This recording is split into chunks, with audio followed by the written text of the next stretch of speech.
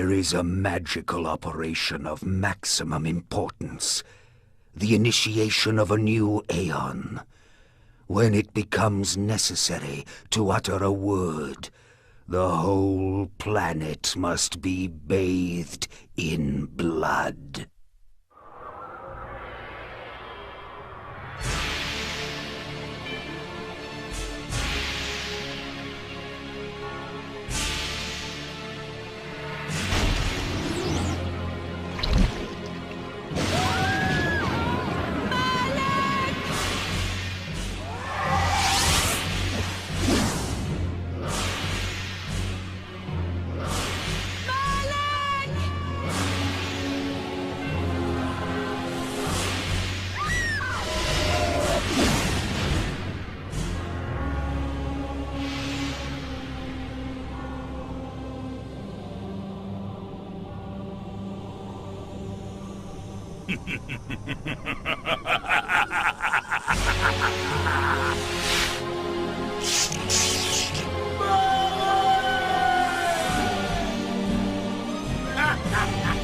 Call your dogs! They can feast on your corpses!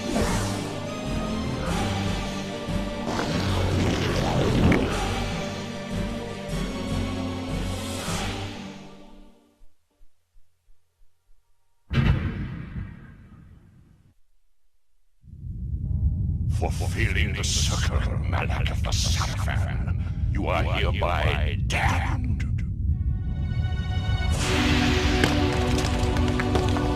The pleasures of the flesh are no longer yours. You have but one purpose, damned warrior. You will serve us for eternity.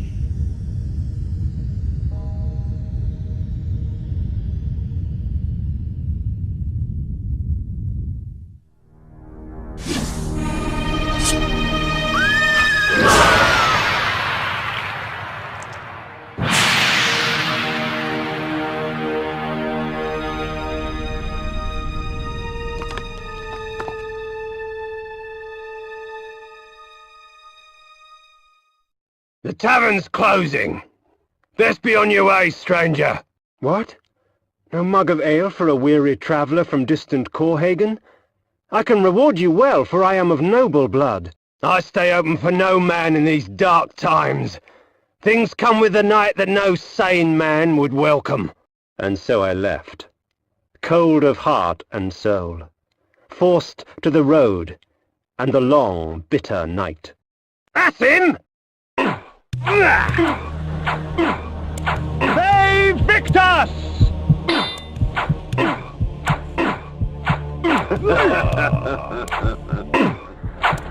End it! Now!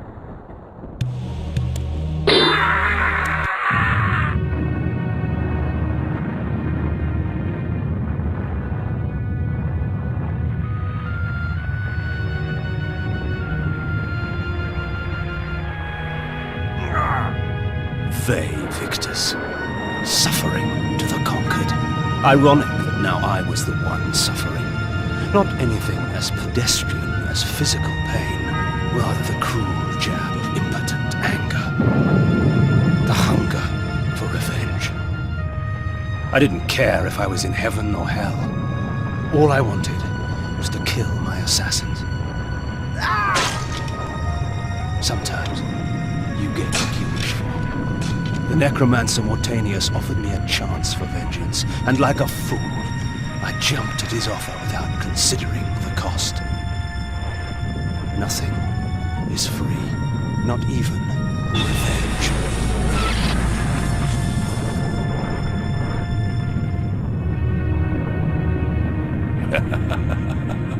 You will have the blood you hunger for. I awoke to the pain of a new existence, in a dank womb of darkness and decay. Forged by the Cerioli, the legendary weapon masters of Nosgoth, this blade will serve me well in life and beyond.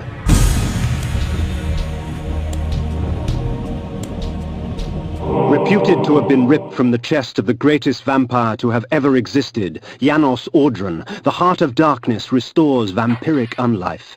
Life is precious, Janos discovered, as it was torn, throbbing and bleeding from his own body.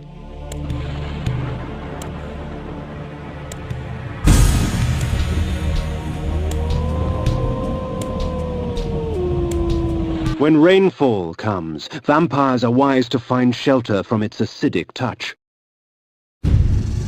Ve Victus! Hunger and weakness are no bar to vengeance's call. I would find my slayers and send them back whence I came. Ve Victus! What trickery is this? There he is! Kill him, you bastard! If we put you down once, we could do it again. Their sneering faces were forever etched upon my memory. I had crossed death for this moment. My mind was empty save for one thought. I would kill. There is no greater release than that from vengeance sated. With my assassins dead, my quest was over. 'Tis not over, Kain. These fools were merely the instruments of your murder, not the cause. Look to their masters. Look to the pillars. And gain way to the fortress of the mind. This was where the bloody deed of my murder took place. I would not be kind to the denizens that lurk here. They would taste my steel, and I their blood.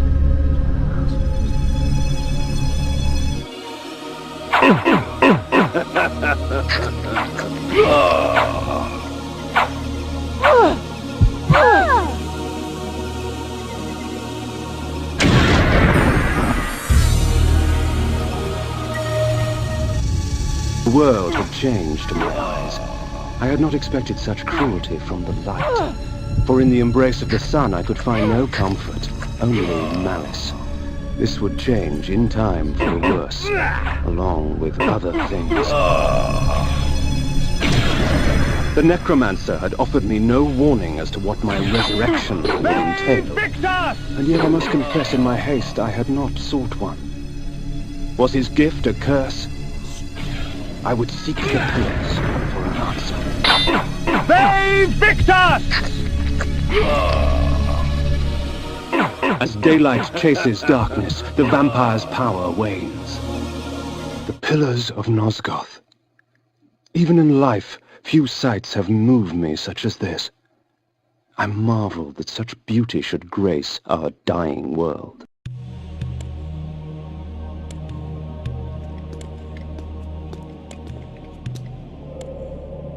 Nopraptor, your madness has shattered our dreams and blinded you. Keep your distance, or I'll send you back to hell, spirit! There is nothing left of me to fear, vampire. I'm only a shadow of my former self, Ari, the balance of the Circle of Nine. Even so, I can provide the answers you seek. I seek only a cure. There is no cure for death, only release. You must destroy the sorcery that is now poisoning Nosgoth. Only then will you realize peace. The 9 of the Protectors of Hope were sworn to use their powers to preserve our world. Now these pillars have been corrupted by a traitor. My murder at the hands of this beast drove my love Nopraptor mad. Now he spreads misery and pain among the Circle, crumbling the very foundation of Nosgoth. You must restore balance. You must right the pillars of Nosgoth. I care not for the fate of this world. Then for yourself, Kain. Beware the unspoken.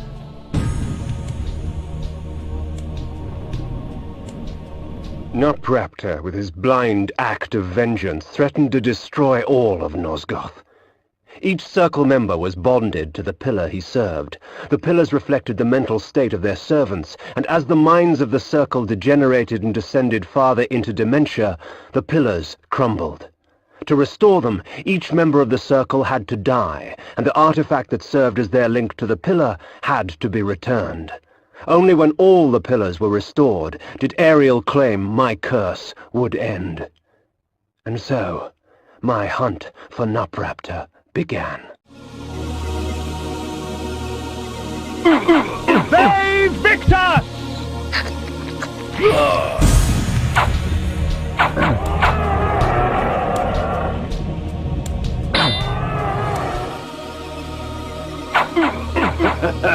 Night dawns, and with it, the vampire grows stronger. My lupine form enables me to move like lightning and leap over obstacles barring my path, but the guise of the wolf brings with it its own kind of hunger and rage.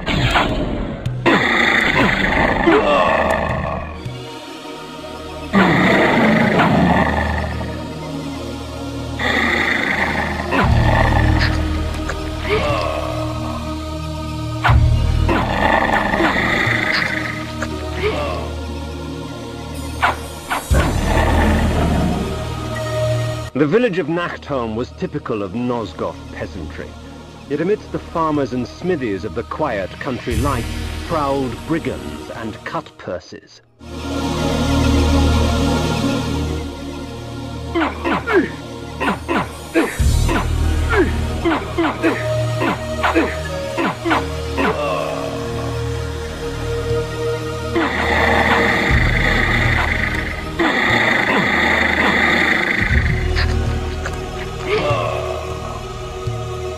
The town of Stenschencrow bore with it the infamous aroma of its inhabitants. In life, I would not have graced the place with my presence. In death, I merely added to the stench.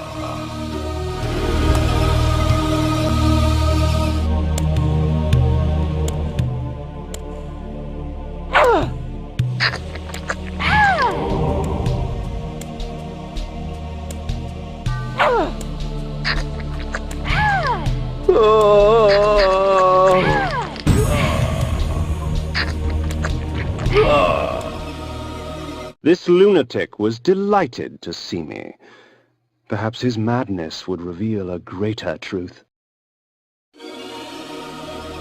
The bastards in Stenschencrow shun me as Nosgoth shuns them. I know what it means to be an outsider vampire. I fear you not. But remember this, there are others who will speak to you, so long as you know how to look. In bat form, I can travel great distances with ease. From my vantage in the heavens, no region of Nosgoth is forbidden to me.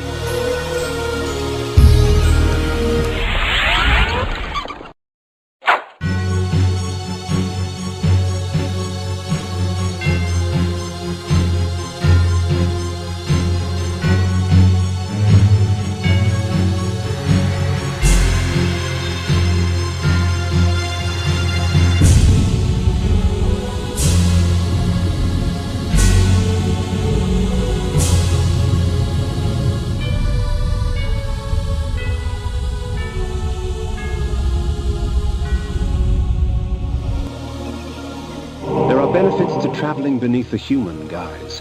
The threat to my person is lessened, and much information can be gleaned. However, the illusion is flimsy, and any act of aggression on my part can break the spell. Nupraptor's keep lay west of Vassabunt. I would seek to cut the cancer from its heart. Vassabunt lay, its glory now stained and faded, a faithful child in the looming shadow of Nupraptor's retreat. They Victor! The gaping maw of Nupraptor's retreat rained upon Nosgoth all his pain and misery. The disease begged to be cleansed.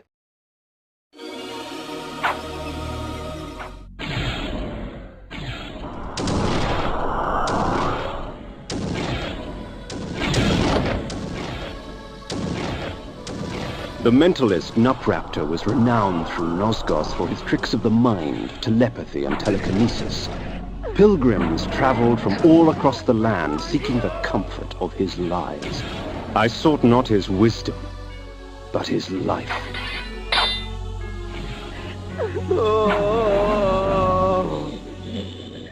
You dare intrude upon my sanctuary? Can I not mourn in peace? Leave and let my solitude be complete.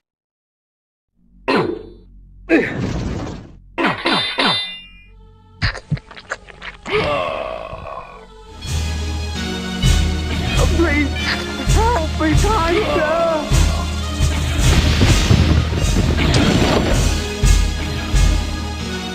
I came upon one of Nupraptor's serving girls, catatonic with fear, choking out half words through bloodied, broken teeth.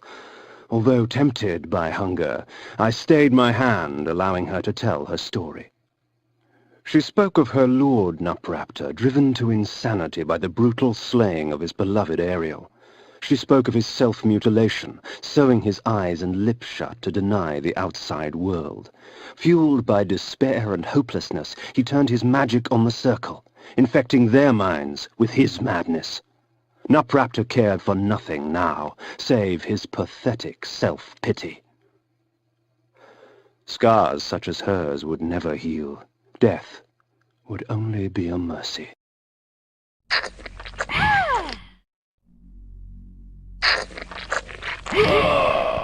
The cretin squandered life and left it seeping on the floor. Such waste was a travesty.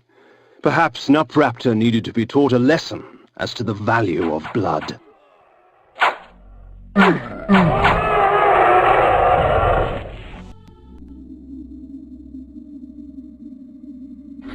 Save Victor!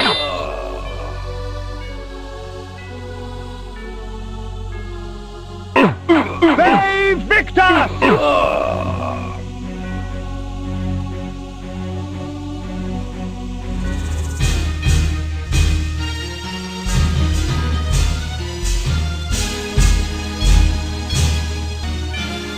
From the depths of the retreat's eye sockets, I viewed Nosgoth in a different fashion. The glass seemed to warp the image and taint the color, as if Nosgoth needed assistance in making its corruption apparent.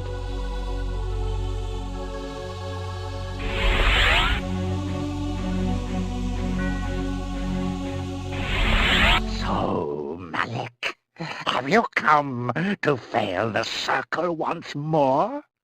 Leave, Paladin. I do not need your protection. Come, Kain. Come, share my pain.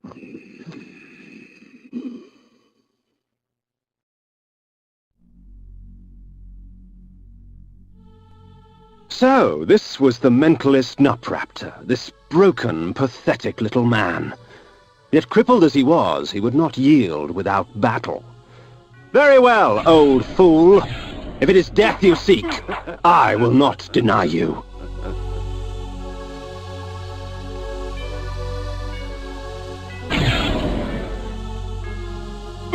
Save Victus!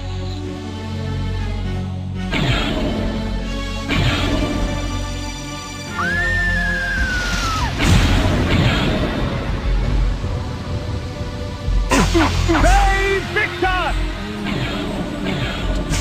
You are lost, yes. You cannot see the sun till your soul shut you from. What will become of you? I see the end, damnation. Perhaps the head of her beloved will convince Ariel that I have accomplished my task. Alas, poor Nupraptor, I knew him well. Well, not really. The mace is amongst my most useful of weapons, for it merely stuns my victims, allowing me ample time to feed.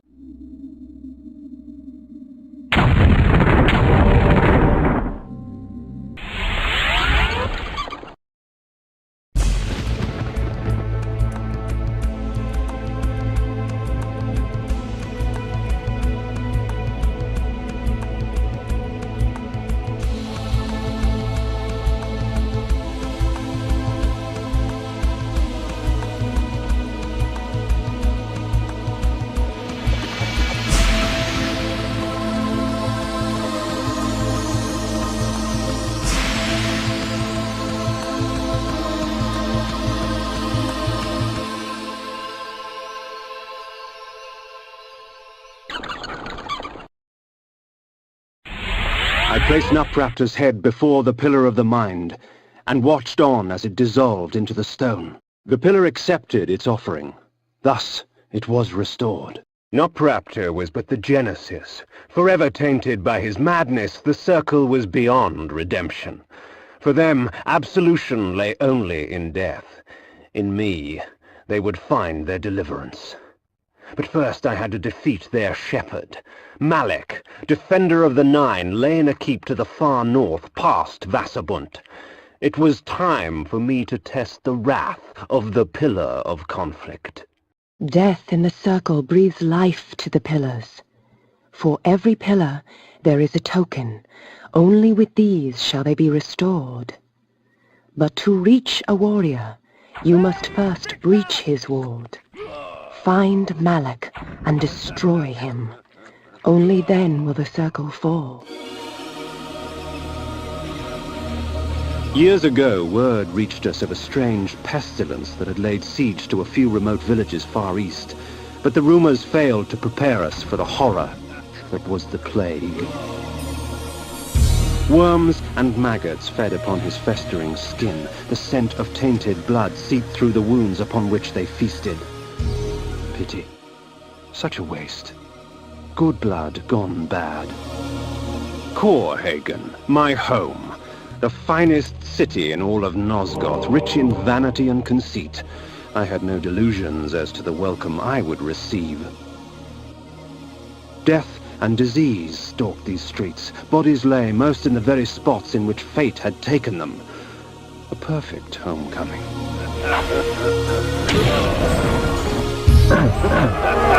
Save Victus! Save Victus!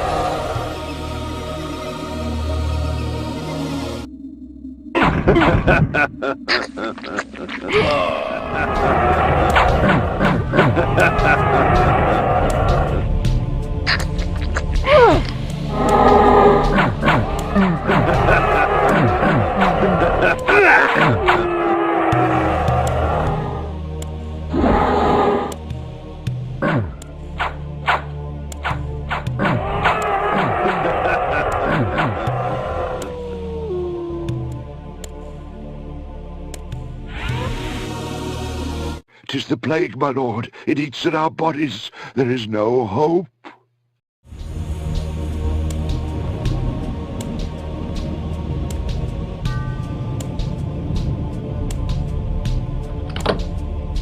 This spell allows me to exploit the petty prejudices of man. Minor grievance would escalate to murderous rage, and oh, the sweet terror when the spell wore off and they saw their hands covered with their neighbor's blood.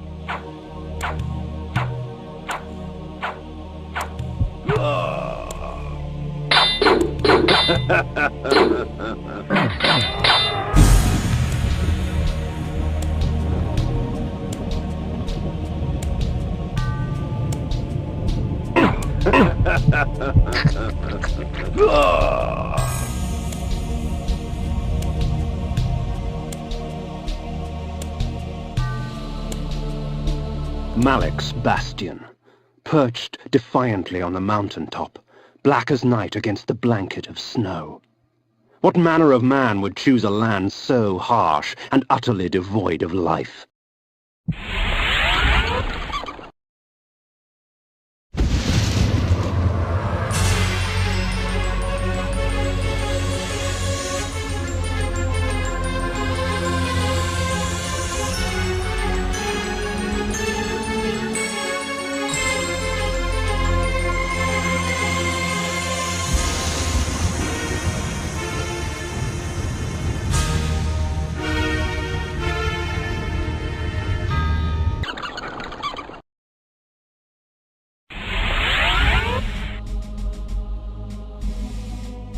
I know you are here, demon.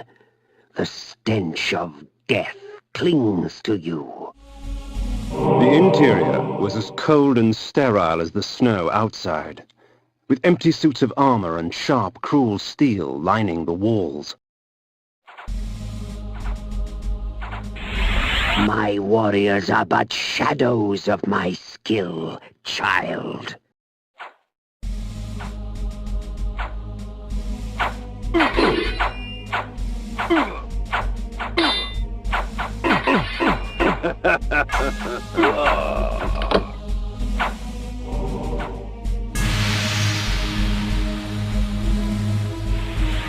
The towering metal structure gave birth to these wraiths. I could hazard only a guess at its function. Fusing the souls of long-dead warriors to their armor so that they may do battle once again. Life without blood? What a travesty! They Victor!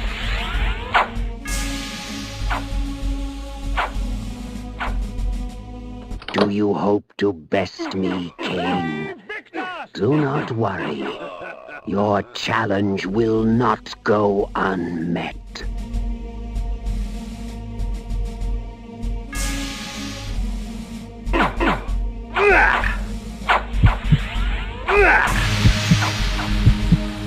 Come to slay the Slayer of Vampires, have you?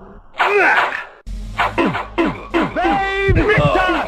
They Victus!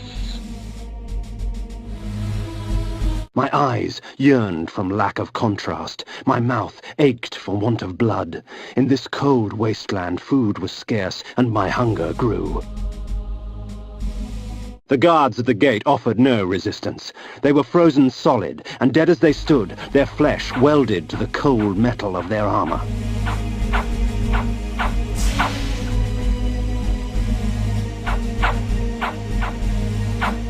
A corpse held court on a tattered throne, grinning malignantly at me through blackened teeth. It is not often that a man sees his own corpse. It is a sobering experience. But I am far less interested in my own corpse than I am in yours. Prepare yourself, vampire!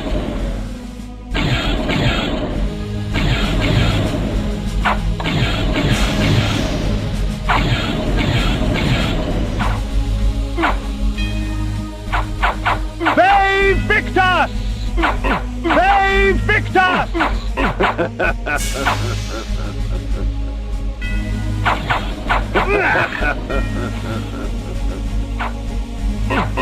They Victus!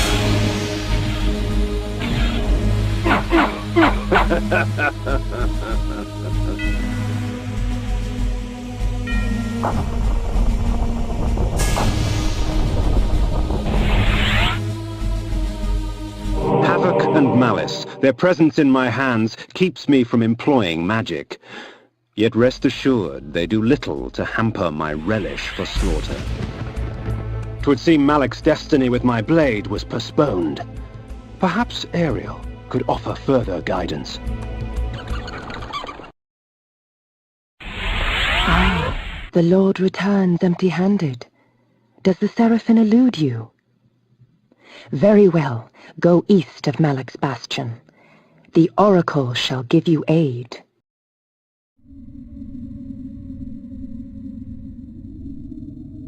High upon the face of these cliffs, hidden amongst the complex network of caves, the underground sanctity of the wise Oracle of Nosgoth lay sleeping. Perhaps it was time to brave the winds and seek out this Oracle from the vantage point of the heavens.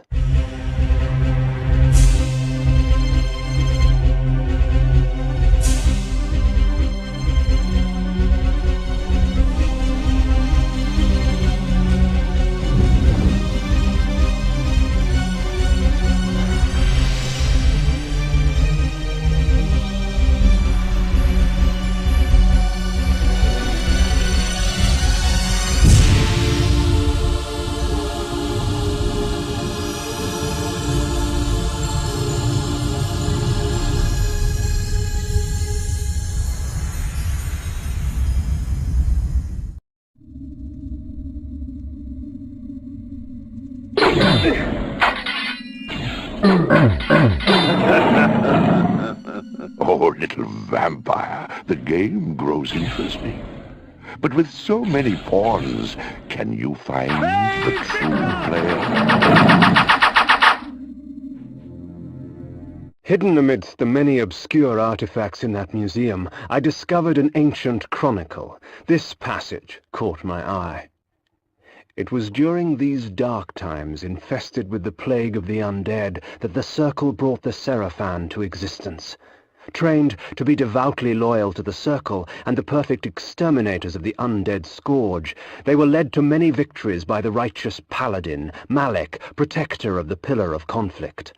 They cleansed the vampires with fire and released their souls to more blessed realms.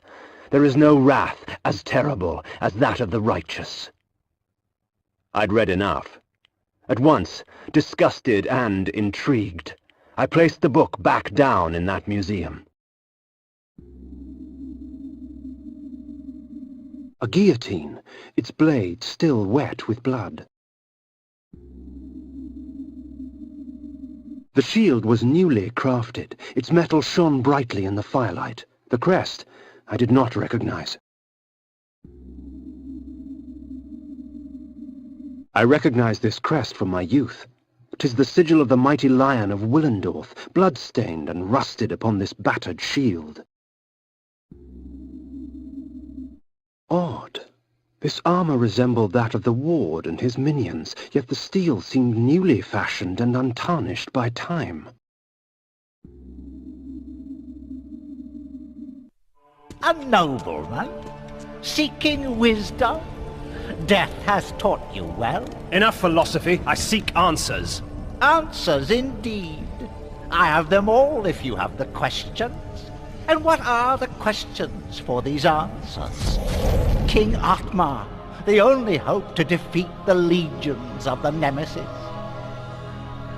King Atmar, paralyzed by his princess's malaise. King Atmar, the useless. Pray, good sir, what are the questions? A pox upon your tricks and babble, old man. Answer me this. Who is Malek, and how can I defeat him? All in time, Sirrah. Yes, time. Unless you master it, it will master you. And now it's time for your answer. Malek, defender of the Nine, and last of the Seraphim sorcerer priests. His vanity led to the slaughter of the Circle at the hands of the vampire Vorador. For his failing, his spirit was fused to a hellish set of magical armor. He has allowed no member of the Circle to fall since. What of this Vorador? Follow the glow of the Ignis Fatuus to the Termagant Forest. Ignis Fatuus? The Ignis Fatuus lights the path to hell, nobleman. Your path. Time, Kain? Next time.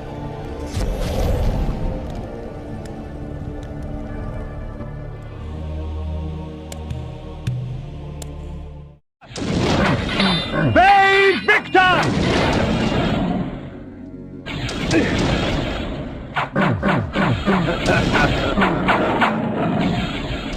The Black Forest reigned here, its kingdom rarely invaded by those that live in the light. But it was called home by this mysterious Vorador. Legend told of a time when Vorador defeated Malek of the Seraphan. If such a man did exist, then he could perhaps be the key to defeating the Ward.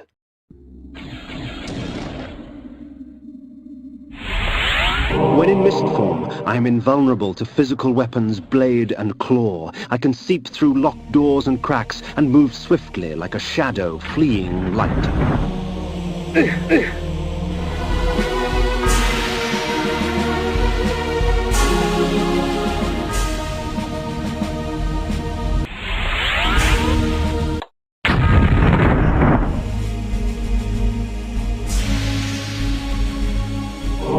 The sword ravages flesh with teeth of metal and flame, leaving only scorched remains.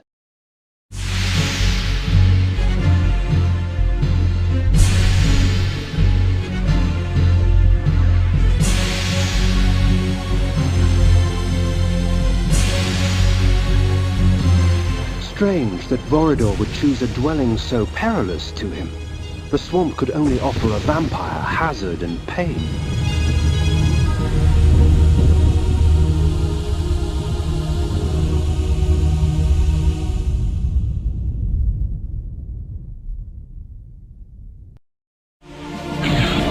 Vorador's keep was hidden deep within the turgid forest, nestled among vines and creepers that clung desperately to its dark, weathered stone.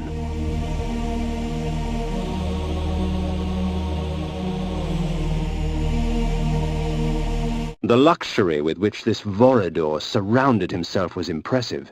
His wealth would shame the haughty nobles of my former court. That this vulgar display of fortune remained undisturbed was a testament of fear's dominion over greed. Their charms were almost visible through the gauze of their clothing, yet beauty such as theirs delivered only death. For these were Vorador's pets, nothing more than beasts, slave to his will and the easy prey he provided. Vampires, all of them, held in thrall by one stronger still. Bay Victor! Vorador's pantry, a vampire's feast. Like cattle awaiting slaughter, men and women dangled from the rusted hooks upon the dungeon walls. Blood and viscera frosted the dirt and stone. The abundance nearly overwhelmed me, for blood is the life.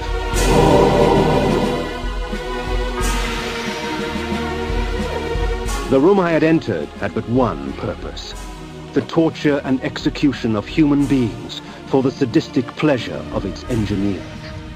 Blood was splattered on every surface, coating the spikes that jutted from the walls and filming the stone floor.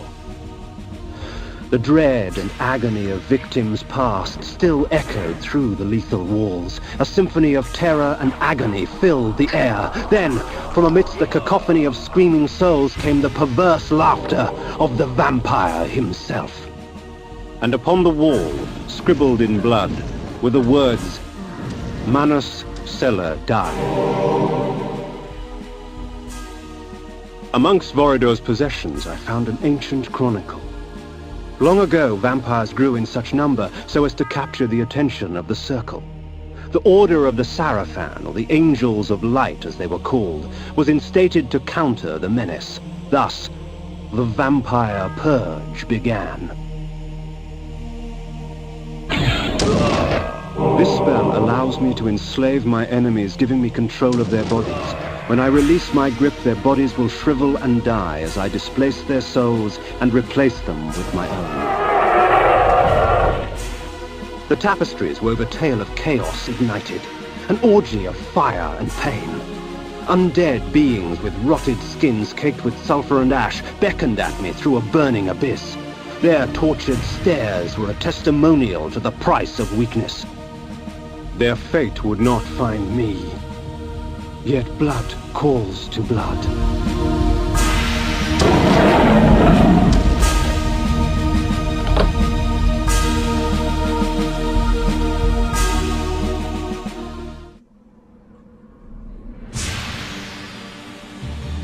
In the bowels of that black forest, I found something worse than hell.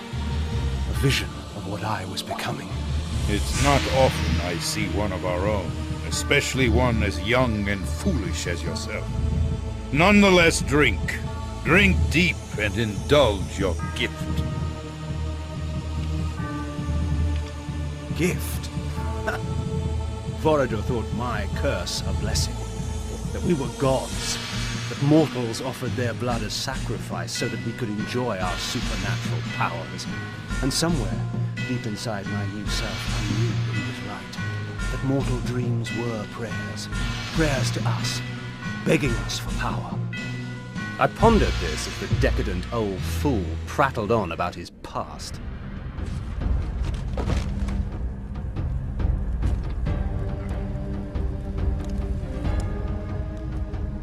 A boorish account of how he defeated Malek of the Sarafan and took his vengeance upon the Circle of Nine for supporting the Sarafan Holy War to exterminate us.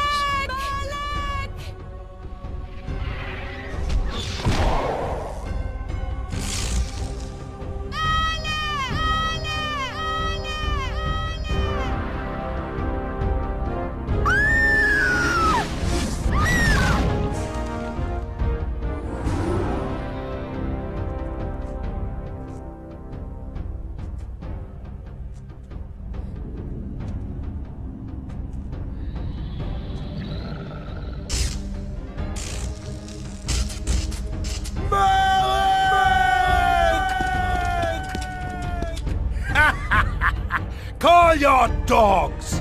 They can feast on your corpses!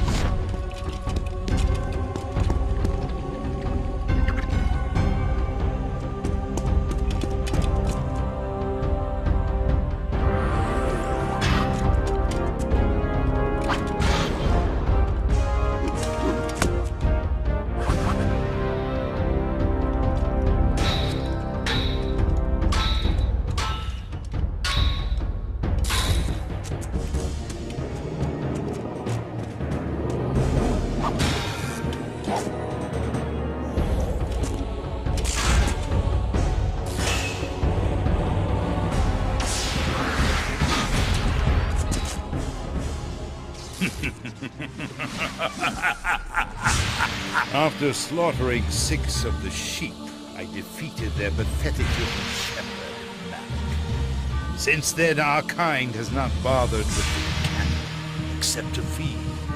And I suggest you do the same.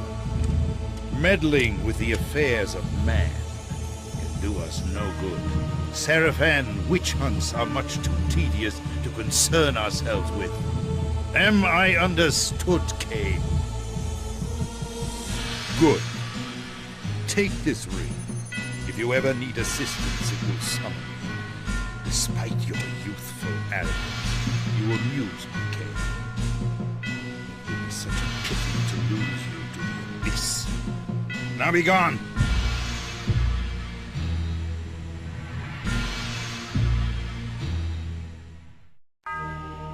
My visit with Voida only strengthened my resolve. His power, uncontested by mortals, he had fallen to another enemy. Decadence has claimed itself many a great warrior. The darkness was soothing, and in the distance, sharp and sweet, came the scent of spilt blood. And so I left that place, with clear knowledge of what sort of monster I would become if I let my curse consume me, and with an ally for the future.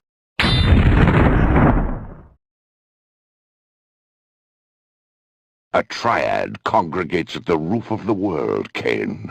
A plot to twist the land, to shape the world. North is where your vengeance lies.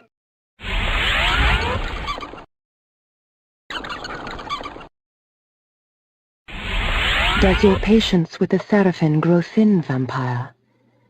Dogs come only when their masters call. I believe some members of the Circle have banished themselves north. Perhaps Dark Eden is the snare you seek. Ariel told me then that the easiest way to find Malak was to force his hand. The ward was sworn to defend the members of the Circle, and so if one of the Circle was threatened, Malak would appear to protect them. She spoke of an unholy union between 3 of the wizards of the Circle, and directed me to their Dark Eden.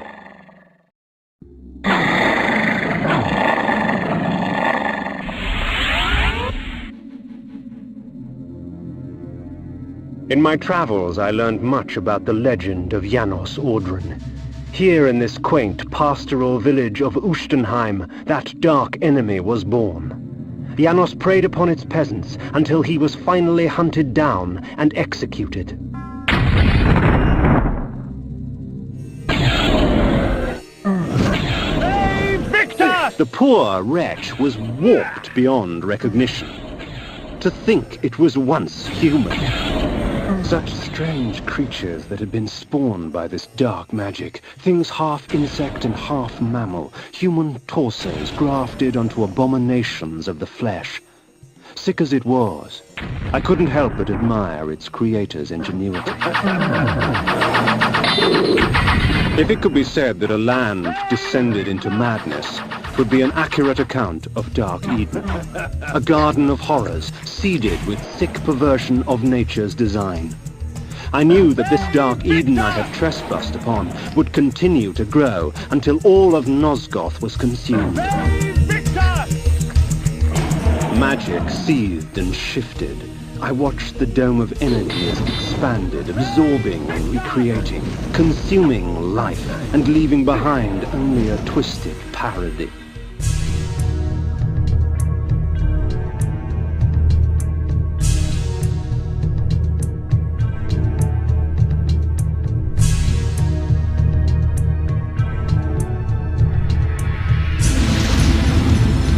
I passed through the wall unharmed. It seemed the magic only preyed on things that were alive and pure. Or perhaps it simply decided that I was twisted enough. A tower stood in the distance. From its apex spewed the vortex of energy that shaped the lands below. From the heavens, the tears of angels danced around me in a frenzy of fire.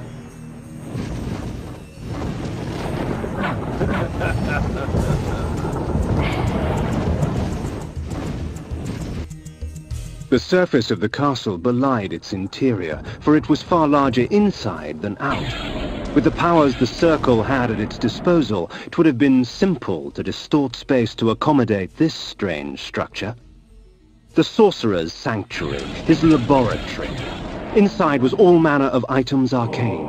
Pickled bodies, dissected corpses, both man and beast, and metal construct that heaved arcs of energy into the air. I sensed more than one force being manipulated in this place. Strange. Rarely did a sorcerer condescend to work with others.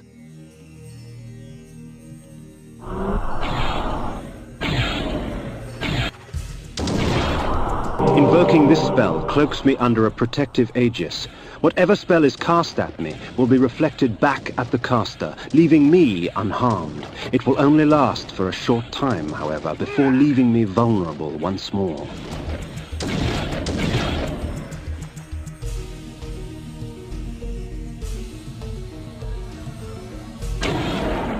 Tis a spell worthy of the necromancer himself.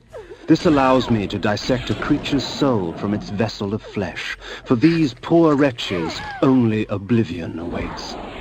Ah, not one, but three. Dejul the Energist, Bane the Druid, and Anacroth the Alchemist.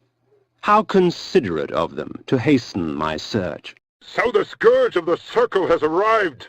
Fear him not, Bane. He is but a whelp. His soul is ours for the taking.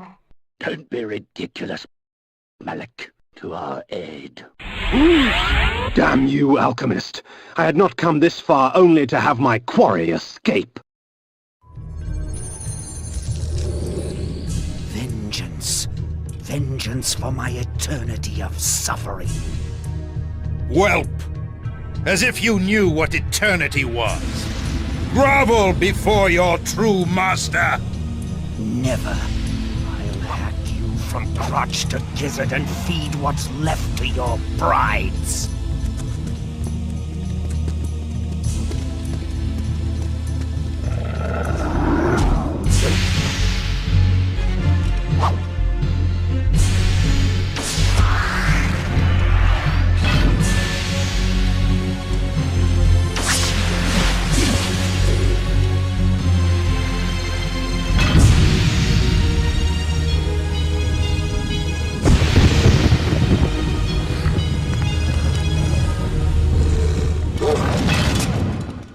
As Vorador clashed against Malik, I gave pursuit to the fleeing wizards, Dejul and Bane. I danced their dance. When the time came, they would dance upon my sword. His magic is weak! He is an affront to nature itself! It is our duty to purify him! Burn, wretched vampire! Burn!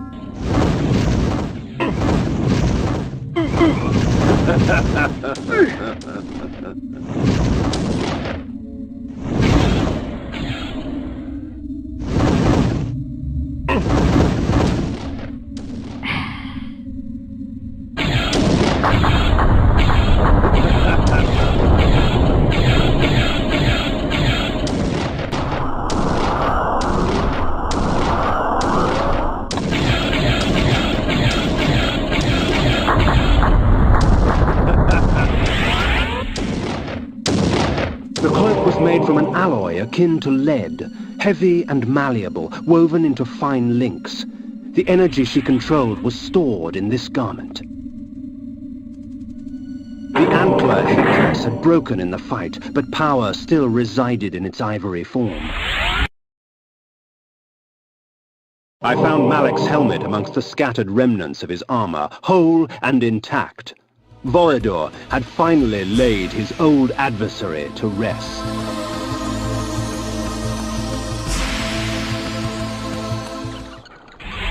The helmet of Malek I placed before the Pillar of Conflict. The pillar accepted its offering. Thus, it was restored. The act had taken on the feel of ritual. Isn't it strange how we must bribe our gods to stay? At the foot of the energy pillar, I set the cloak of Dejul. The pillar accepted its offering. Thus, it was restored.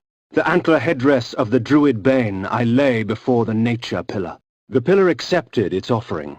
Thus, it was restored. You must seek Azimuth the Planer at the heart of Avernus. 3 instruments await you to aid you in your quest. But first, you must rise, and you must fall, and find your salvation in between.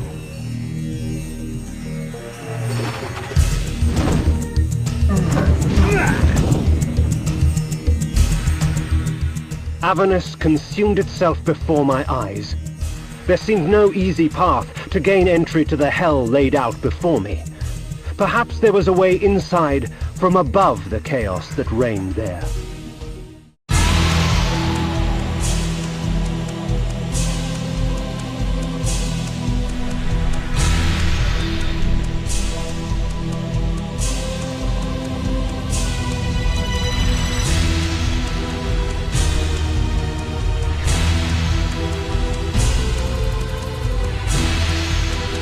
The gate of Avernus opened slowly before me, daring me to cross the threshold. Who was I to reject such an invitation?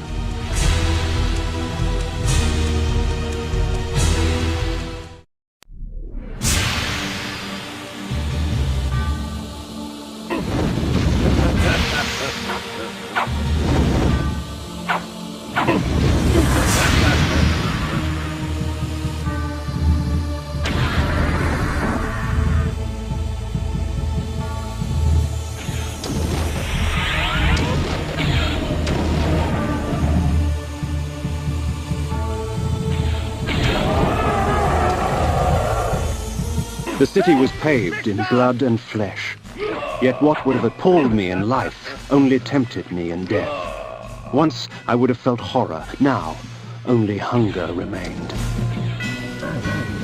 The beast paused for a moment, drooling in anticipation of the fine meal he saw before him. To his disappointment, he would not find me such easy prey. Avernus lay in ruins before me. Whatever hand slaughtered its people ravaged the city as well. I felt its eyes upon me, eager, hungry, as if it longed to rip my heart out and eat it before me as I died. I laughed as the onslaught began. Perhaps when it was over, it would be the other way around.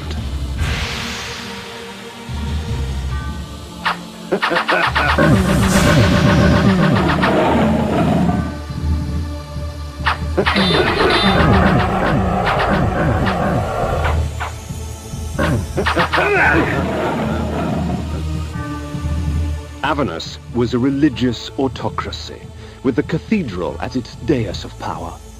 Though the city lay in ruins, the cathedral remained untouched. The demons knew better than to bite the hand that feeds them. Victor!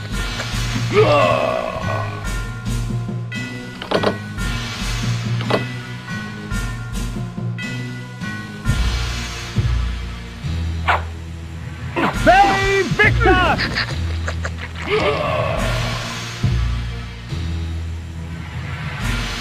Save Victor!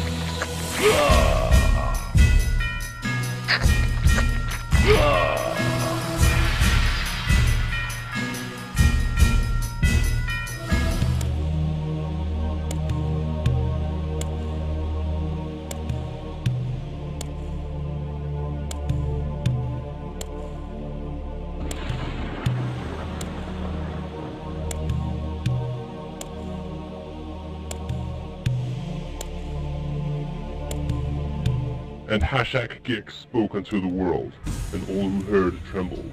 Bring me your firstborn, and shed their blood upon the altar of the world, so that I may take nourishment from them. Do this without question, or suffer my wrath for eternity.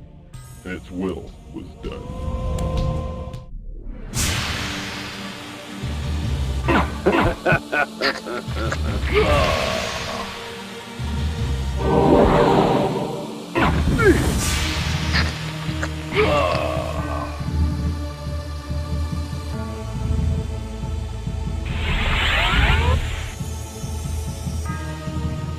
Time fades even legend, and the origin of Soul Reaver has been lost long ago.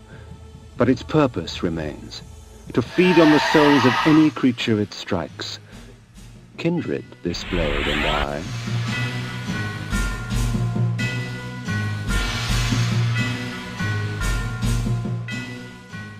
This armor was spawned in the most impure of spirit forges, tempered from the seething agony of tortured souls. The metal exists only partially in the human realm, causing it to fade between tangible and ethereal states. Save Victus! Above me stood a memory, etched in stained glass. Ah, what's this? I had not even realized the blade and the raiment were here. You wear those trinkets well, Kain, but I do believe that they would look better on me. The matriarch of Avernus, the Lady Azimuth. Her magical planing skills summon demons through runes inscribed in human blood. Come to me, my children. We shall ravage Nosgoth together. So, little man, have they sent you to stop me?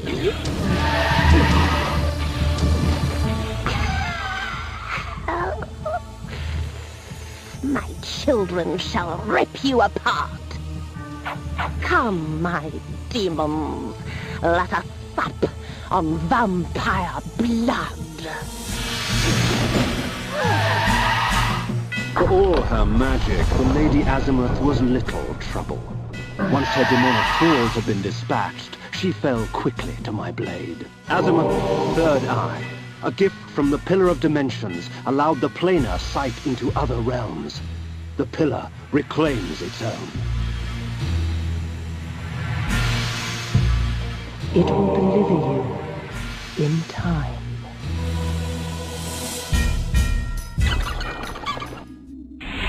Before the Dimension Pillar, I lay the Eye of Azimuth. The pillar accepted its offering. Thus, it was restored. Well done. You have found Mobius's toy. Azimuth, not content with summoning demonic thrall, stole the time-streaming device in order to gather creatures from other ages as well. Take care of the device, Kain. It will deliver you in time. The legions of the Nemesis are on the march from the north, crushing all in their path. 'Twas not too long ago that the Nemesis was known as William the Just, a caring and gentle benefactor of the land. But as his army grew in strength, and he himself grew in power, the veil of tyranny fell, and one kingdom was not enough. So many cities, so many dead. Willendorf will be sure to follow. The Nemesis must be stopped, or all shall be lost. How can one stop an army? You must rally the forces of Willendorf.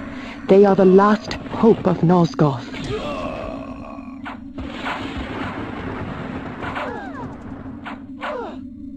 The Spectre of Ariel led me to Willendorf. If I was to defeat the next member of the Circle, I needed to understand his machinations. With this vague advice in mind, I set forth on the road to Willendorf. Willendorf, proud defender of the realm with its warrior elite and mighty ruler, King Ottmar. The Lion Throne had once held my allegiance, but Willendorf's days of glory had passed. It was the last bastion against an unruly future. Strange, isn't it, Kain? that one cannot quite accept that which sustains him. You in your death, and me in mine. But death cannot reign in a world without life, and soon you will find the quest ahead of you is yours, and yours alone. I can assist you no longer. Mighty Willendorf had sliced open the belly of the earth, reaping a bounty of precious metals and unearthing ancient secrets. Of these secrets, I had heard of a tomb that contained an ancient forefather of King Otmar himself. Within the tomb, a fountain of blood would allow me to cast the most noble of illusions and gain entry to the city of the mighty lion.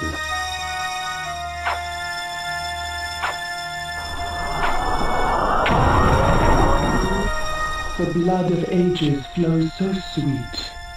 Come, drink from us. Unlike the Mask of Disguise, this spell actually allows me to cast away the guise of death for a time, allowing me to walk among the living undisturbed. The spell also provides a visage of nobility, for there are many who would easily divulge more to those of high-born blood.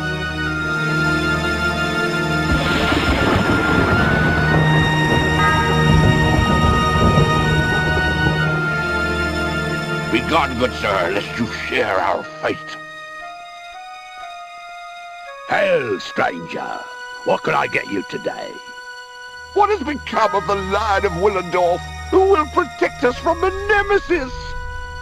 Ouch! Hands off, you ugly oaf! The king's heart pines for his daughter. Someone stole her soul, you know.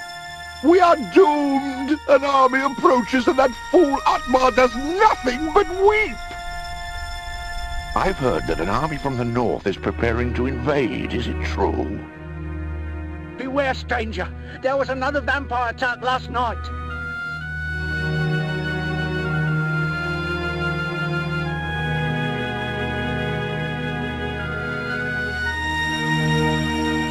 The great library of Willendorf, filled with dull tomes of trite accounts by pompous historians about matters that couldn't possibly be of interest to anyone but themselves.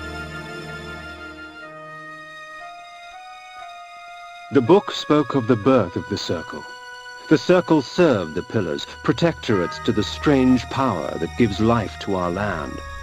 At the unlikely death of a member, the Circle remains broken for a time until the Pillars can cull a worthy successor. I came upon another book of interest, buried deep amongst the library tomes. It spoke of a small cult that existed in Nosgoth ages past.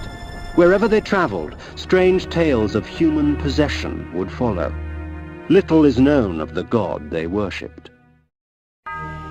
The court of King Otmar, shades of my former existence, proud and self-absorbed, surrounded by all the finery of the realm, secure in their ignorance. As I walked among them, I smirked, thinking of the carnage that would befall them at the hands of the legions of the Nemesis, the glorious flames, and the inevitable rape and pillage. Out of my way, peasant! The stench of the fields hangs over you like a pall. The king sees no one. He is in mourning for the princess. He'll be in mourning for his kingdom soon, and he'll mourn for you even sooner if you don't get out of my way! Ooh! And so I won my audience, such as it was, with Otmar. He cared not for the invading armies from the north, only of the plight of his child. Her birthday present. To celebrate her birthday, I declared a contest. Whoever created the finest doll in the realm would be granted a royal favor. Hundreds of dolls were brought, but the winner was obvious. Elzevir, the doll maker, created a toy of such beauty that all were captivated by it. And all he would take in payment was a lock of her hair. Soon after, she became like this, a lifeless puppet. Whoever restores her to her former self shall have this kingdom. Thus, my hunt for the doll maker began.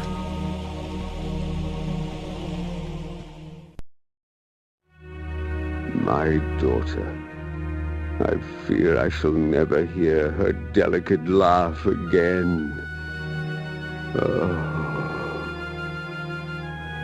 Otmar slumped on his throne like a rag doll, his beard matted with tears of his own self-pity.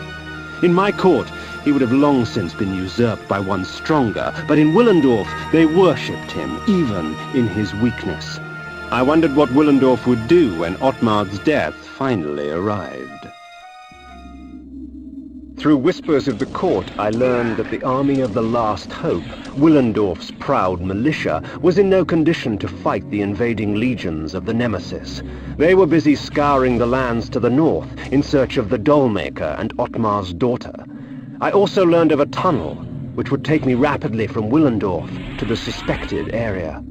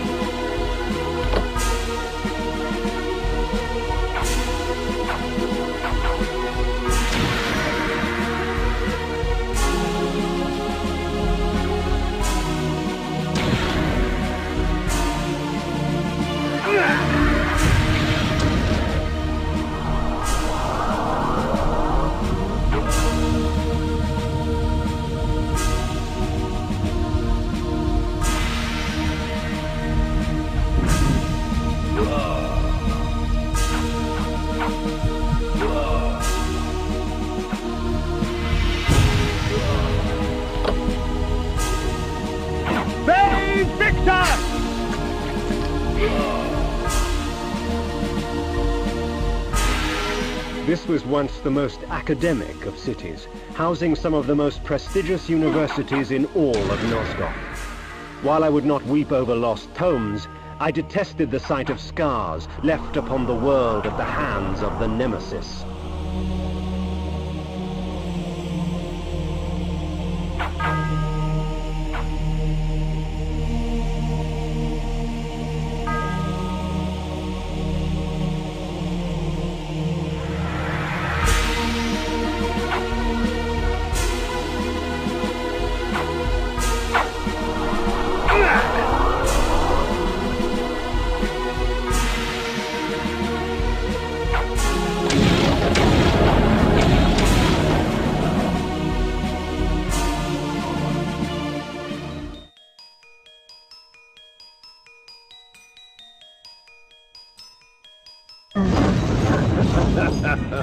Elzevir, I have come for the soul.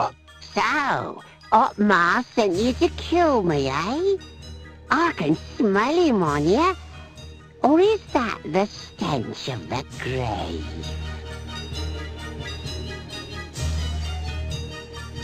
Dollmaker, I have no time for these games. The soul is mine! I earned it! Otmar gave it to me! Then you shall earn it with blood. You shall not have it! Mine! Mine! Mine! Farewell, my love. I was lucky to have made you.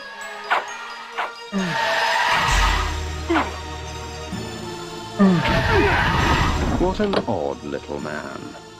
Now, to find the soul. Elzevir imprisoned the girl's soul in a small fabric doll. The old man's intentions I shall never know. Strange that such a tiny thing, a shred of burlap and silk with a single lock of hair nailed to it, could bring a kingdom to its knees. Small things frequently have enormous consequences.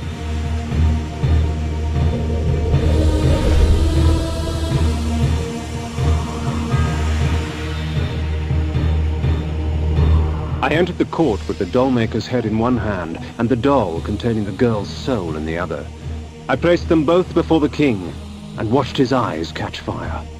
With the doll in their possession, the court's sorcerers could restore his daughter's soul. I do not know that I can thank you enough, warrior. My kingdom is but a small price to pay for my daughter's life. Willendorf is yours, if you wish it. 'Tis not your kingdom I desire, but your army, Otmar. I require troops to vanquish the horde that descends upon us from the north. Very well. Courtiers, fetch me my armor and mace. There is war to be waged!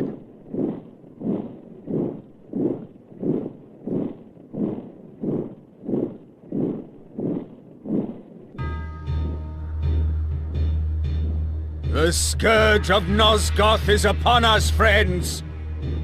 We shall die today as heroes, lest we live tomorrow as slaves.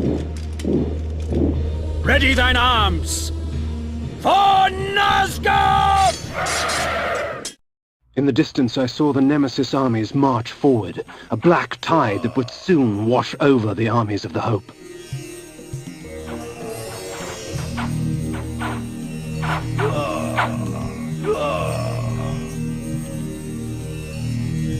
They came at me in throngs, no fervor as strong as that inspired by a madman.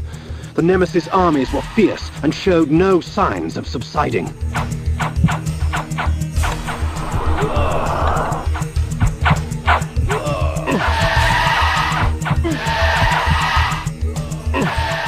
The Nemesis and his horde fall upon us, my friend. I fear I can defend Nosgoth no longer. The Nemesis must be destroyed. For my daughter Kain. For the world. The tides turned with Otmar's death. I watched as the remaining survivors of the armies of Hope fled to the safety of the forest. The battle had decided its victor. The fate of Nosgoth now lay in the Nemesis' hands. I sated my thirst on warriors of Horde and Hope alike, the dying relinquishing their final moments to give me strength.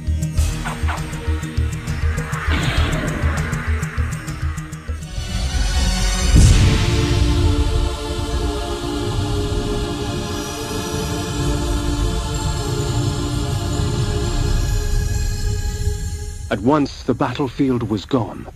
Where the ground was caked with blood and dirt, there was lush greenery. Where chaos reigned only moments before, this damning calm prevailed.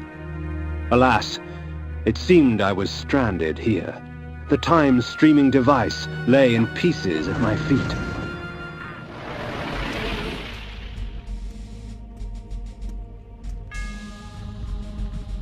Would you stand idle as vermin destroy your crops? No! As your house burned? No! Will you allow this evil to continue? No! Will the wickedness end? Yes! Do you believe? Yes! Yes! Then take me to your king, so that I can prepare you for the onslaught.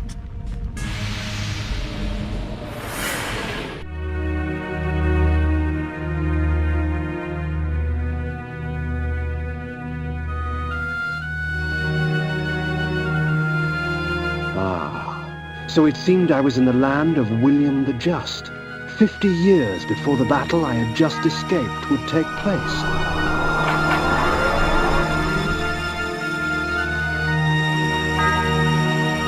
The stronghold of William the Just. 'Twas time for me to pay a visit to he who would become the Nemesis and force Nosgoth on its knees.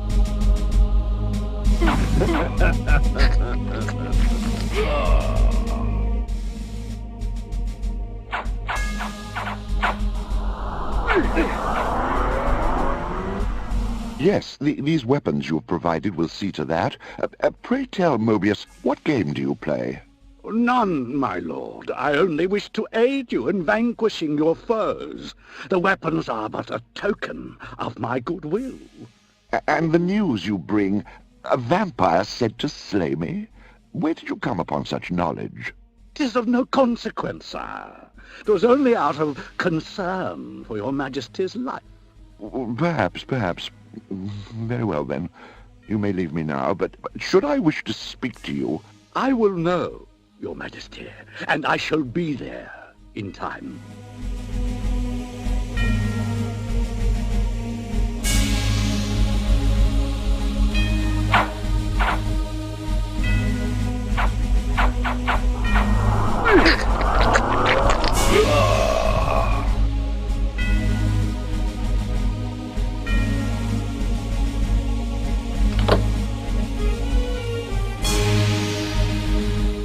Ah, yes, the vampire.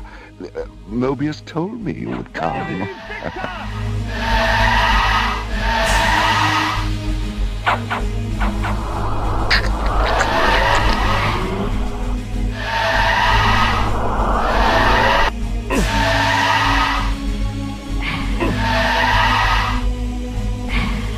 As his guards rushed to save him, William the Just's blood was already renewing my strength, replacing the life his sword had stolen from my veins.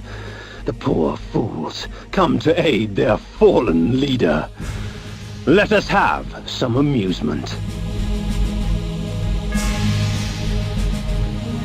A time streaming device. Strange. When coincidence seems too convenient, I prefer to call it fate.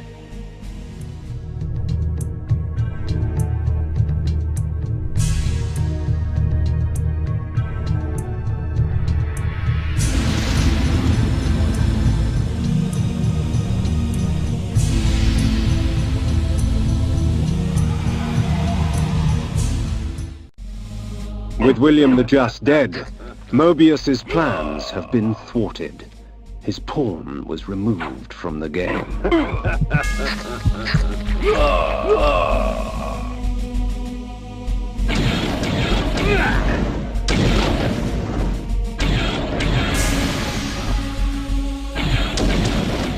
I found myself once more in the Nosgoth I knew.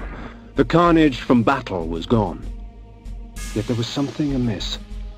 From the distance, I heard cries, and a breeze from the south carried with it the faint odor of vampire blood. 'Twould seem the folly fell upon my own shoulders. With their sainted King William dead by my hand, the people of the land were consumed by a hunger all their own, for vampire blood. As I wandered about more, the shrieking and cheering became more apparent and defined. There was some sort of gathering to the south, for with each cheer, I smelled an outpour of blood. I make no pretense to justify my killing, yet these vampire hunters would cloak their bloodlust beneath a veil of righteousness. Hypocrites! They would make themselves judge and jury. Very well then. Let us see how they take to my role as executioner.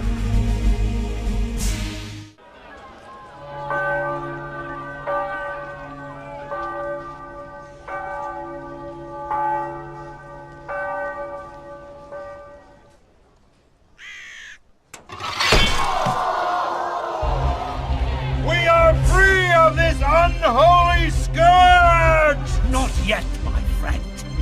Would you be free of the plague if only one city was cleansed? No! Would you spare one wolf in the pack that has devastated your herd? No! Then let us destroy them all! Yeah! He is the last! Destroy him! The people will not rest until Nosgoth is purged of your kind. I had been betrayed. In my haste, I had not realized it before. That sigil on his forehead, the Oracle of Nosgoth, was in fact the time streamer Mobius, and I had followed his advice. How much of my quest was of his design? Willendorf? The Battle of the Last Stand? William the Just? Was this the trap he had fashioned for me?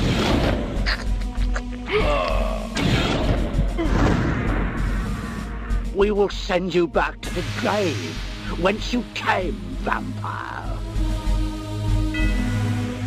I have seen the future, Kain. You are not in it.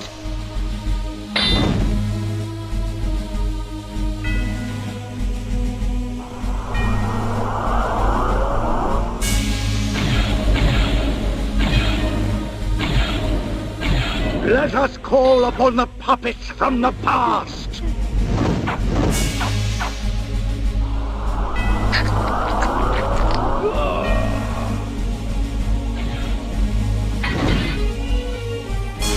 From the present!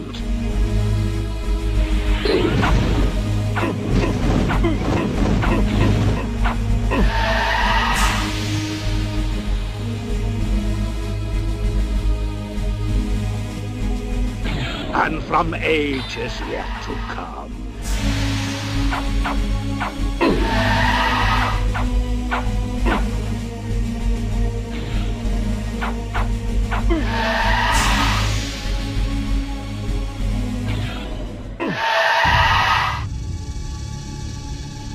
Ironic. By going back in time and altering the past, you turned William the Just into the Nemesis. Aye, you have seen my plan, vampire, as I've seen your destiny. The future says you die. But I am dead. As are you. I knew that Mobius's hourglass was the focus of his time-streaming magic. Farewell, sorcerer. The sands of time have ceased to flow for you. Well done, Kain. Mobius did so love playing the trickster's part. His guise as the Oracle served his schemes well. Pity with all his plots he failed to plan for you. Come to me, my undead son. Make haste to the pillars. The stage is set for the grand finale. You will have your vengeance. You betrayed us, Mortanius. You had Kain killed and turned him into a monster. You set him upon us. It had to be. Nopraptor's insanity poisoned all of our minds. The Circle had failed in its sworn duties. It had to be destroyed. Failed our duties? Idiot! The Circle exists for us. We don't exist for it. Our powers will save or damn Nosgoth at our whim. Stand with us, Mortanius, or die. Then I shall die.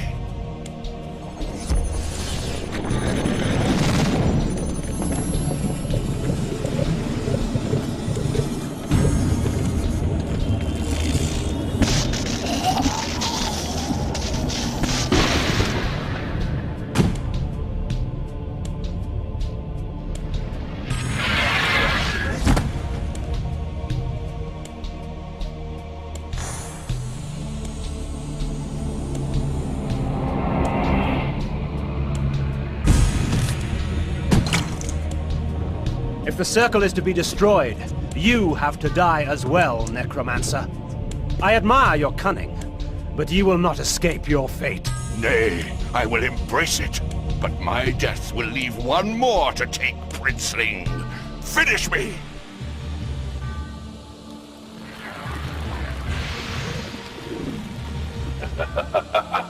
You thought yourself a king, when in fact you were a pawn. You have served me well, Kain. I serve no one. Indeed, such narrow vision. Don't you see? My silencing of Ariel and its calculated repercussions is but the first act in my theater of Grand Guignol, of which you are the tragic hero. Play on, little vampire. Play on. Fey Victus!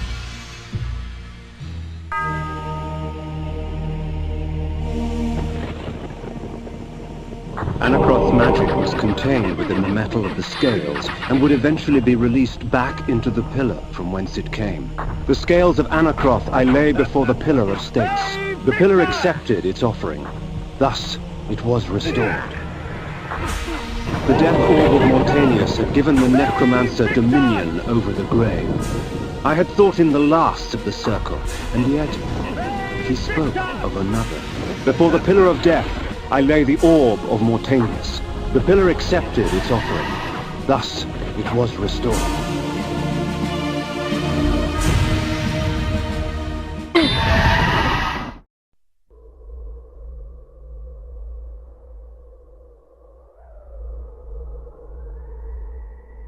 I am the last pillar, the only survivor of the Circle of Nine. At my whim, the world will be healed or damned. At my whim. Once I embraced my powers, I realized that Vorador was correct. We are gods. Dark gods. And it is our duty to thin the herd.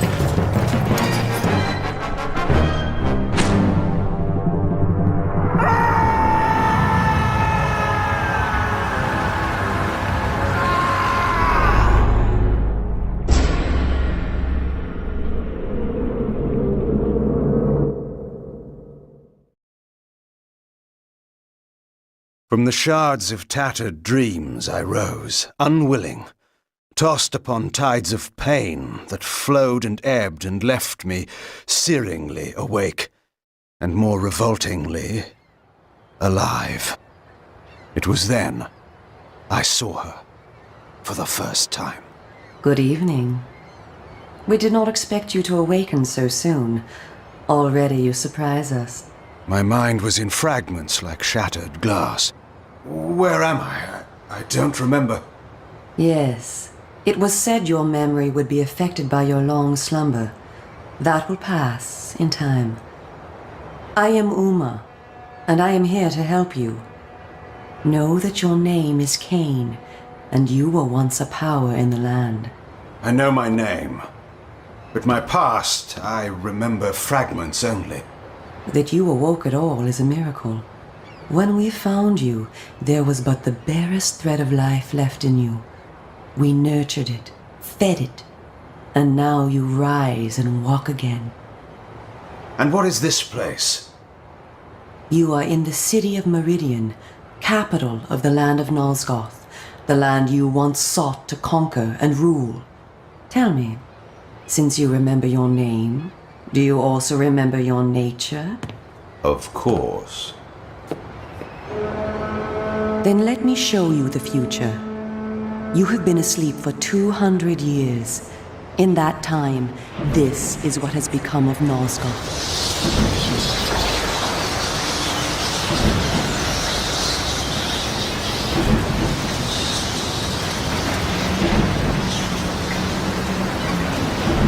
You were a great general, commanding an army of vampires, but the powers you opposed were too strong for you. You were struck down, your armies defeated, scattered, and destroyed. Everyone believed you to be dead, Who defeated me? The Seraphan, an army of fanatical humans sworn to eradicate all vampires from the world. A new leader brought them together, and wielding a new kind of magic, deadly to our kind, was able to destroy your army and kill most of the vampires. You were defeated in mortal combat by this leader, the Seraphan Lord. But that is not the end of the story.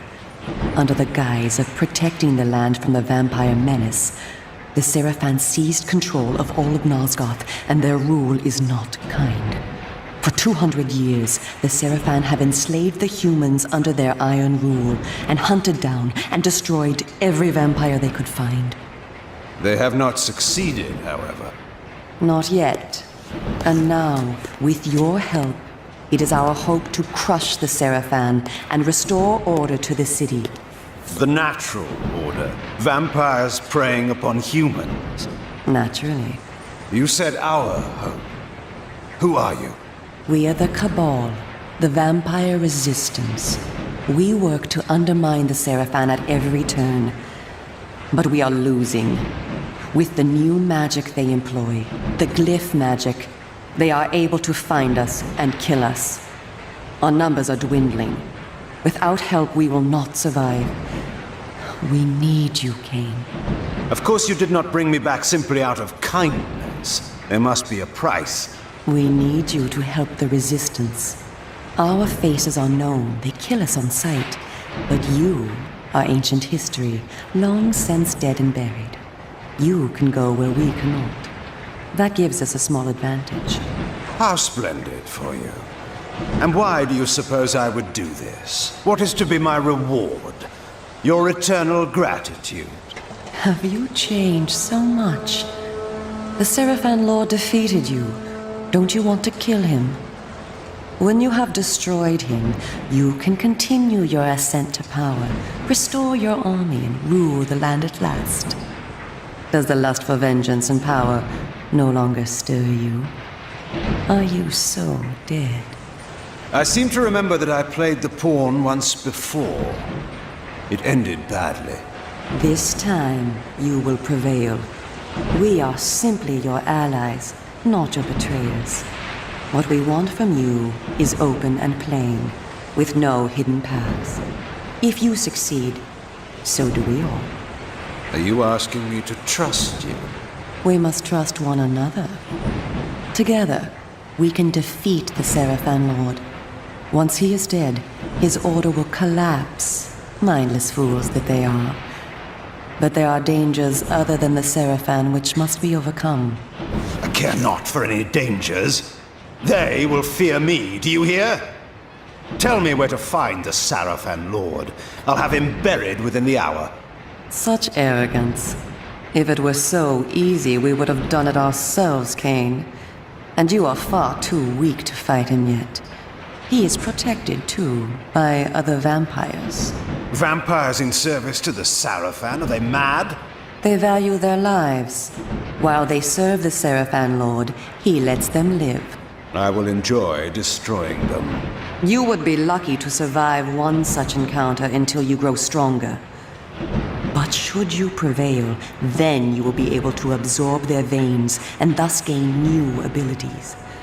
To our kind, these are called the Dark Gifts. I look forward to meeting these traitors to our kind. My senses spun. My body ached. Weakness overcame me. You have the thirst upon you. Come, vampire. It is time for you to feed. Yes.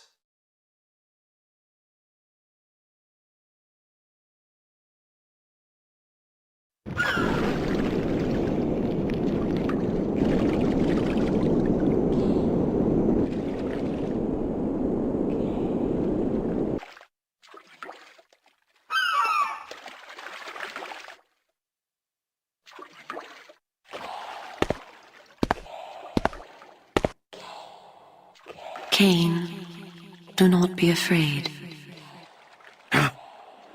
What magic is this?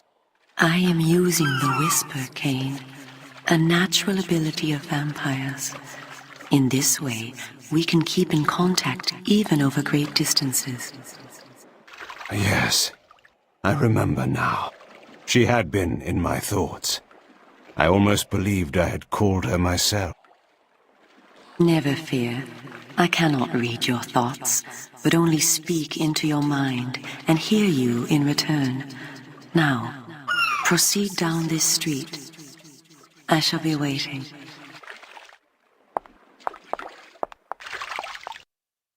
Welcome to the slums, Kain.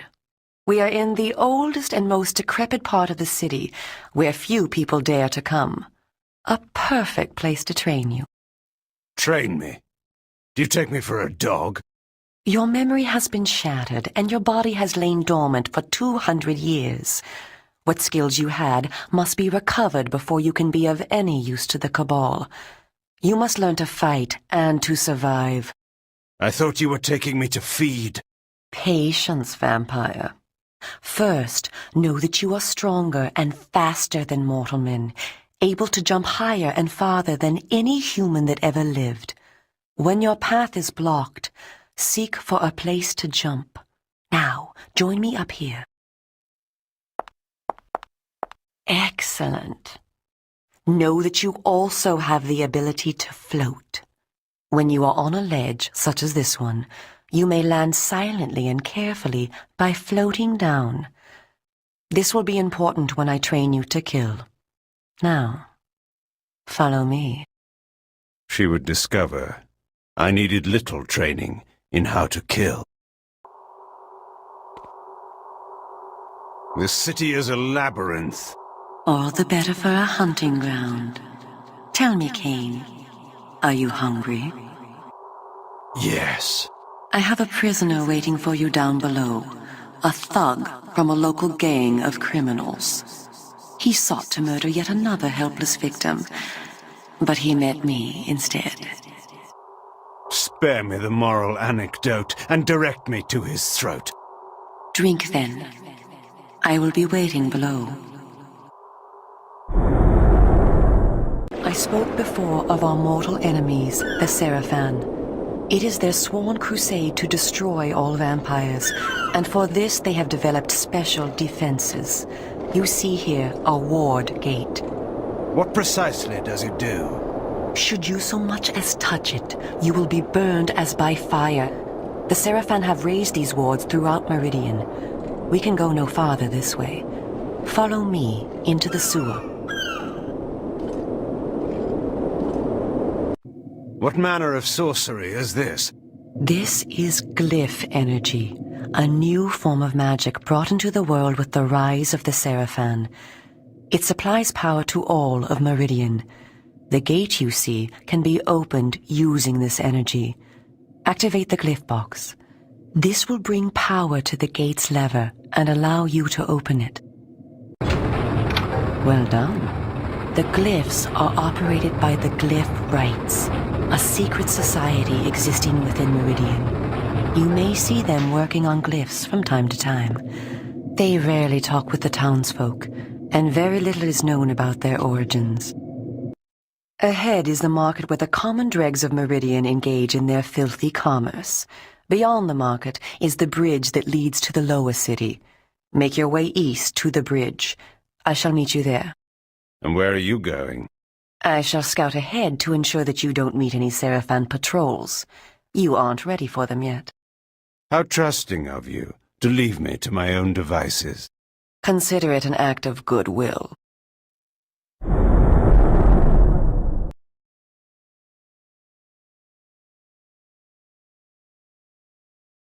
Come, this way. Follow me. Where are we going? I am taking you to Sanctuary, the heart of the Cabal. It is time that you meet our leader. It was time indeed to hear this so-called leader's plans and learn what he thought his plans might be for me. Kain, this way.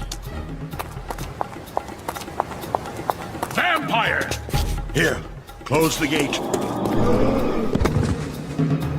Kain, you must find a way to reach the lower city. The smuggler's tunnel will take you there. Pestilent vampire, die! Go to the Grand Hotel in the slums. A contact will meet you there. He will tell you where to go. Stinking, verminous, blood-sucking fiend! Do you want your death now? Come, and you shall have it. Come back! I was alone at last, in a city changed beyond all recognition, in a land that was under a curse. Should I follow her, as she asked, or go my own way, find my own answers? But answers were promised me in Sanctuary. After that, I would know what to do.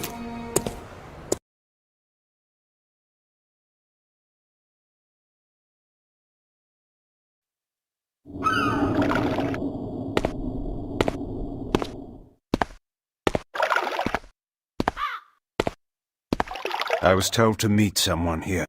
Who's there? You must be Kain. You are a human. Curious that you would help one such as I. We hate the Sarafan, we humans. The things they do, it's not right, not natural. If your kind can bring them down, I'll help you, I will. I was told to find the smuggler's den. You're a stone's throw from the entrance. Go through, it will lead you to the smuggler's den. Careful, though. There's rogues down there that'll attack you on sight. Then they will die.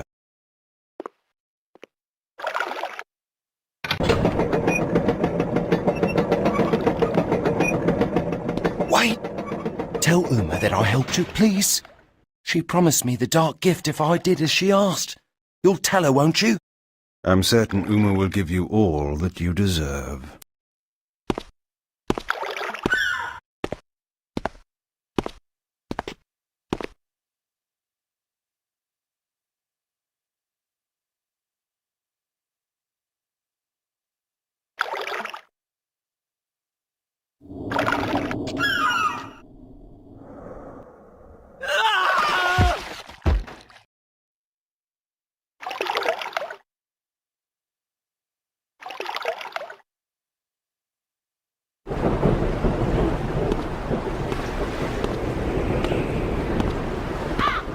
Greetings, Kain. You eluded the guards. They were only human.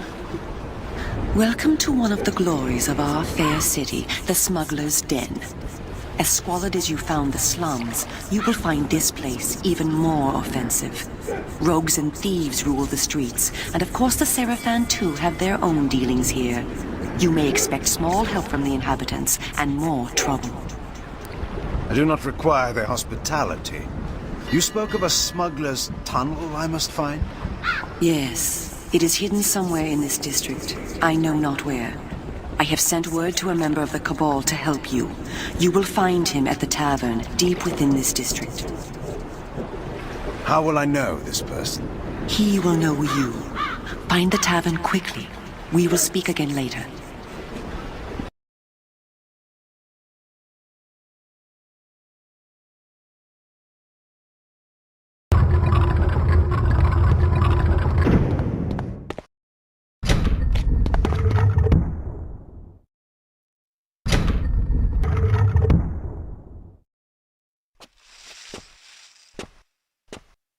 Well, our lord was correct. You are alive.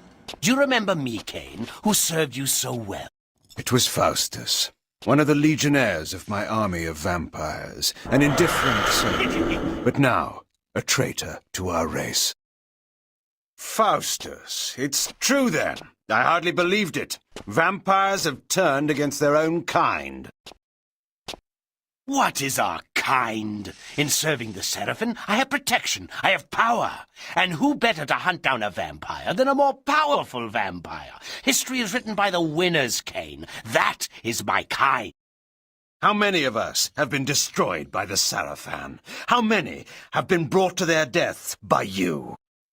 I care not for those destined to die. I don't weep for them, and I won't weep for you. Look around you, Faustus. Does your victory seem so assured now?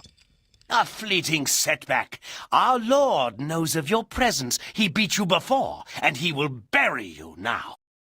But you will never know how it ends, Faustus. For I will bury you first of all. I have a surprise for you, Kain.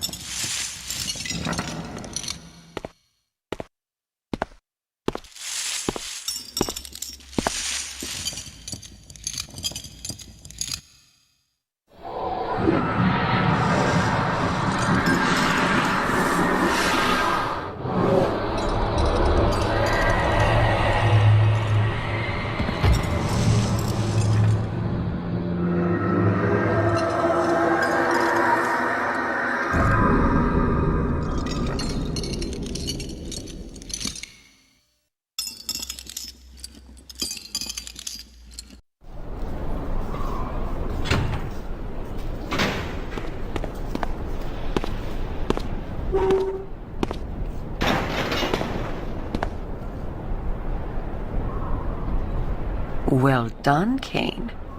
You have already proven your ingenuity in negotiating the smuggler's den. Perhaps our leader was right about you after all. Ah, yes, the mysterious leader. Perhaps you will tell me now who he is. I will not name him to you, for secrecy's sake. But it is time that you two meet. You must go to Sanctuary, our headquarters. There you will find our leader.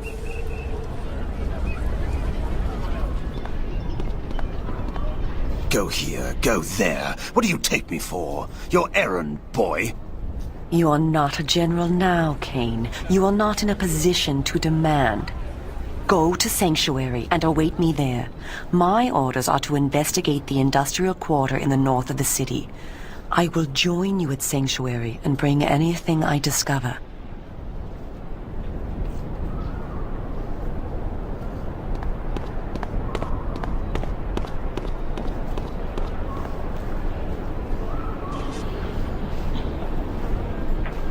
I need answers, girl. I want the Sarafan Lord.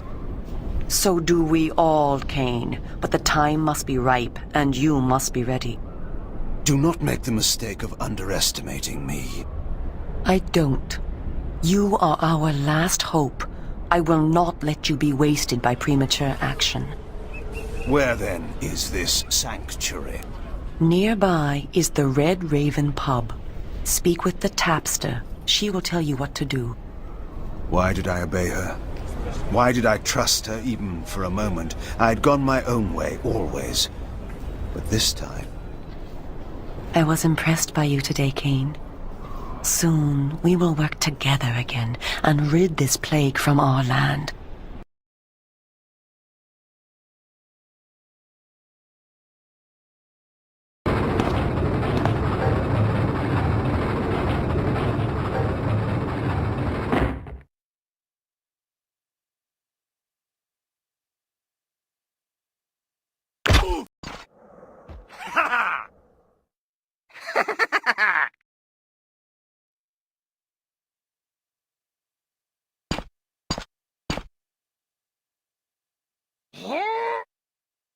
What poor soul has the misfortune of interrupting my feeding?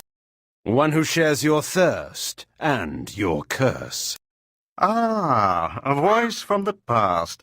So the rumors are true. Kain walks Nosgoth again. How do you know me, creature? How I would love to dispatch you here and now. And yet, I am required elsewhere. Good night. Wait!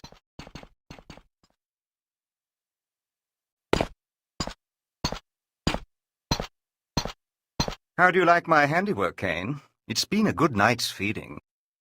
You're a sloppy butcher, vampire. You jeopardize your presence by such bloodletting. But it isn't my presence that's in danger, Kain. It's yours. You serve the Sarafan, then? I serve no one but myself. Ah, I'd forgotten how much I loathe your arrogant tone. It will be a pleasure to silence it for good. We shall meet again soon enough.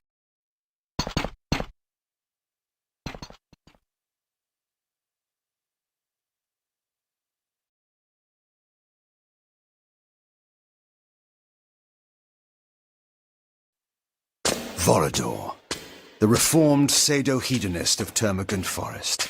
I had met him once before in his new role of patriarch. I still knew not to trust him. Ah, yes. Who but the father of vampires would lead the resistance? I am honored, Volador. I need no false courtesies from you, Kain. We are allies only by necessity. But you are welcome to Sanctuary. It has not the splendor of your former castle, but I suppose it will have to do. It serves, but time is short. The Seraphim's power grows by the day. Soon our every haven will be destroyed. We are facing extinction once again. They thought once before they had destroyed us. Yet you proved them wrong. You created a new race, something I could never do. And from that race, I had my army. Now we are divided. And dying. Then rouse yourself. Make more of our kind. It takes time and energy to create a vampire. I have not the strength. No. As Umar told you, we must kill the Seraphan Lord. When he is dead, their power will crumble. You have come far already, Kain, and proven to be our greatest ally. We must plan our attack. Vorador! What is it? The worst has befallen. Forgive me, sire. Uma has been taken. Taken? How? Uma was searching the main building in the industrial quarter, as you asked. I stood guard outside. She whispered to me that she had found something important. What was it? I do not know. Before she could tell me, she was discovered by Seraphan knights. I went to help her, but there were guards everywhere. I could not reach her. I heard them say she would be brought to the Seraphan Keep for public execution. No! Then the guards were upon me, and I was forced to flee. Forgive me for it. We need her information. We need to save her life, Kain. Yes, of course. So, I am to rescue her, sire. Our kind cannot approach the keep. We would be instantly discovered. You have the power to disguise your presence, but the chief entrance to the keep is far too heavily guarded. You must speak with the Bishop of Meridian. A bishop lies with us. The promise of immortality can be very persuasive for a bishop whose faith in an afterlife is wanting. The bishop knows a secret entrance to the Seraphan Keep. You will find him in the upper city. Tell him I sent you, and he will give you access to the keep. And if Uma is dead when I reach her? Then her discovery dies with her, and with it, our hope. Go now, Kain, and find the bishop. Uma's life depends on you, as do we all.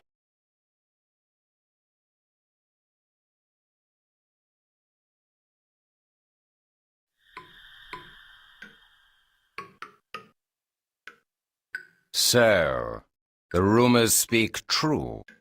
Marcus, my old friend. A poor choice of words, Kain. We were not friends. Will you sour this reunion with old grudges? Granted, we parted on poor terms. You tried to murder me? I seem to have failed. You feared my growing powers. You knew they would one day surpass yours. Is that why you begged me to fight at your side when you waged war upon Nosgoth? Begged? I never begged. In your arrogance, you presumed me dead. But I was stronger than you knew. I crawled from my haven and fled into hiding. That's the Marcus I remember. When the Seraphan proved victorious, I knew that my destiny lay with the Seraphan Lord. I offered myself to the winning side. I always knew you for a sneaking, cowardly opportunist. How unfortunate that my poor aim caused you so much suffering. This time, you will die completely, I promise you. No, Kain. Once more you underestimate me. The dark gifts manifest differently in each of us. Over the years during your absence, my powers have increased enormously. I now have the power to charm all living things, to subjugate their minds and make them do my bidding. You will kneel to me, Kain, and the Seraphan Lord will be pleased with my new slave. Now, obey me. What? Impossible! What manner of creatures have you been practicing on? Dull mortal fools, with their minds full of commerce and dung? My mind is far too strong for your powers. No matter. My mental powers still allowed me to read your thoughts. You seek the Bishop of Meridian, do you not? He has some information that you require. A clever trick.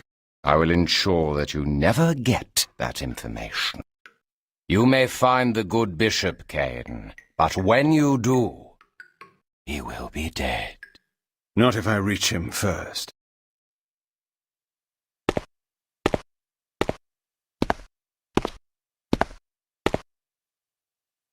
Greetings, old man. I assume that I address the Bishop of Meridian. I seek information on gaining access to the Seraphan Keep. You are to give me passage inside. I am sent by Vorador. What ails you? Speak! He speaks only at my command. What? You are too late, Kain. He is entirely in my power. Release him and I may spare your life. I hold the cards now, Kain. Surrender yourself to me, or I will kill him. What do I care for the life of some mortal? But the thought of killing you at last entices me. Tell me, Marcus, do you truly believe you can stop me? Stay back. You cannot win. The bishop will tell you nothing while he remains under my power, and you will never catch me.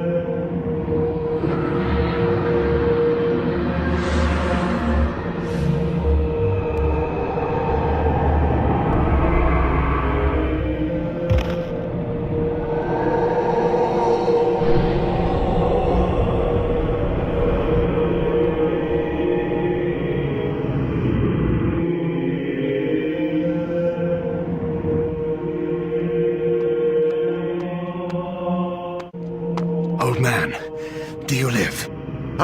Yes. Yes, I do. I must thank you for destroying that fiend. He robbed me of my mind. He was a novice.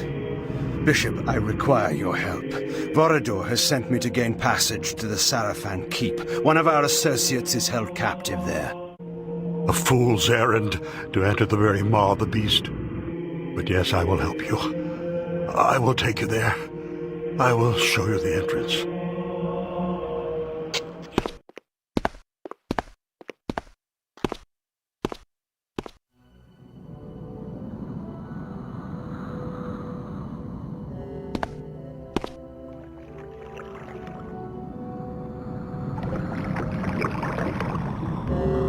Well done, Kain.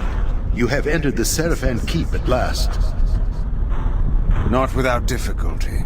I encountered another old friend on the way. Marcus. I see. Then may I assume that another of the Sarafan Lord's guardians have fallen? You may. Many times I attempted to persuade Marcus to join with us, but he would not heed me. My arguments were more convincing. I sense that Uma is being held in the uppermost reaches of the keep. You must hurry. She is to be executed soon. Where is the Sarafan Lord? Is he here? I do not know. His presence is masked from my senses. But you are no match for him yet, Kain. If you encounter him, hide. If he sees you, run. Run? Hide? Vorador, you do not know me. Your task is to find Uma quickly. Let nothing distract you. The information she obtained from the industrial quarter may allow us to defeat the Sarafan Lord at last. Do not destroy our only chance with hasty action. How sickened I had become with weary admonitions of safety and care. How I longed to rend the flesh of my one true enemy. How I thirsted for the taste of his life's blood on my lips. Go, Kain, quickly. I will be watching.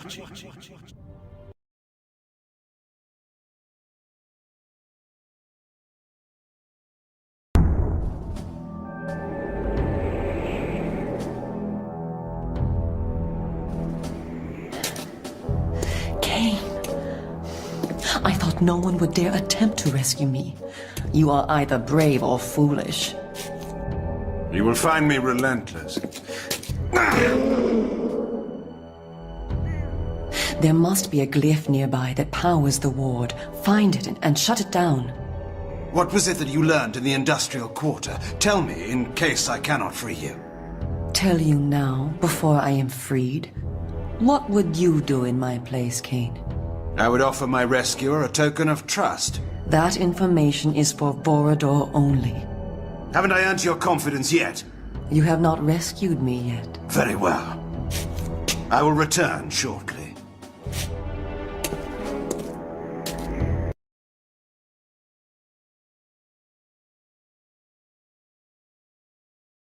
You're hurt.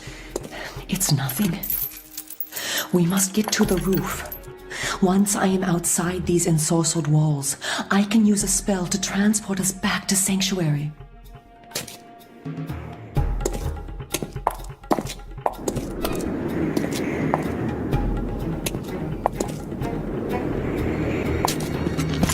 No!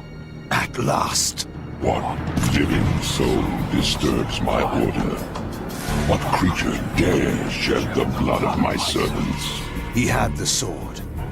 Soul Reaver, the prize I had won a lifetime ago, was in his foul possession. What is this? You know me. No. You were utterly destroyed. So easily. Your name was drowned in the backwaters of passing time. All your plans were set alight and seared to smoke and ashes.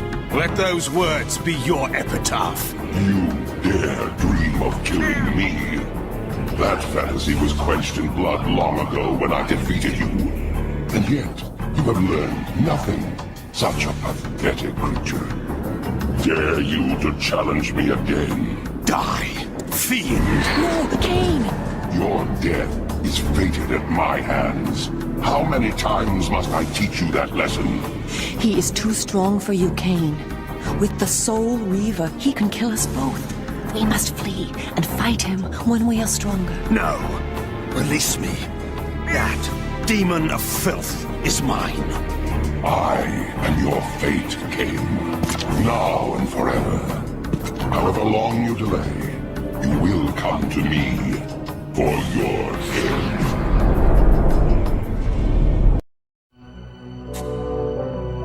Uma, alive and safe. Kain, you have all our thanks. I can follow orders when it suits me. We met the Sarafan Lord. He showed himself? He is a touch more powerful than I expected. And he has the Soul Reaver. Strange that you did not tell me this at the first. You are not ready to fight the Sarafan Lord. I told you that. It was only by good fortune that we escaped. Vorador, I must speak with you. You have information for us, I know. You may speak. I was in the heart of the main factory in the industrial quarter. Before the guards discovered me, I had found a huge central chamber that housed some kind of magic portal. This portal looked into a place the likes of which I had never seen before. And this portal was held open by a single source of magic, a stone set on a pedestal. Vorador, I believe it was the Nexus Stone. The Nexus Stone? Of course. What is this thing? Explain. The Nexus Stone is an item of great power. It can bend time and space to create doorways to any location within Nosgoth. I know not why the Sarafan Lord would be using it within the industrial quarter, but we could put it to great use. And what use is that? One who wears the stone cannot be harmed by the Soul Reaver. And is this but a legend, to be proved false at the fatal moment?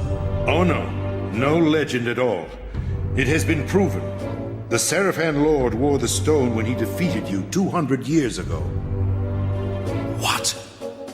How else could he have resisted the power of the Soul Reaver? You were unable to use the sword's power, and without it, he was able to defeat you. Then I shall take the stone and use it to kill him. But know this, when I recover it, I will also claim ownership of it. I trust that is understood. Then you commit yourself to fighting the Sarafan Lord? There can be no turning back. I was committed to that from the moment you revived me. Nothing will turn me away. So be it. You must use the subway to reach the industrial quarter, which lies in the northeastern part of the city. Find your way past the gate that blocks the townspeople from entering. But perhaps we may leave that to your invention. Uma? Once in the quarter, look for the main factory complex. It is there that the stone is held. I will return with the Nexus Stone and the Sarafan Lord's head.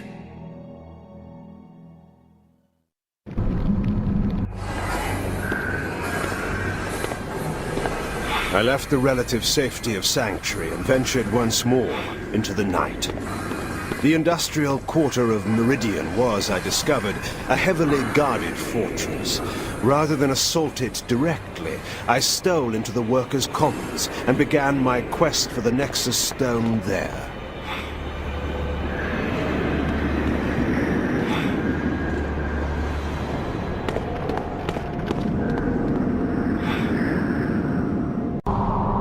Were you followed? These humans never looked twice in my direction. Little do they realize their future lord walks among them. Now, tell me of this place.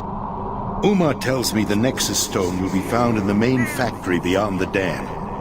There will be a gondola to take you there. If this is deactivated, you must look below for the glyph to repower it. But be careful of the guards. Have you any further wisdom to dispense?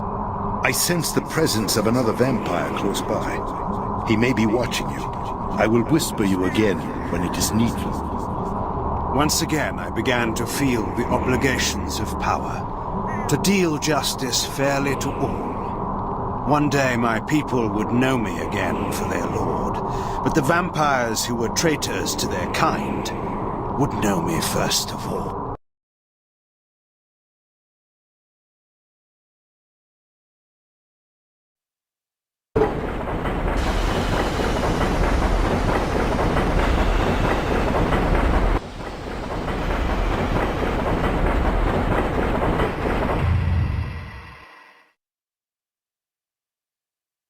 Behold the great Kain, now a common thief. The fiend that dogged my shadow showed himself at last, and in the light I knew him. Another visage from my past. Sebastian, it is you who have been following me. And how long it took you to discover it. My master sent me to prevent your meddling further, and now you must die. Your master knows his days are numbered. I might have spared your life by asking that you join me, but I learned that lesson 200 years ago. You arranged the ambush that destroyed my army. You sold yourself to our enemy. I dealt the blow that cost you the war. Glorious, was it not? So many killed so quickly, and all my doing. I never learned why. Did you think I would serve while you ruled Nosgoth? You and not I? The Seraphim Lord knows how to value me. I am to rule by his side and achieve what you never could. You fool! Do you think that butcher will permit you to live one moment longer than he has need of you? I will save you from your disappointment, Sebastian, and kill you now. I have waited 200 years for the pleasure of killing you with my own hands. While you have been sleeping, my powers have been increasing. You haven't the smallest chance of defeating me.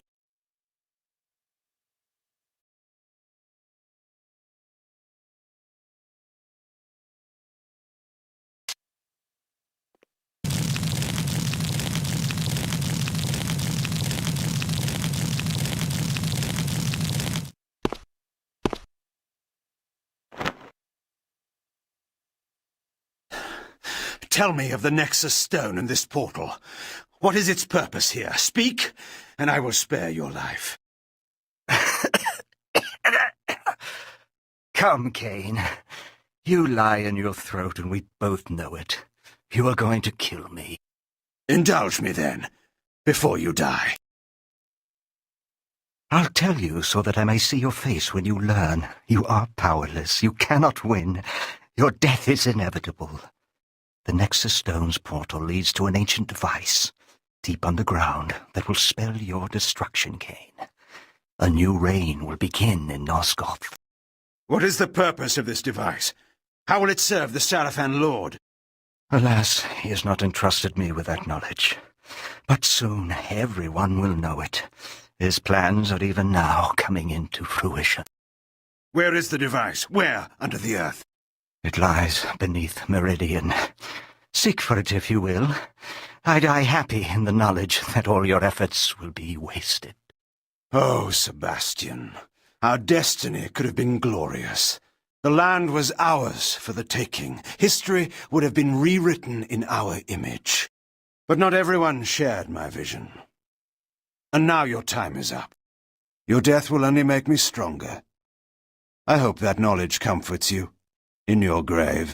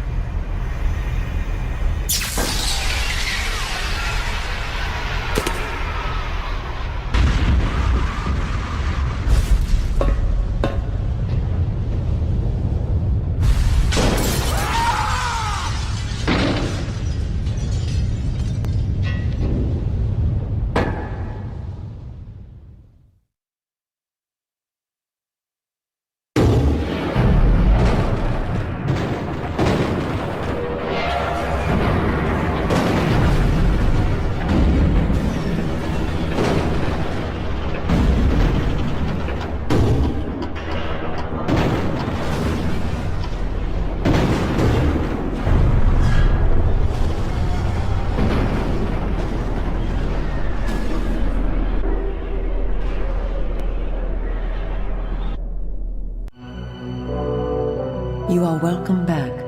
How do you feel? A little better than dead. How did I come here? You are fortunate. One of our vampires saw you thrown from the roof of the factory as it was destroyed. He carried you here. The Seraphan were too occupied to notice you. Ah, I see that you have the Nexus Stone. And I see that you were courteous enough not to relieve me of it while I lay unconscious. I met another old friend, a vampire, guarding it. Before I killed him, he told me something unsettling. He spoke of an ancient device underground that will bring about victory for the Seraphan Lord. What do you know of this, Folador? I have heard tell of strange discoveries deep underground. Ancient legends speak of huge machines deep in the earth, left by the gods in eons past. And I know of one who can tell us the truth of this matter. She is a seer, a being said to be older even than I. We are fortunate in that she owes me a favor. Go to her, Kain, and learn what she knows. Go to her? This city is a walled fortress. How do you propose I get out? There is a secret way out of the city. I will show it to you. You may follow a canyon that leads north to her abode. The way will not be easy. Strange beasts roam outside the city preying on travelers. The people call them demons. I believe I've met one of these already. I hope your seer's knowledge is worth the risk.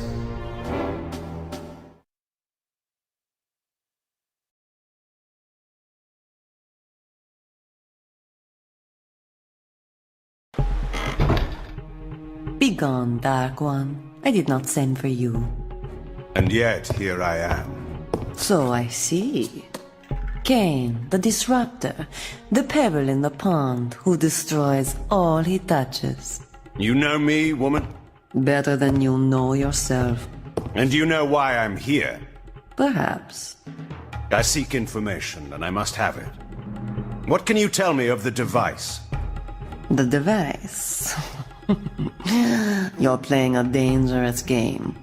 Return to your night hunting, vampire. Enjoy what time remains to you, short though it is. I desire far more than blood. Where is the device? I will not go without an answer. Do you so enjoy being Vordor's lapdog? I am no man's dog, witch. No, I see that now. I sense your conviction. I shall help you. If Nosgoth is ever to be healed, the device must be destroyed. And you, of all men, could be the one to do it. Know this. The device has lain dormant beneath Meridian for time beyond time. But now, the Seraphan Lord has empowered the machine to unleash its destruction upon the land.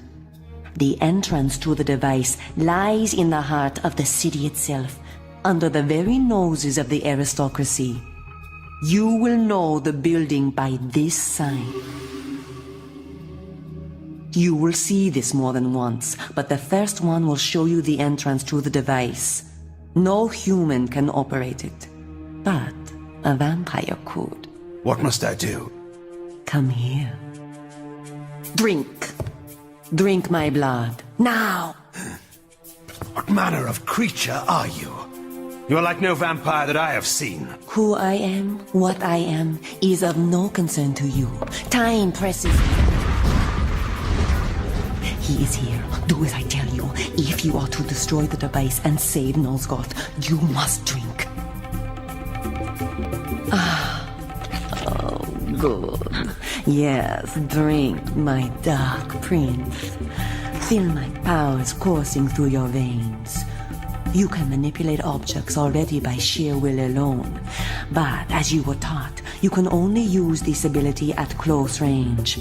By drinking my blood, you will be granted the gift of telekinesis. You will be able to manipulate objects at a great distance. And you will be able to activate this symbol and enter the device. Bathe them in fire. Let them learn as they writhe in the flames and their bones dissolve the futility of their actions. The vampire and all of his kind shall be razed from the land. This world will be made pure by my hand. I will give you the peace you seek, Kain. Your death beckons you. He has found you. Your destiny draws even closer. I will transport you to the device. From there, use your newfound ability to gain entrance. What of you, seer? Escape with me. I'm in need of allies. Am I your ally? My fate lies along a different path. Goodbye, Kain.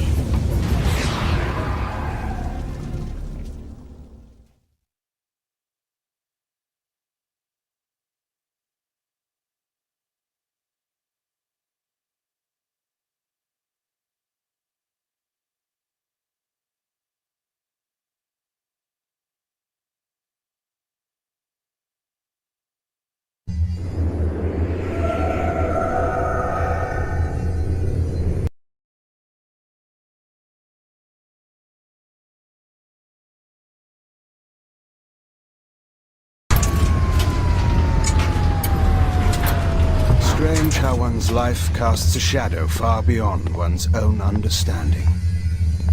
Here, in this alien vault, I discovered a being whose existence was entwined with mine far more than I could ever imagine.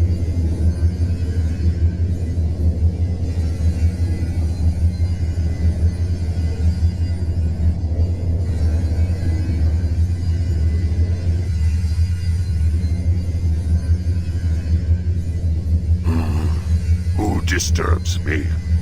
Not one of my captors. Kain?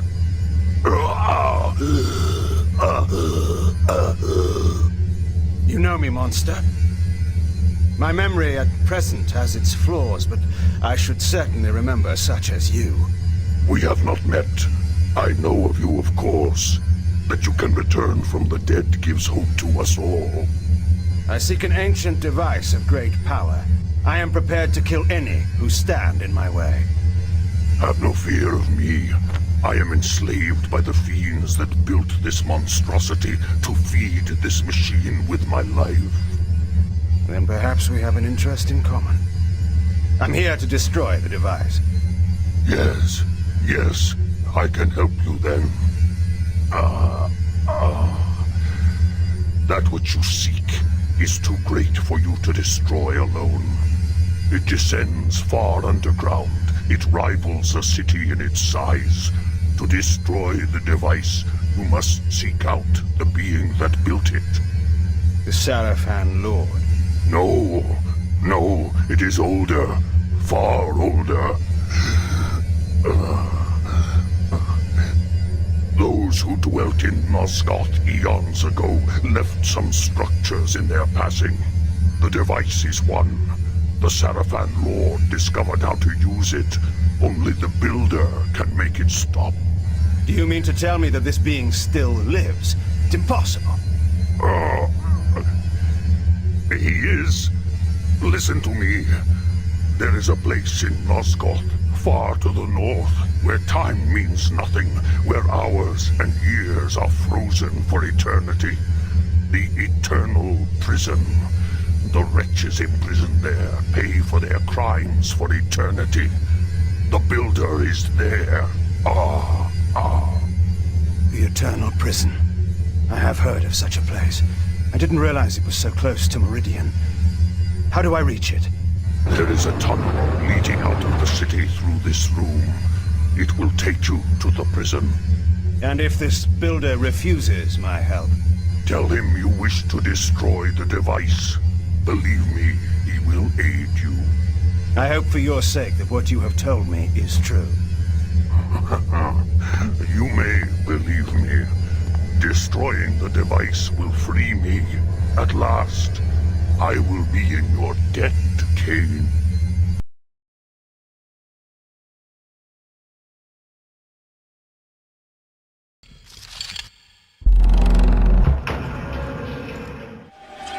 You there! I don't know you. Are you a guest? A visitor? An intruder? We do not permit guests to disturb our routine. We are involved in important work here, and nothing must be allowed to interfere. This is a place where those who have transgressed the laws of the gods and man, and so created a dangerous imbalance within themselves, contemplate the wrongs that they have done through peaceful, uninterrupted meditation until they have regained the balance of their true, perfect inner nature. This process must not be interrupted for any reason until a spiritual transformation has been achieved, however long that may take. Thus, no guests, no visitors are allowed, and intruders we know how to deal with. Go, now!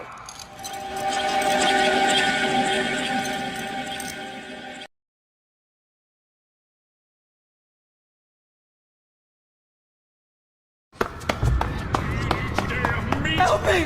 Let me out of here! I didn't do nothing! You can't let him get me! Help me! Help me! Blanched! It must be poached! It must be fresh! Where is my meat? Sopping with blood, running with gore! There! Stop that! You know you're not allowed back there! Get back! Give me meat! 1,400 ounces every day, and it will be fresh and on 2 legs! Or in this case, 4!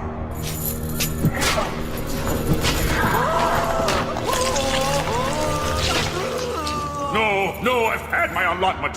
1,400 ounces or 20 stone. You may go!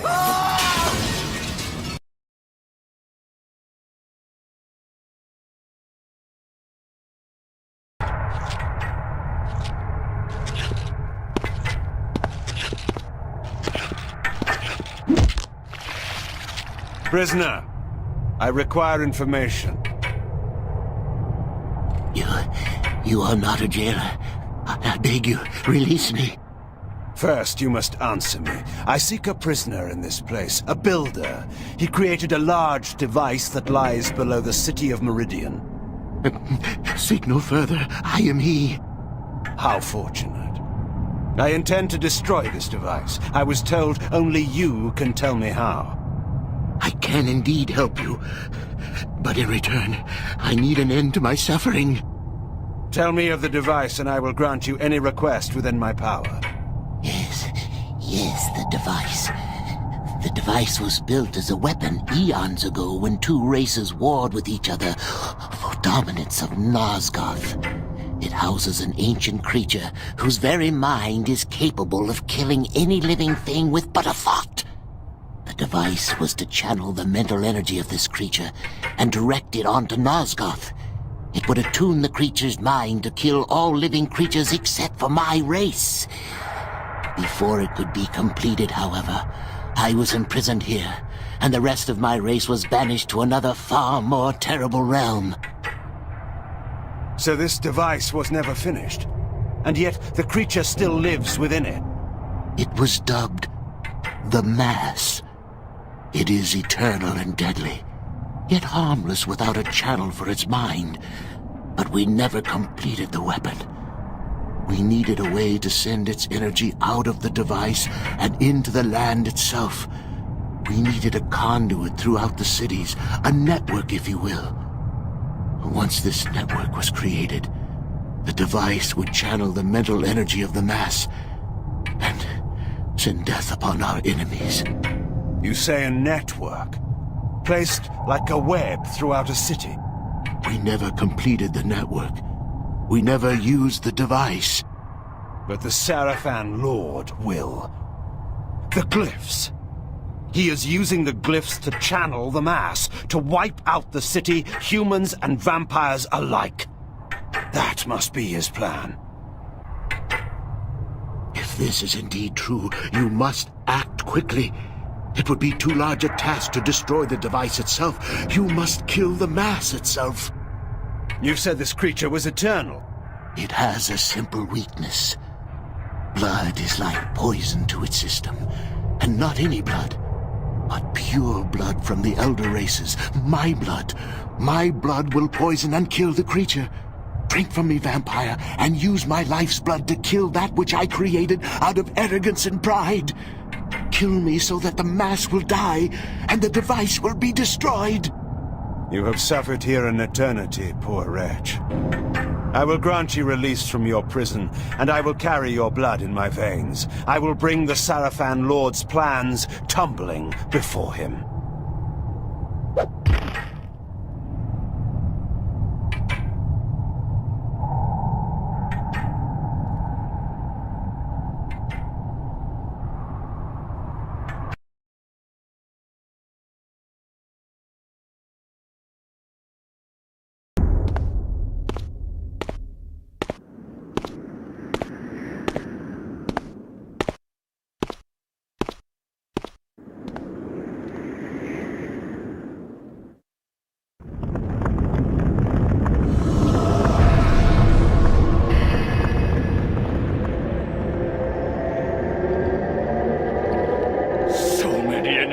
Both stone and flesh.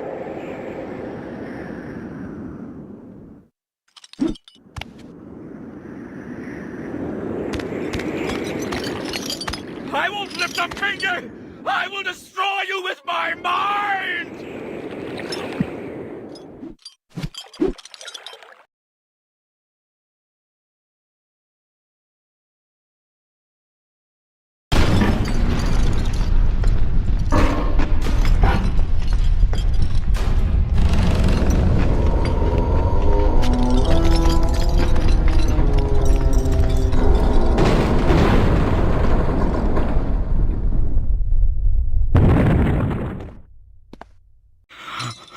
The fog lifts. Sire, wait. What trickery is this? No trickery, sire. I am your servant once again. Your champion. Pathetic wretch. I have no... Magnus? Could it be? It is I, sire. How is this possible?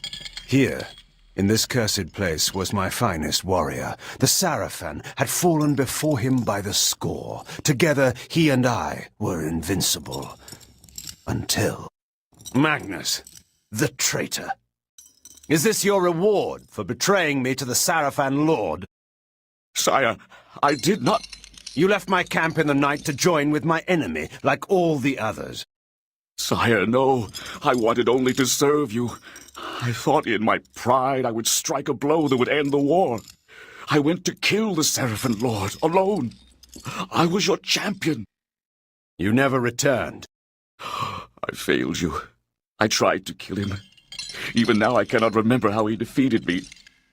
I was struck down, helpless at his feet, and then, through his foul magic, he took my mind and transported me here to this hellhole. But what of you, sire? I heard that you were dead. Well, not so dead as some would like to have me. As you see, I have returned. Magnus, my champion, you have suffered long enough. It is with pride that I grant you your death.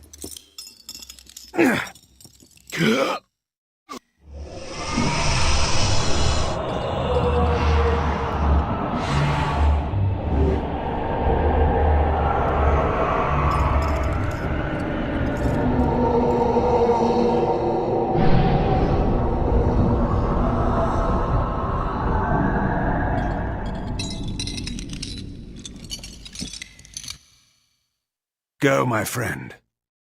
Be free, as the rest of us, living or dead, can never be.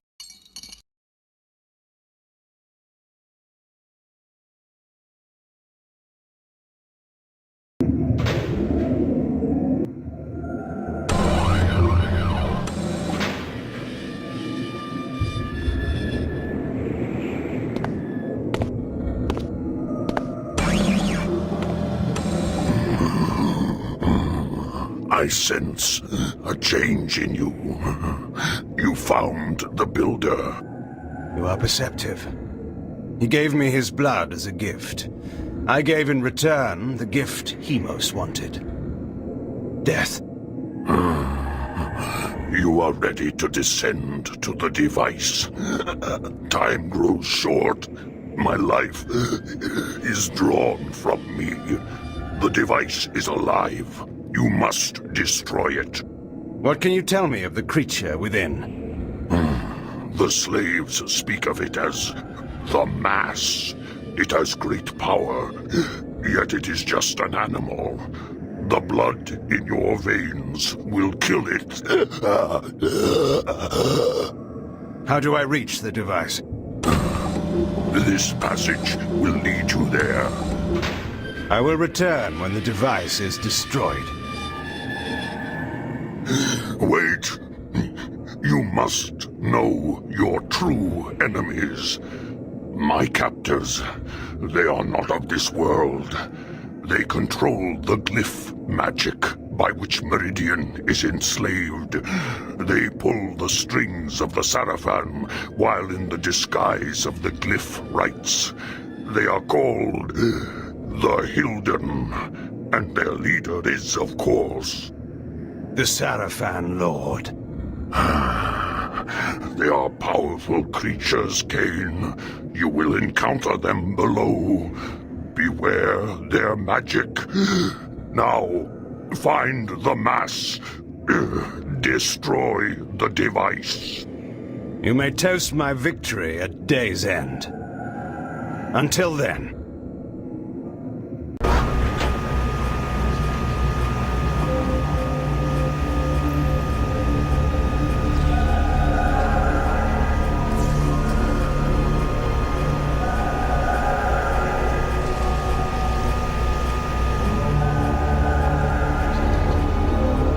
I had found it. The foul mass, hidden within the bowels of the device. Here was the Seraphim Lord's ultimate weapon, his trump card, to be played against human and vampire alike. But I had my own weapon. I could feel the Builder's blood course coldly through my veins. If I could use it to poison this creature, the Seraphim Lord's plans would be ruined.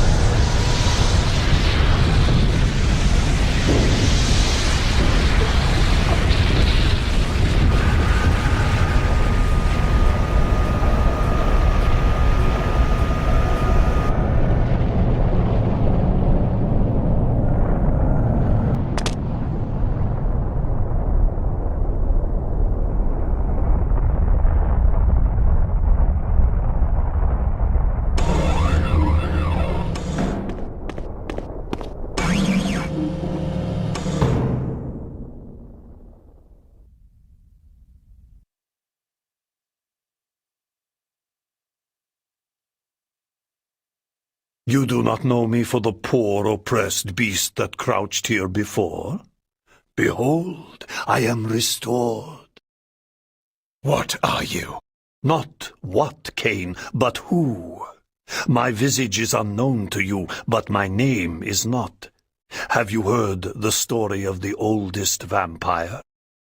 Janos Audron, the legendary vampire of ancient days. How was this transformation possible?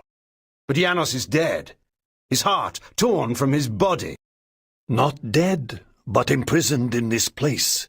My blood was needed to power the device and feed the mass within. Starved of blood and sapped of life, I devolved into that horrible creature. The moment you poisoned the mass, I felt my strength return. That which is divine cannot be wholly suppressed. Divine? Your imprisonment has damaged your mind, Janos. The curse of vampirism is no mark of divinity. You must delve further back into history, Kain, to know the truth of our heritage. Long ago, and long before I first walked the earth, vampires were godlike, and our kind ruled the land. But we were opposed by another race, similar to ours in power, but different in method and intention. The wars between us flamed for 1,000 years, but we prevailed at last, and we banished our enemies from the face of the earth by powerful magic, sealing them into another plane of existence. What has this history lesson to do with my task at hand? Patience, Kain. The race that fought the vampires was the Hilden, the very Hilden that you have just encountered. They control the Sarafan. They are striving to wipe out the vampires, enslave the humans, and reclaim all Nosgoth as their own. They are the evil that plague us once again, authors of the demons and the device and all else that threatens the land. They have returned to enact a terrible revenge. I thought you said that they were banished. They were, Kain, but several centuries ago, one of the Hilden was able to return to our world. He then used his magic to draw other Hilden through, but had not yet the power to begin a full invasion. He required an army here, and humans to drain of energy. He learned of a legendary order whose purpose was to purge the world of vampires long ago. He revived this order, and the Sarafan were born again. The Sarafan Lord. It was he that broke through. But how? Now we come to your part in this story. When you chose to destroy the Pillar of Balance, you caused a rift throughout the world sufficient to breach through the dimensions. Was it I, then, who had engendered this war? No. I had been set, step by step, upon the path that led to this outcome. Hadn't this all been a Hilden plot from the beginning? My mind reeled at the implications. It was in this way that the Sarafan Lord was able to enter the world, by building a magical gate. This is the Hilden Gate. Close this gate, Kain, and all the Hilden within Nosgoth will perish. The gate sustains their existence. Precisely. It is their umbilical cord to the other world. When it is closed, they cannot dwell in our world. And so all the Hilden will die, and the Sarafan Lord, as one of them, dies as well. I see. Close the gate and kill the Sarafan Lord, Kain. Close the gate and shut the Hilden from the world once again. And how is this to be done? Let us go to Sanctuary. Vorador must be informed of all that has occurred, and a plan can be drawn to finish this once and for all.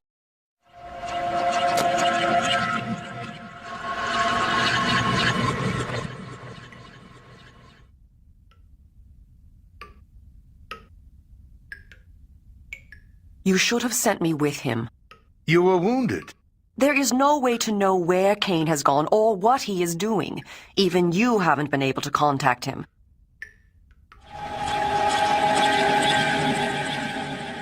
What's this? No, wait. Do I dare believe my senses? Janos? My sire. They killed you. No, far worse. But that is a story for another time. Oh, there will be no time for any of us. Vorador, we need your counsel. We were wondering where you were. I've been doing what I said I would do. Kain? The device? I have destroyed it. But we are now faced with a peril even greater than before. How is this? The ancient history I will convey to you in a better hour, should any of us be so fortunate as to reach such a time. For this moment, you must believe me when I tell you your enemy, our great enemy, the Sarafan Lord, is one of a people that come from another world. His plan, beyond all others, is to bring this enemy race back into this world, from which my kind in another age once banished them. He must be prevented, or all our kind will perish. Sire, what must we do? He has created a base in this world, the Hilden City, across the sea. There, he has opened a gate to bring his kind into our world. My plan was to teleport us to the Hilden City and launch a final assault on the Sarafan Lord. But now I find there is some kind of shield of magic that prevents me. If we are to fight them, that shield must be destroyed. Vorador, where is the Hilden City? Have any of your spies brought you this knowledge? Uma, what do you know of this? There has been, in the past months, enormous activity at the wharves. Warships and freighters loading and unloading in great secrecy. Our people who have infiltrated the area and returned alive have told me that the ships all seem to take the same course out of the harbor, but we do not know their destination. It must be the Hilden City. Why else would there be such interest at this time? You must take a ship to the city at once. There, you must find and deactivate the shield, so whatever forces we can bring may come to your aid and close the gate for all time. Have someone show me to the wharves. I'll make my way aboard one of those ships that's about to sail. When I have deactivated the shield, I'll contact you. I'm going with him. But I will need you here. Sire, I know the wharves, and where one may fail alone, two may succeed. I have no need of a guard at my back. You will find me perfectly competent for this task, I assure you. It is a chance we cannot afford to take, not when all we have fought for is at stake. There is more at stake than you can imagine. Take help where it is offered, Kain. It is settled. I will prepare our forces for the final attack. Go well, my child. Go well, both of you. Take help where it is offered. Yet I've always found that help offered when not needed is usually no help at all.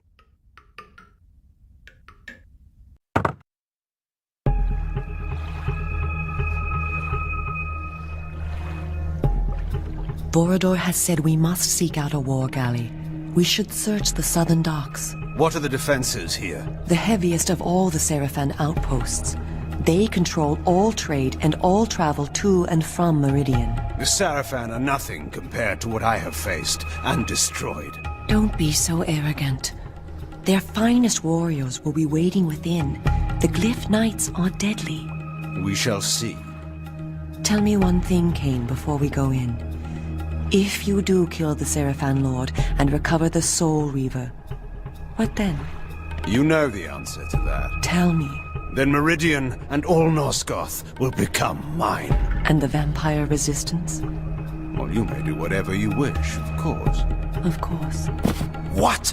Do you take me for a fool? You dare! Vorador has told me all your stories, Kain. He said that you would stop at nothing to achieve your great ambition, absolute power.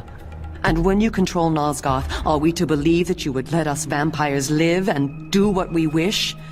We are the only ones who could stand in your way. No, You will have to hunt us down and kill us. And how is that different from the rule of the Seraphan Lord? I will not defend or explain my actions to you, Uma. No one, not even you, will stand in my way. I thank you, Kain, for giving us this chance to defeat the Hilden for all time. But you have done enough.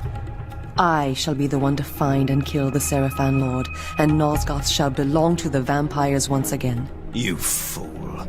You have not the smallest chance of surviving such a battle. Now, give me the Nexus Stone, or I shall pry it from your thieving fingers as you convulse in death. Now the beast shows his true nature. And so quickly, too. I wish it had been otherwise for us, Kain. Farewell.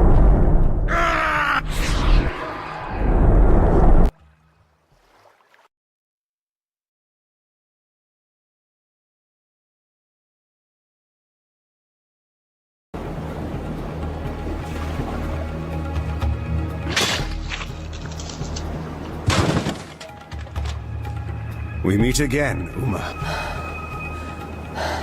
Kain. Yes, Kain. I thought you were to bring the Seraphan Lord to his knees. I thought... I know. It seems... I was wrong. I could not carry the fight alone. You were brave to try. Kain. I'm dying. Yes, you are. I need your blood. Please. You can save me. I know. Tell me, child. Do you see me ruling Nosgoth? Yes, I see it now. And do you believe that Nosgoth rightly belongs to me? I do. I believe it, Kain. Please. Then you may die, knowing the truth. No! You should never have betrayed me. You could have been my queen. Kain. Now, you have left me alone.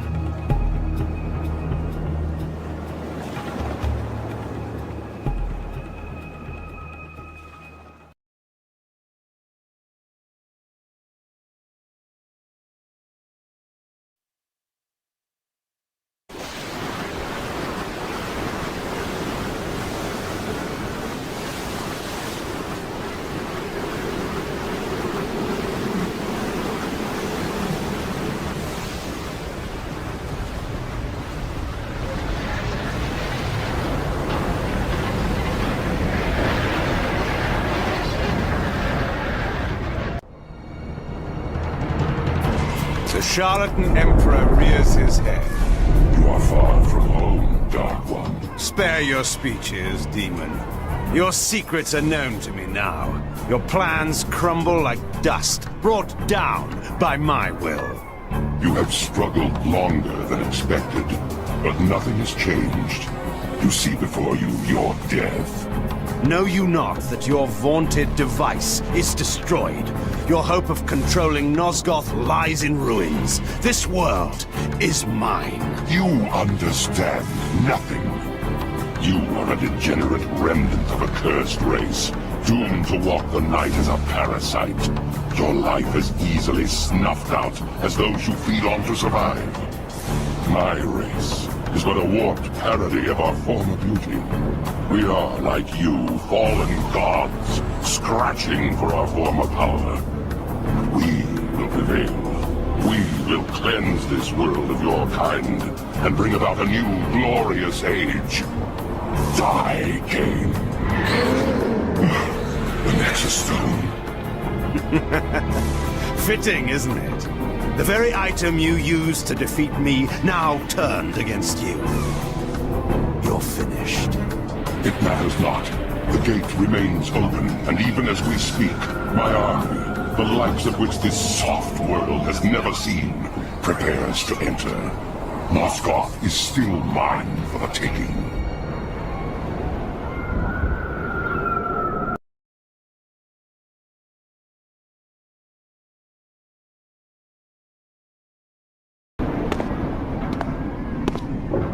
What was that? He is the one. He must be. Look at him. He is the one who is working against them. Sir, is it true? Are you the vampire who's been making war on the demons? I am Kain. Do you know this place well? We do, my lord. I must find the mechanism these creatures use to hide their presence in this city. He can show you. Go on. It is there, my lord. That building. I've heard them talking. The voice you seek is within. I thank you. Now tell me, what is that? That is the only way to get within. The doors to the building no longer function. Like so much of this place. And that one there? We don't know. But our stories tell us that is where the demons first appeared in our world. Stories? How long have your kind been in this place? We have been here forever. Our oldest fables tell us that our gods abandoned us here. There are others like us. New ones. Soft ones. The demons bring them here from other places to work. They tell other stories. They had no knowledge of the arrival of the demons. We had to tell them. Enough. Be silent. That building surely leads to the gate, but first, I must destroy the device. How long have the Hilden held a foothold here, while we, unsuspecting, fought and triumphed in our petty wars above?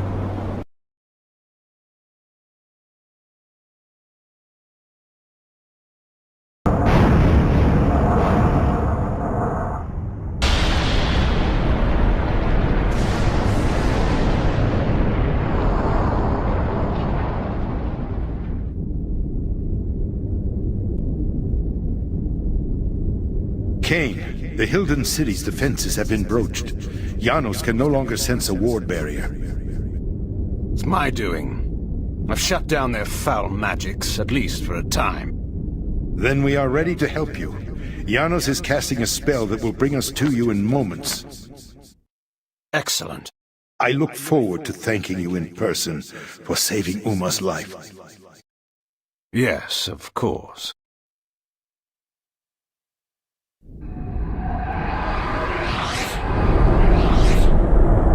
I will try to detect the location of the Hilden Gate. Where's Uma, Kain? I cannot sense her. She will not be joining us. Uma is dead, is she not? Were you too late? No. She suffered the fate she deserved. She stole the Nexus Stone from me. So you refused to help her? I dealt with her as I deal with all traitors. I killed her accordingly. You did what? I did as you would have done, Vorador, to any human or vampire who defied your will. Monster! She chose her fate. Was she acting as the dutiful lieutenant, following her superior's orders? I care not. What's done is done. We were wrong ever to trust you. Do you so wish to return to the grave, old friend? You are in no position to challenge me. No, we have no time for this discord. I sense that the Hilden Gate is nearby. I can transport us there. We will settle this in good time. Tonight, the Sarafan Lord dies. Tomorrow, we shall see. No! This round is mine, Dark One. I must tend to Vorador. Proceed without us, Kain. I can teleport you to a place near the gate, but you will have to close it on your own. Use the Nexus Stone, cast it into the gate, and the magic of the stone will destroy it utterly. Cast your spell, then, and let us finish this.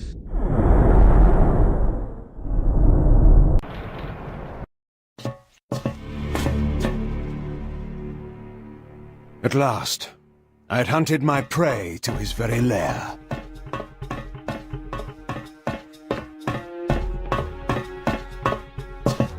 The Hilden Gate was before me, from which the Hilden General, in his guise of the Sarafan Lord, planned to bring forth his alien armies and destroy us all. Turn, vile demon! Your reckoning day has come. Kain.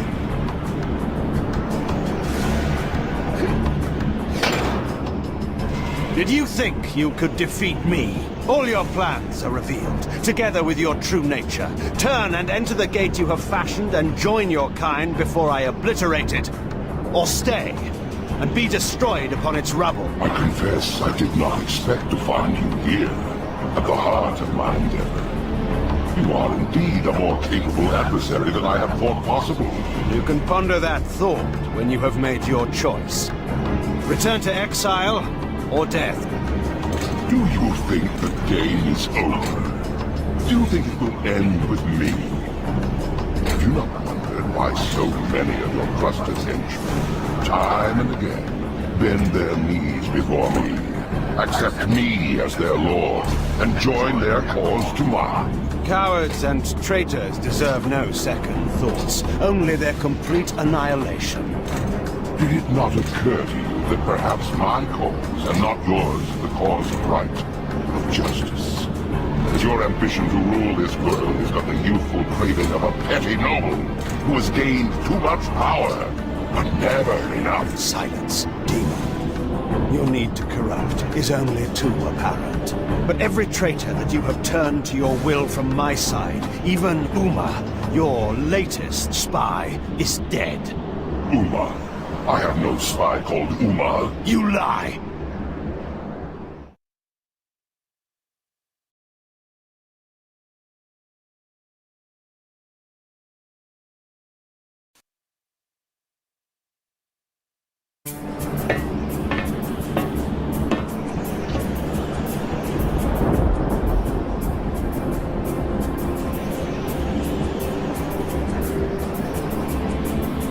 Still believe you can prevail. While you possess the Nexus Stone, my sword cannot slay you. But while you bear the stone to shield your life, you cannot use it to destroy the gate. Stalemate, Kain. And mine is the waiting game.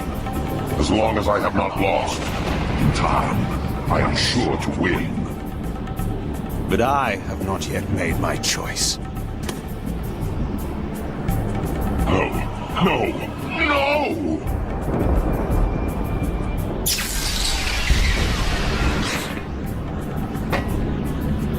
You?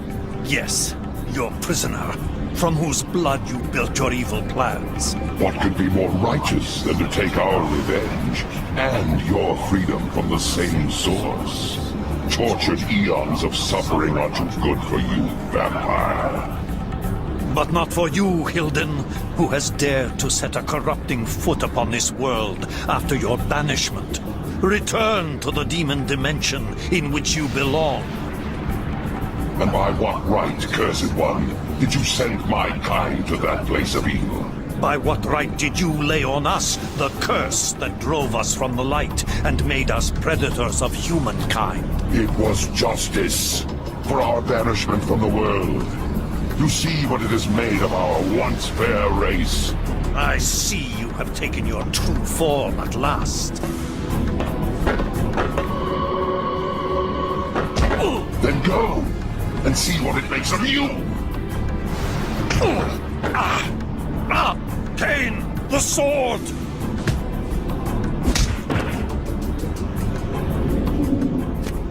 I sentence you to the hell of your own making. A prisoner for all time.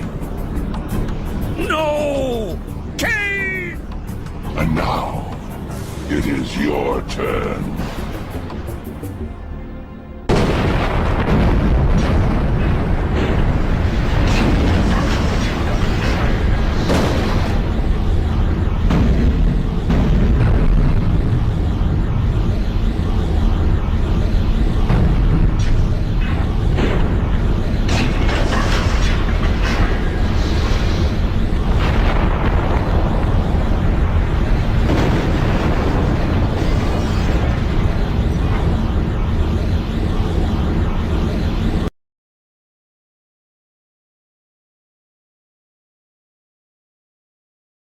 You have won the battle, but the war between your kind and mine will never end.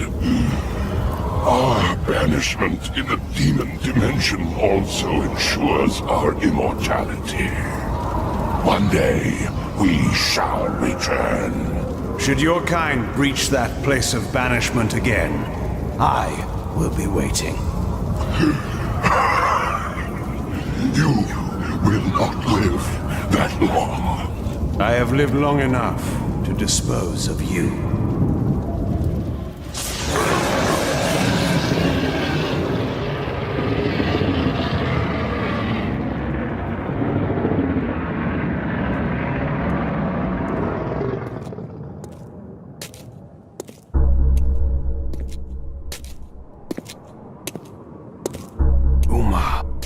What was it she said to me in that fatal moment when she took from me the Nexus Stone?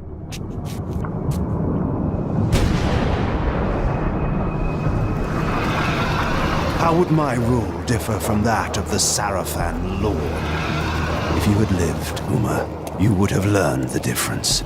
You should have trusted me. The war was over, and yet there was another battle to be fought. The cruel masters of Nosgoth, the Sarafan, now leaderless, still had to be put down. There were cities to be rebuilt, and order to be restored, and a new rule. My rule would then begin. To the victor go the spoils. At last, Nosgoth would be mine.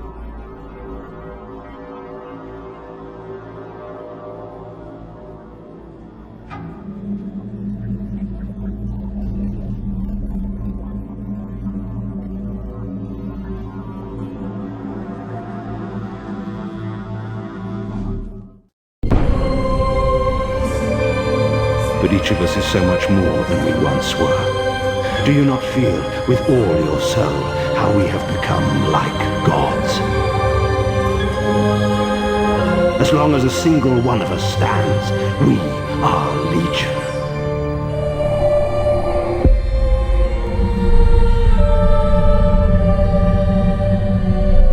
Kain is deified. The clans tell tales of him. Few know the truth. He was mortal once, as were we all. However, his contempt for humanity drove him to create me and my brethren. I am Raziel, firstborn of his lieutenants. I stood with Kain and my brethren at the dawn of the Empire. I have served him a millennium. Over time, we became less human and more divine. Kain would enter the state of change and emerge with a new gift. Some years after the Master, our evolution would follow, until I had the honor of surpassing my lord. For my transgression, I earned a new kind of reward. Agony. There was only one possible outcome. My eternal damnation. I Raziel was to suffer the fate of traitors and weaklings, to burn forever in the bowels of the Lake of the Dead.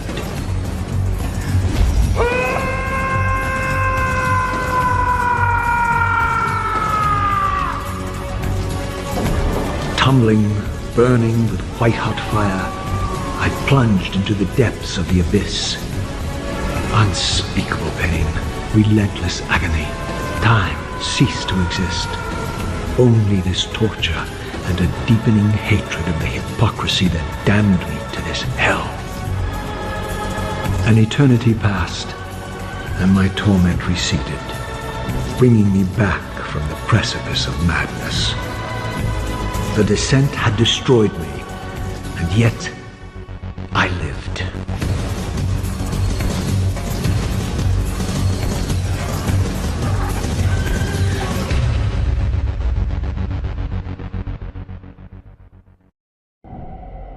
I know you, Raziel. You are worthy. What madness is this? What pitiful form is this that I have come to inhabit? Death would be a release next to this travesty. You did not survive the abyss, Raziel. I have only spared you from total dissolution. I would choose oblivion over this existence. The choice is not yours. I am destroyed. You are reborn. The birth of one of Kain's abominations traps the essence of life. It is this soul that animates the corpse you lived in. And that, Raziel, is the demise of Nosgoth. There is no balance. The souls of the dead remain trapped. I cannot spin them in the wheel of fate. They cannot complete their destinies. Redeem yourself. Or if you prefer, avenge yourself. Settle your dispute with Kain. Destroy him and your brethren. Free their souls and let the wheel of fate churn again. Use your hatred to reave their souls. I can make it possible. Become my Soul Reaver, my angel of death.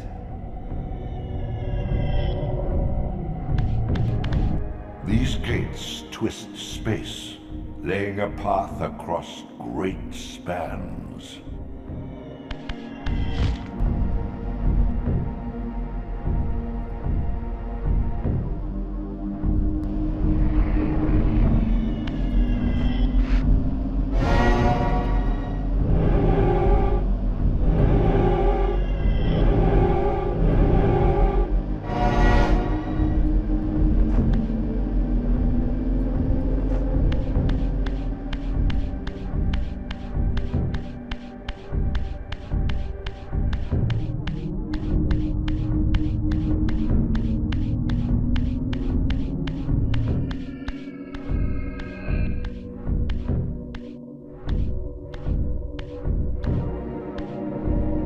You are weak. You must feed. The old hunger has left me. I have no desire for blood. You are changed. Your bloodthirst is replaced by a deeper need. You have become a devourer of souls. To sustain your strength, you must hunt the lost spirits of the underworld and consume the souls of your enemies.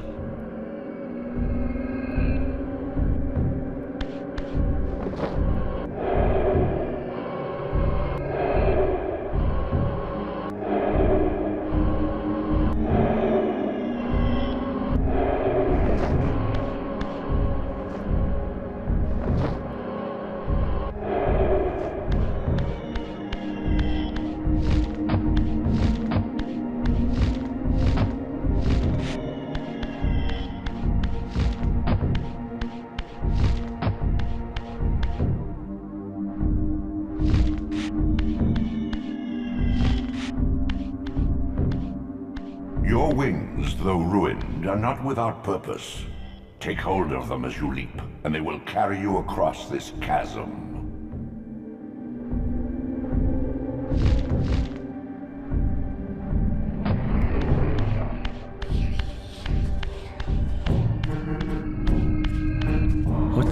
murderous wretches are these? Stua, the scavengers of the underworld. Their feral hunger has claimed countless souls, spirits who now shall never find their rest.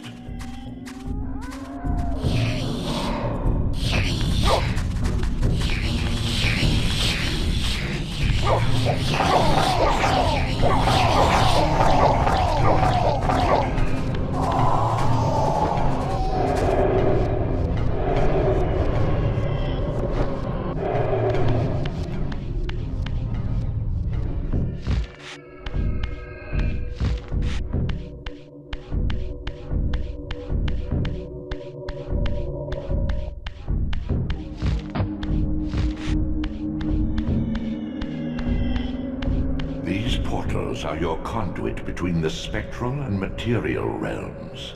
With their aid, you may gather matter and will yourself to become manifest in the physical world.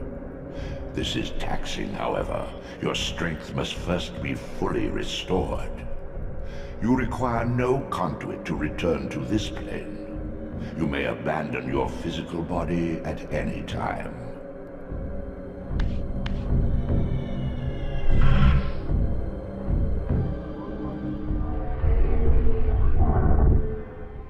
Sustain your strength to prolong your manifestation in the physical world.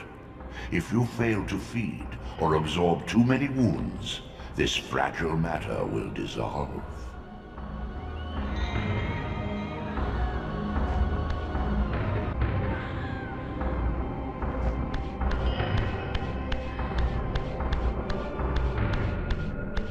You are young yet, Raziel. You still retain many of your vampiric weaknesses. Immersion in water, while not fatal, will dissolve your physical body, forcing your return to the spirit world. Be aware that in the spectral realm, water has neither heft nor lift. It stands as thin as air.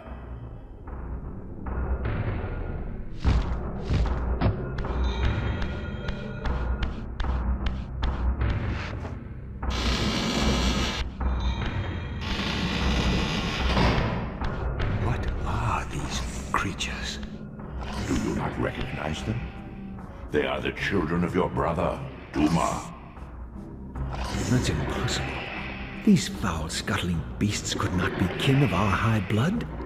Do you suppose that time stood still for you, Raziel? Much has changed since you passed from the world of men.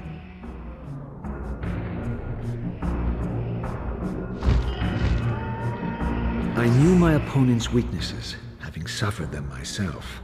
Physical wounds are fleeting. A vampire's immortal flesh begins to close as soon as it is cleaved. Vampires need only fear those wounds that impale or inflame. Water scorches like acid, and fledglings are devastated by sunlight's touch. I would have to modify my tactics to suit my foes.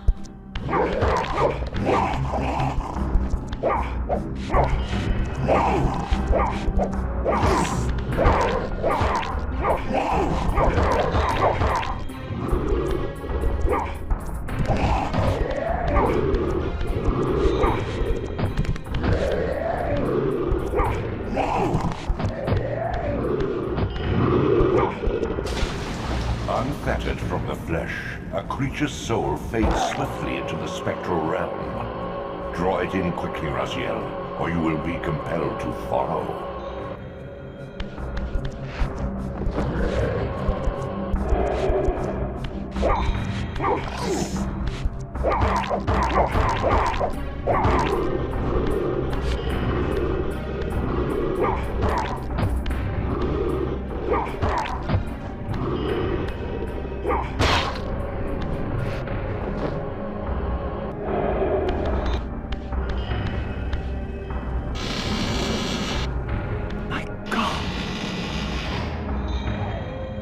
The sanctuary of the clans, reduced to ruin.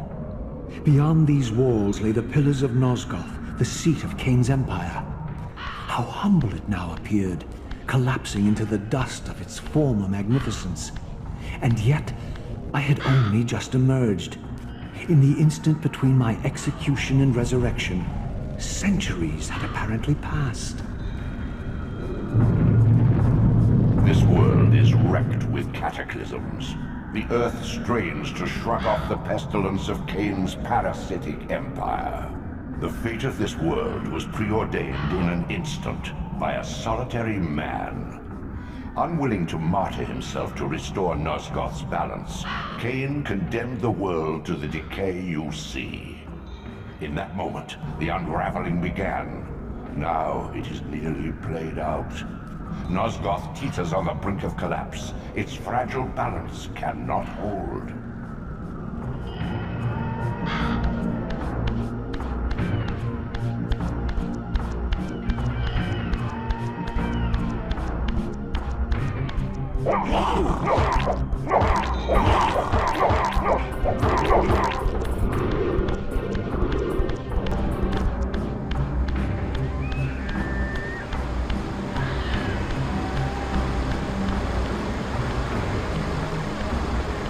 This, at least, had remained constant. The endlessly swirling vortex of the abyss. My tomb and the womb of my rebirth. Though much of Nosgoth's landscape had changed, these cliffs gave me my bearings. My clan territory was to the west. I was anxious to see how my descendants had fared during the centuries of my absence.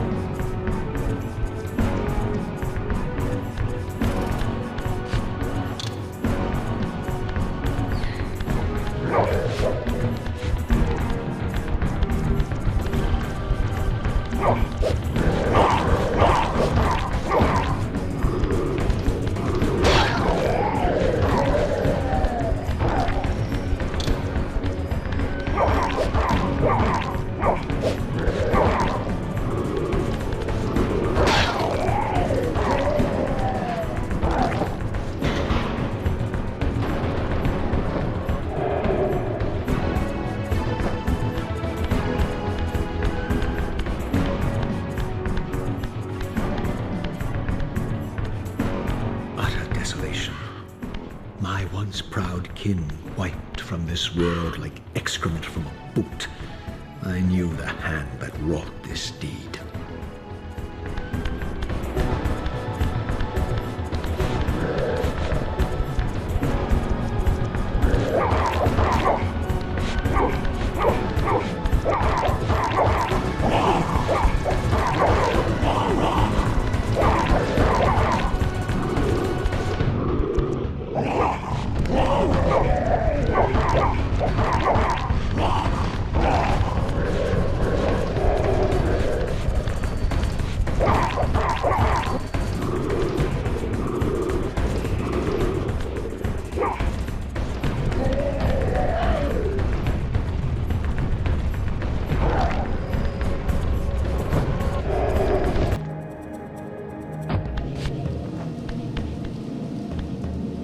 No!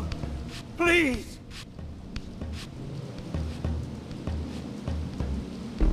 I didn't recognize these flayed racks of flesh. Their scent was vampiric. They gnawed upon their victim's carcass like dogs.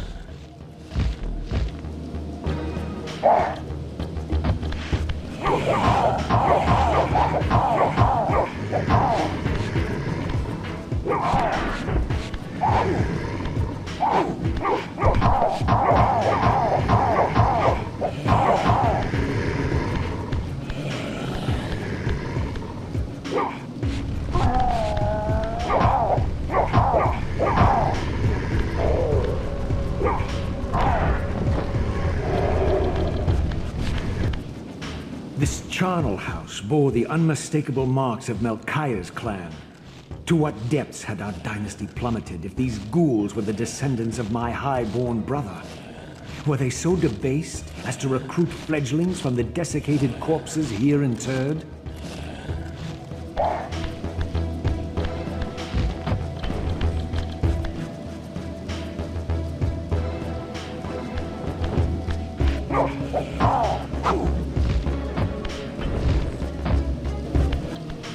My brother Melchiah was made last, and therefore received the poorest portion of Kain's gift.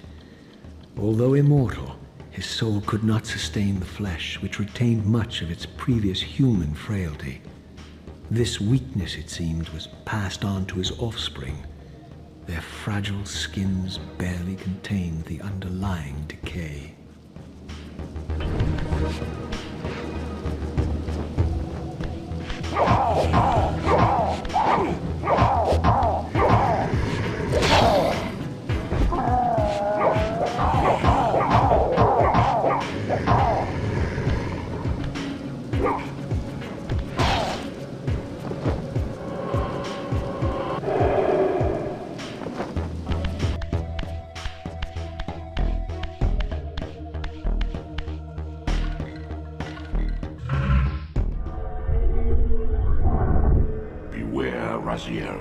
These wraiths are vampire spirits, fettered too long in the spectral realm. When their vampire natures adapt to this plane, they become eaters of souls. Do not allow these spirits to re-inhabit their corpses.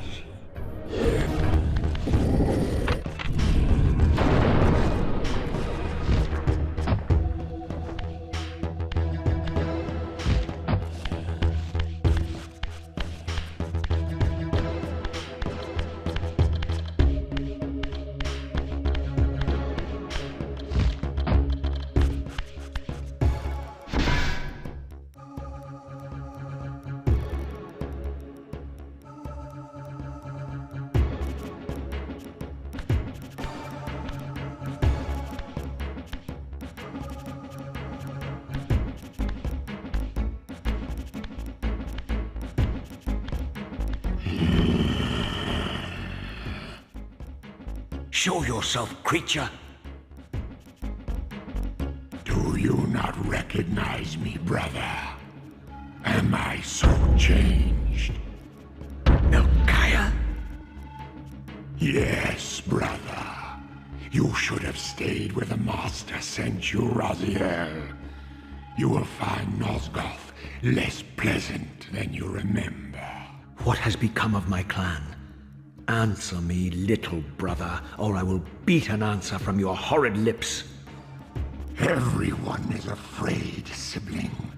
You awake to a world of fear. These times of change are so unsettling. Do you think I feel no revulsion for this form?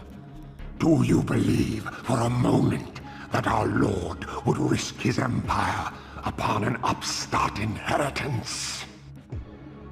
Enough riddles. What are you saying? You are the last to die.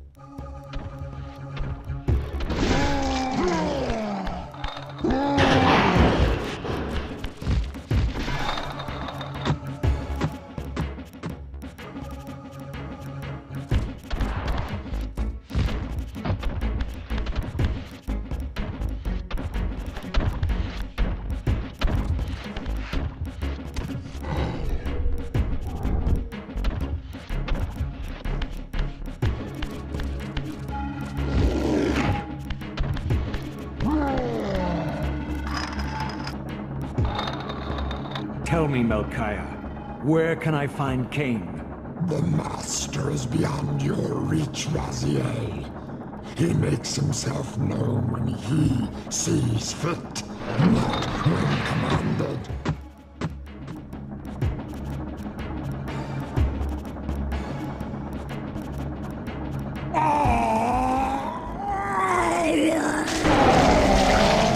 I'm released.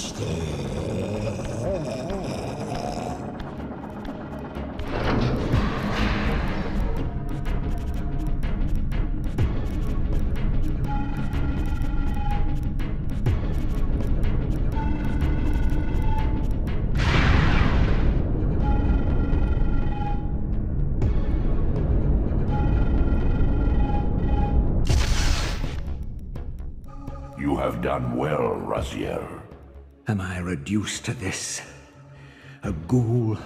A fratricide? Elevated, Raziel, not reduced. Consuming Melchiah's soul has endowed you with a new gift. Insubstantial barriers such as these are no impediment to you in the spectral realm. Will yourself to pass through, and you shall.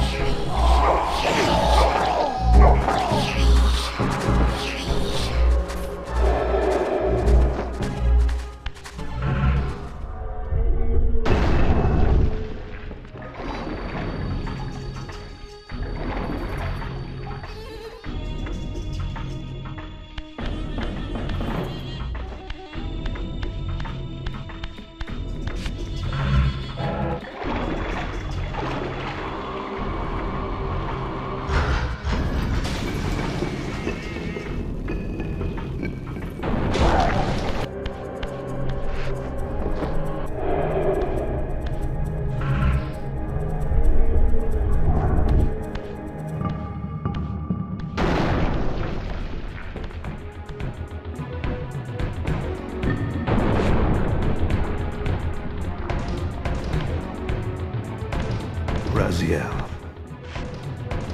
Kain! The Abyss has been unkind. I am your creation, Kain. Now, as before, you criticize your own work.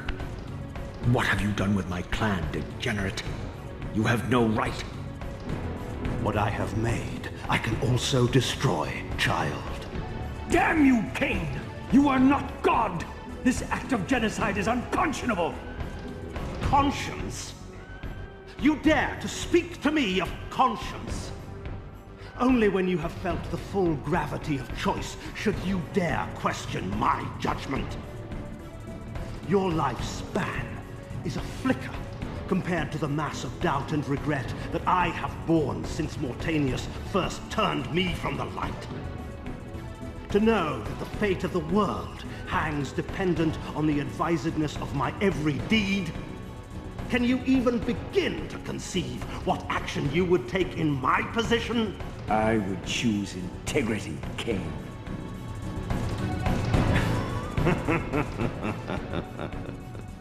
Look around you, Raziel. See what has become of our empire. Witness the end of an age. The clans scattered to the corners of Nosgoth. This place has outlasted its usefulness. As have you.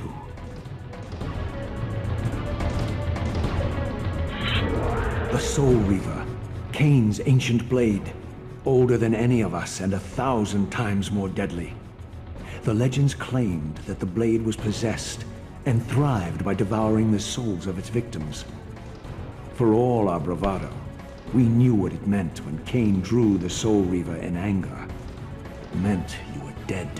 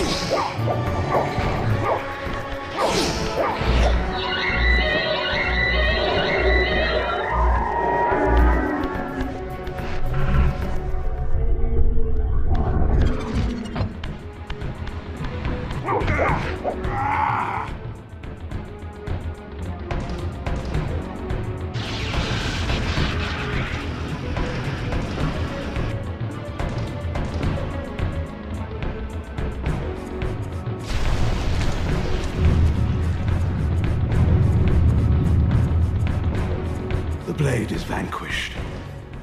So it unfolds.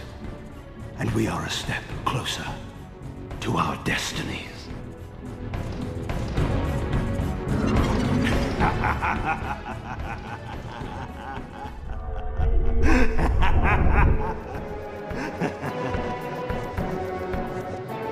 I swore I saw a glint of satisfaction in Kain's eye when the Soul Reaver was destroyed.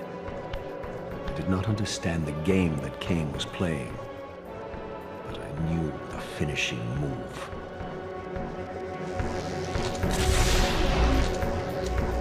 From this moment and ever afterward, you and this blade are inextricably bound. Soul Reaver and Weaver of Souls, your destinies are intertwined. By destroying the sword, you have liberated it from its corporeal prison and restored it to its true form, a radiant blade, its energy unbound. No longer a physical blade, it can only manifest itself in the material realm when your strength is fully restored. Once manifest, it will sustain you.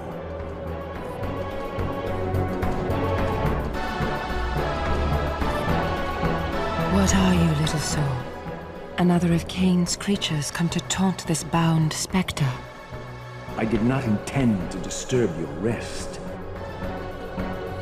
Rest. A body is needed for sleep. Flesh and bones are required to recline. No, child. All I may do is watch and remember, ceaselessly conscious as this wretched world's history unfurls.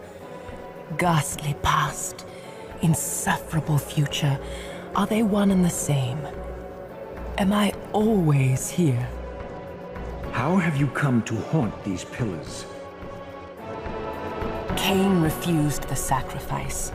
The Pillar of Balance, corrupted to its core, stands as a monument to his blind ambition. Now these pillars serve only to bind me here, my prison and eternal home, thanks to the avarice of your master, Kain. That bastard can claim no allegiance from me. Then we share a common foe, Raziel. Return here when you have need. Ariel remembers what others have forgotten.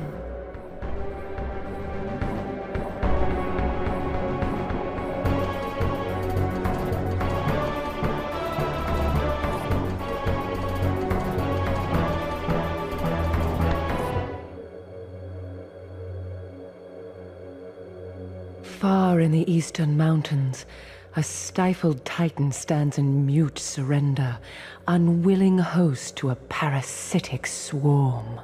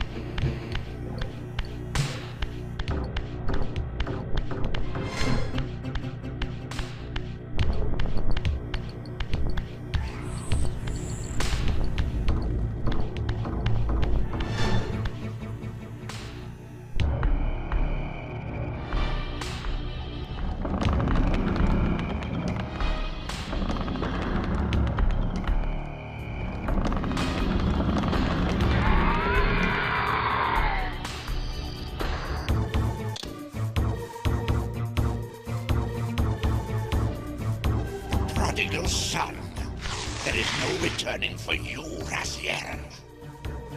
Zephon, your visage becomes you. It's an appropriate reflection of your soul. And you are not his handsome Raziel anymore.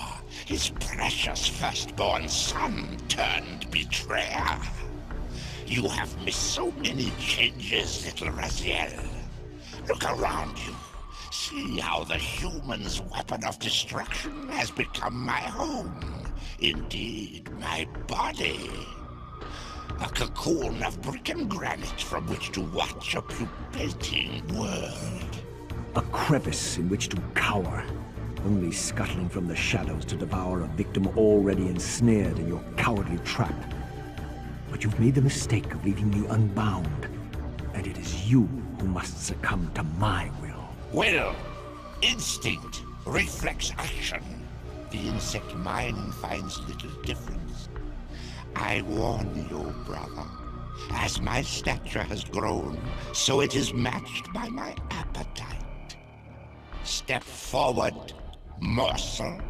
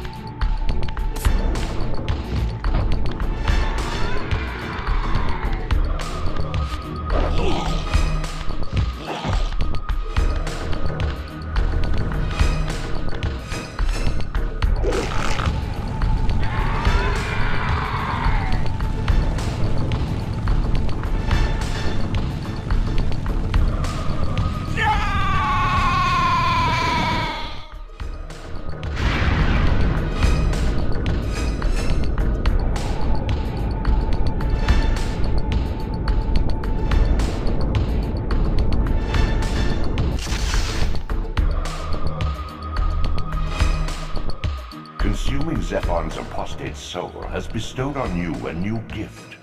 Like his vampire spawn, you are able to scale certain walls which are otherwise impassable, but only in the physical realm. In the spirit world, these insubstantial edifices will not support you.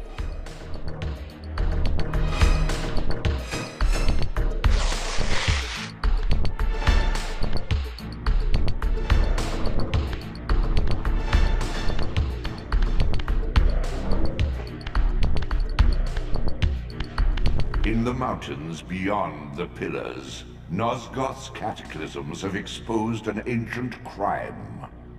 Endowed with Zephon's soul, you may now progress where your path was hitherto impeded.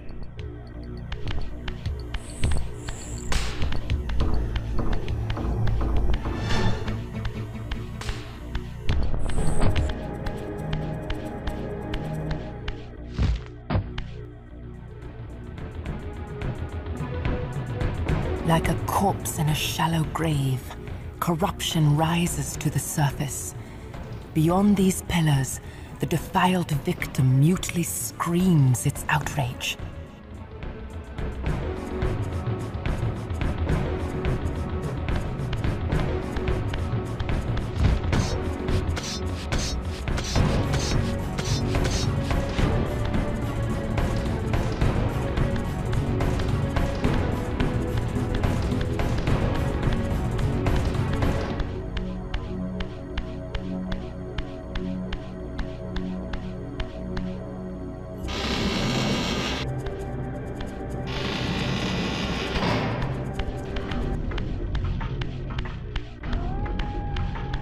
The ancient tomb of the Seraphim, once impenetrably sealed, now ravaged by Nosgoth's upheavals, its mysteries lay exposed. In the time of Vorador, centuries before Kain was made, the Seraphim warrior priests waged a merciless war against the vampire tribes of Nosgoth. Emboldened by righteousness, they committed unspeakable and indiscriminate acts of violence, massacring fledglings and ancients alike. They decimated entire bloodlines in mere decades. Now their husks lay here, murderers enshrined.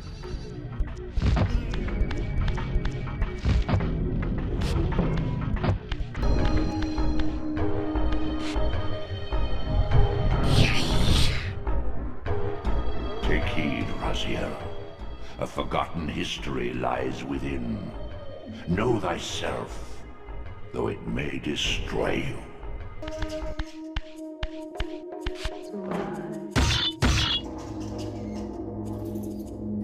As I pulled the stone free, a sigh of sepulchral air escaped the inner chamber. I was not prepared for what lay beyond this threshold.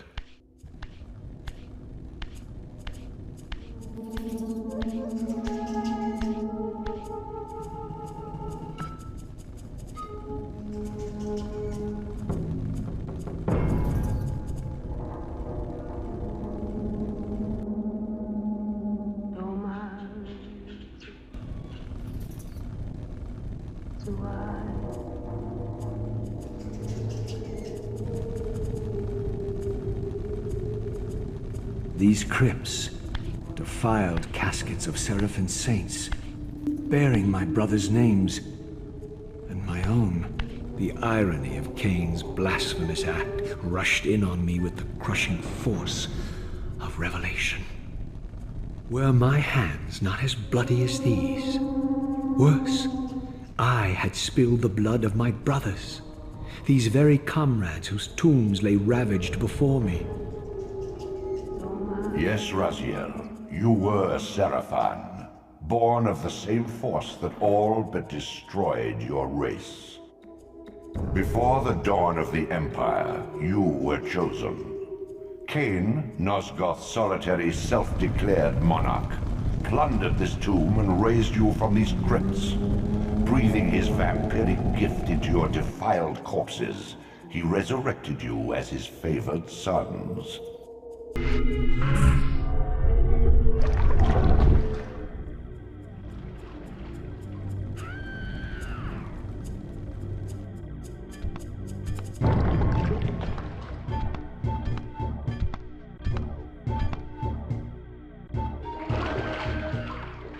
heretic.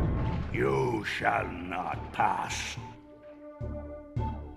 Such loyalty to one who has you guarding this outpost like a chained dog?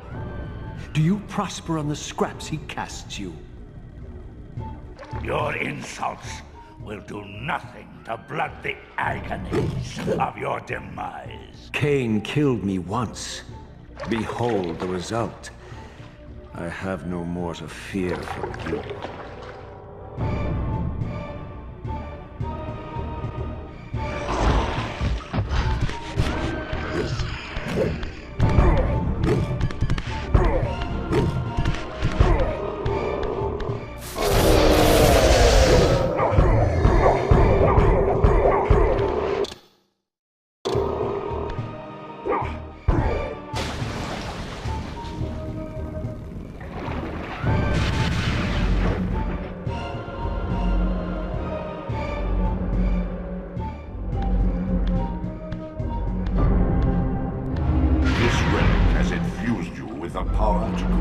And manipulate space. As your symbiotic weapon, the Soul Reaver is also thus enhanced. You may focus and project an orb of kinetic energy to strike objects that are otherwise beyond your reach.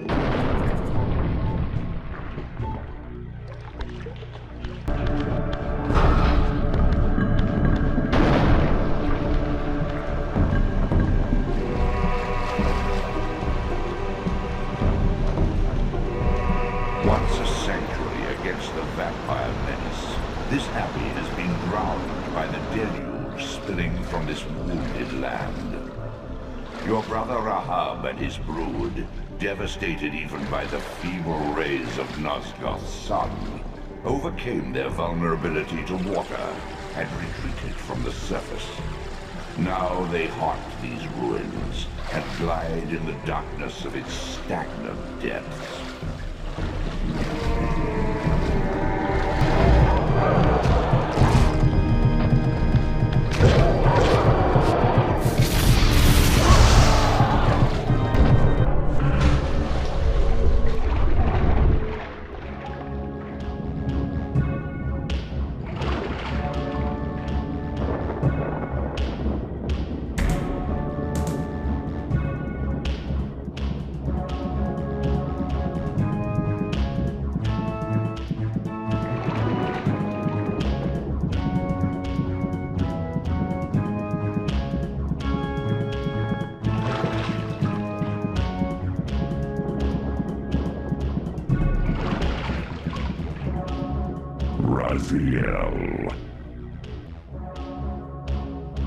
Rahab, you have adapted well to your environment, for one so maladjusted. Do not mock me, Raziel.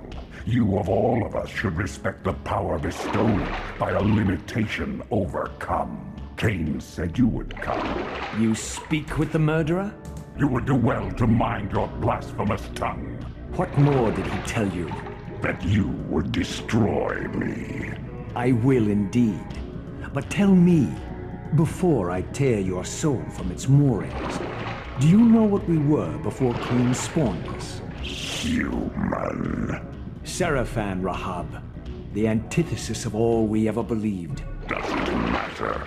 We were lost. He saved us. Saved us? From what? From ourselves.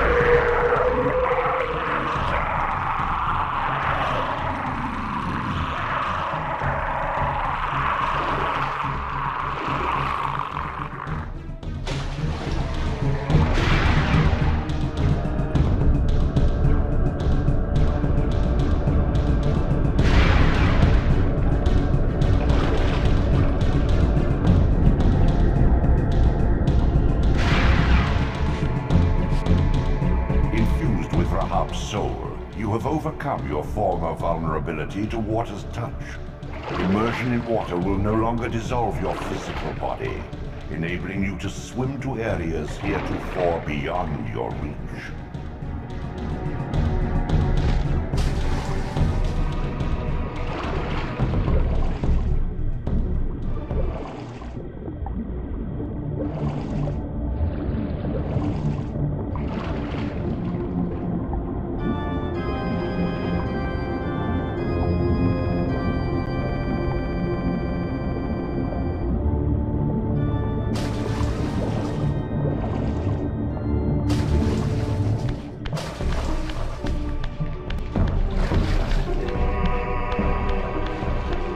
Beyond the maelstrom of the abyss, a subterranean tunnel leads northward to the clan territory of your brother Dumas.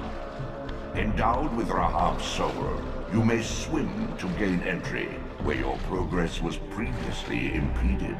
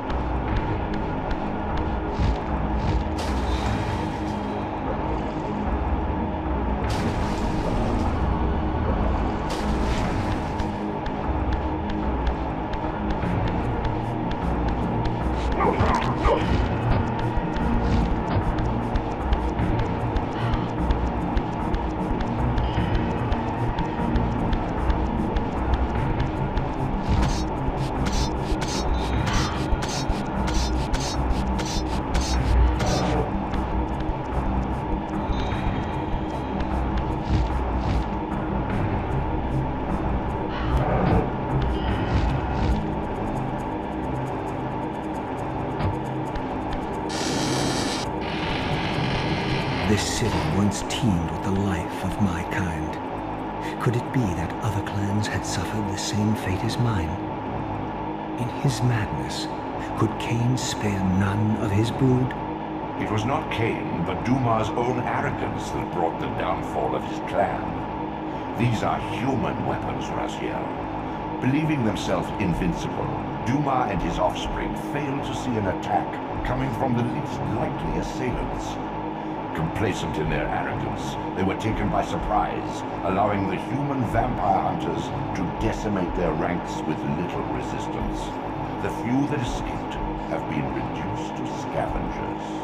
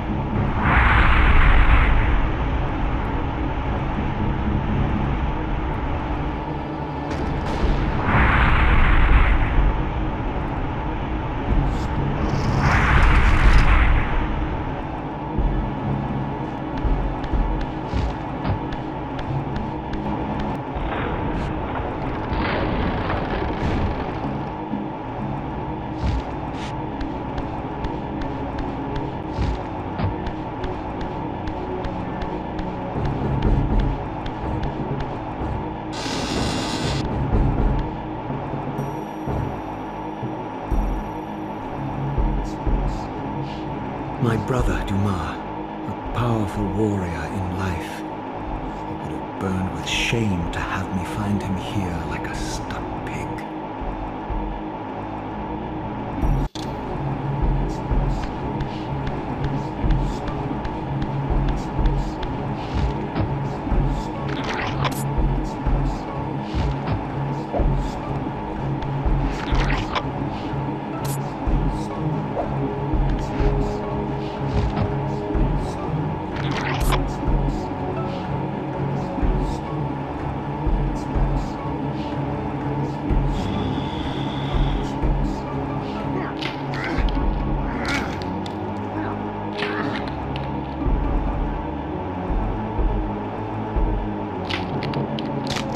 Unbound at last. I thank you, brother. Your thanks are premature, Dumar. I have not forgotten whose hands bore me into the abyss. The centuries in Limbo have honed my strength. Not even Kain is my equal. Even the strongest vampire is vulnerable. We shall test your thesis, Raziel. My bloodthirst has been superseded by an even darker hunger. I will consume your soul before this day is done.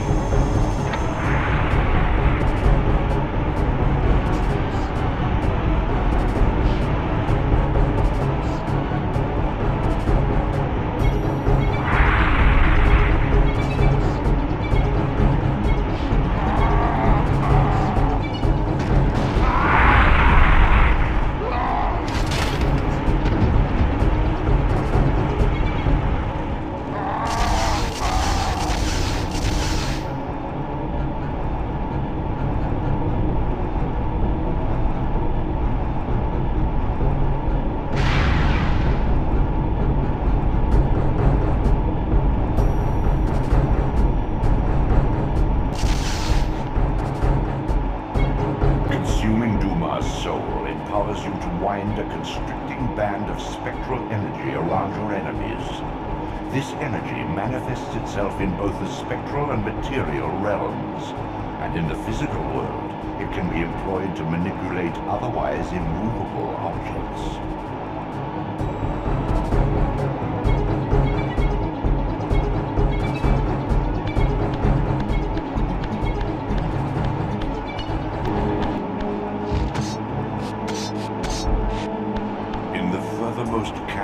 Nosgoth's frozen wastes, the hushed silences embrace an ancient enigma.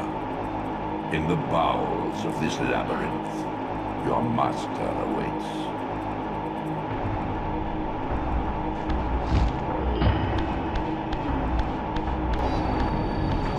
The Oracle's Cave, where Kain's first fateful meeting with Mobius occurred. Mobius played the role of a doddering soothsayer, stirring his pot of visions while dispensing enigmatic predictions to gullible visitors. Underneath the facade was Mobius the Time Streamer, sorcerer of the Circle of Nine, a ruthless manipulator with the power to bend time. Since his murder at Kain's hands centuries ago, these caves have stood vacant, though, like Mobius himself, they are rumored to be only a facade for a much larger, more elaborate complex. I sensed that Kain was here, and at that moment, I would have plumbed the depths of hell to find him.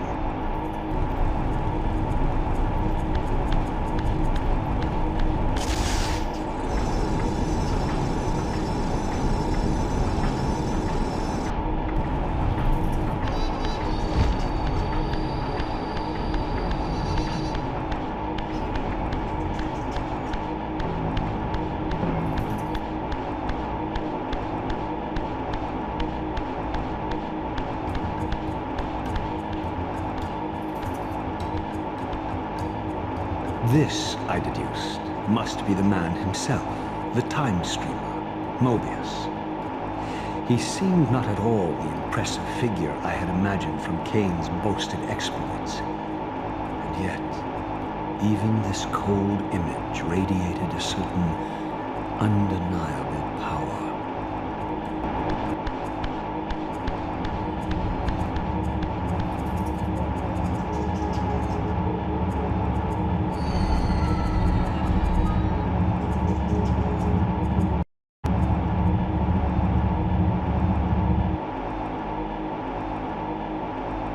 My arrival in this miserable age. What trickery is this? It is no illusion, Raziel, but a glimpse into the currents of time itself.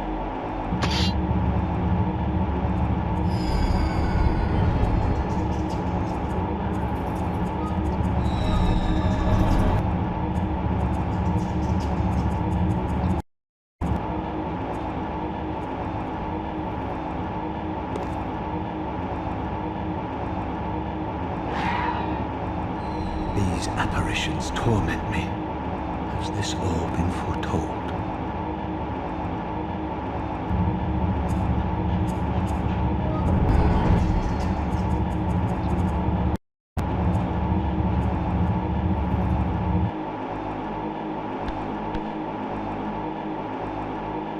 Impossible! This must be one of Kain's deceptions.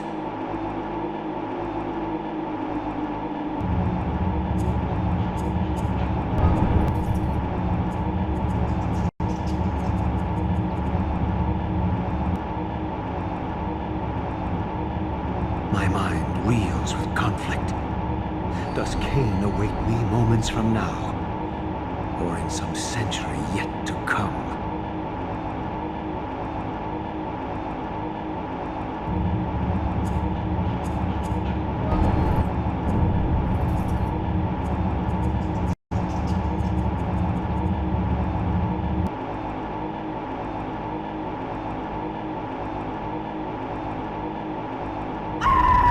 This cannot be.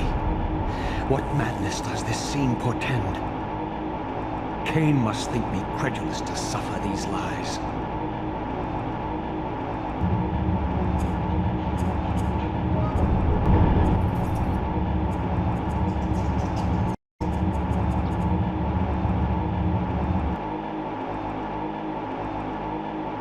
Is this phantasm a conjuration of my mind, or an echo of future events?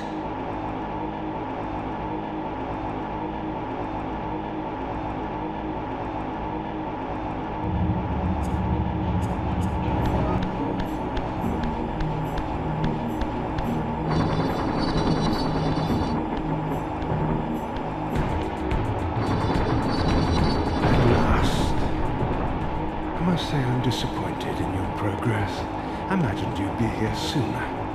Tell me, did it trouble you to murder your brothers? Did it trouble you when you ordered me into the abyss? No. I had faith in you. In your ability to hate. In your self-righteous indignation. Lies. I cannot have foreseen all of this. Eternity is relentless, Raziel. When I first stole into this chamber centuries ago, I did not fathom the true power of knowledge. To know the future, Raziel. To see its paths and streams tracing out into the infinite. As a man, I could never have contained such forbidden truths.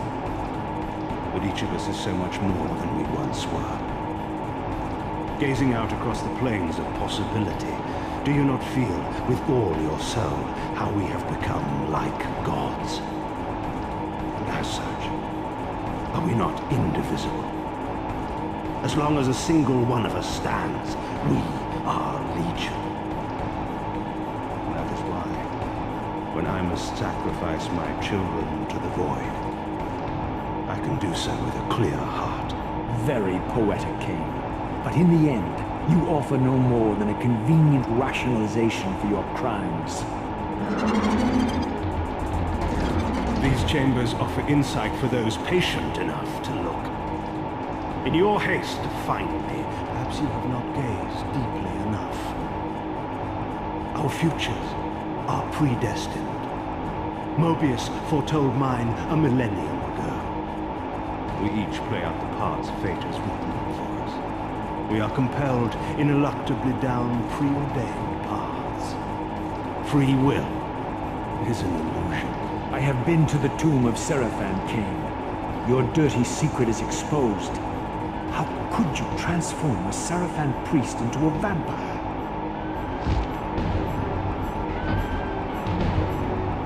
How could I not? One must keep his friends close, Raziel, and his enemies even closer. Can you grasp the absurd beauty of the paradox? We're the same. Seraphan and vampire.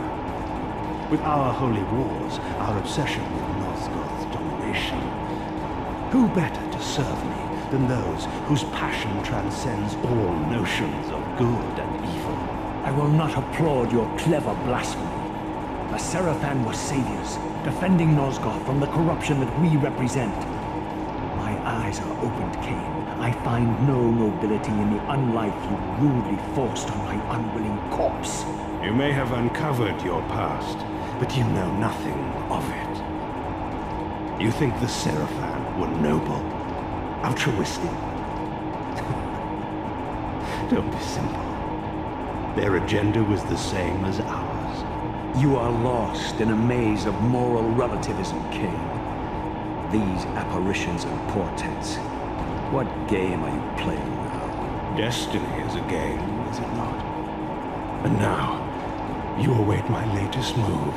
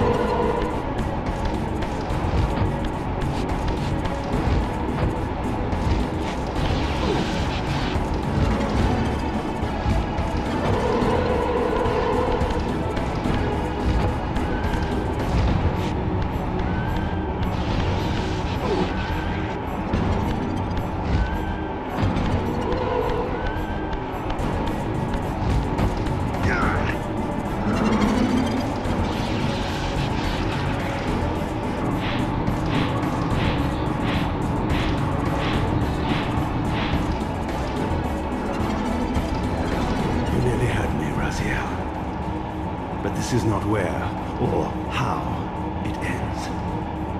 Fate promises more twists before this drama unfolds completely.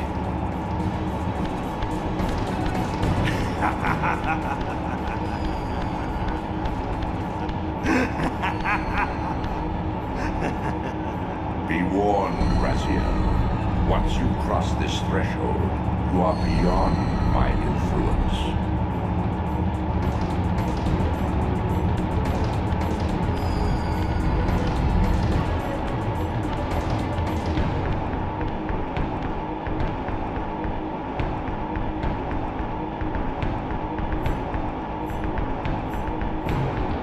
Raziel, Redeemer and Destroyer, Pawn and Messiah.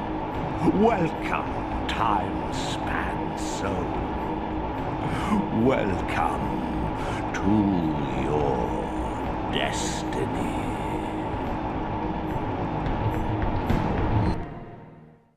Where time is but a loop, a loose stitch in the universal cloth, a streamer might seize upon a chance, a fatal slip, and plunge the fate of planets into chaos.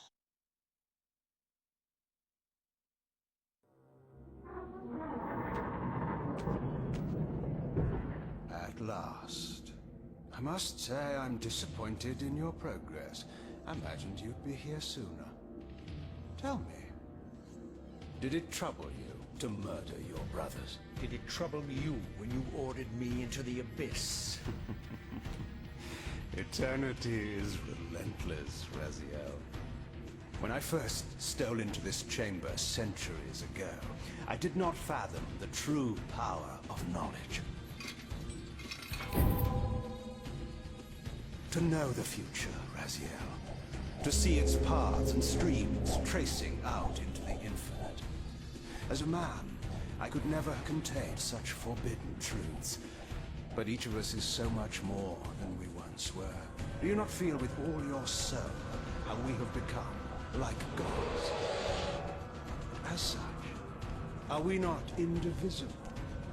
As long as a single one of us stands, we are legion. Our futures are predestined. Mobius foretold mine eons ago. We each play out the parts fate has written for us. Free will is an illusion. I found the tomb of Sarafan, Kain. How could you profane a priest by turning him into a vampire? How could I not? One must keep his friends close, Raziel, and his enemies even closer.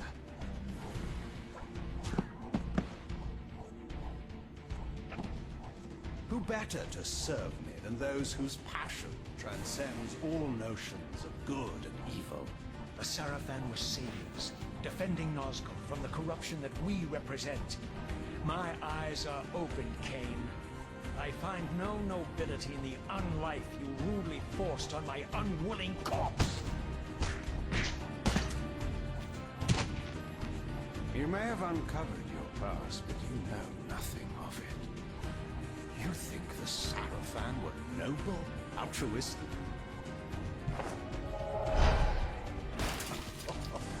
Oh, don't be simple. Their agenda was the same as ours.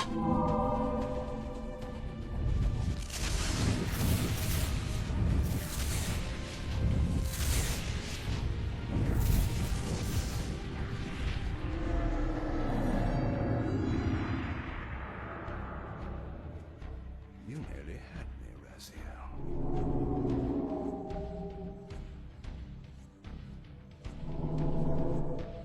But this is not where or how it ends. Fate promises more twists before this drama unfolds completely.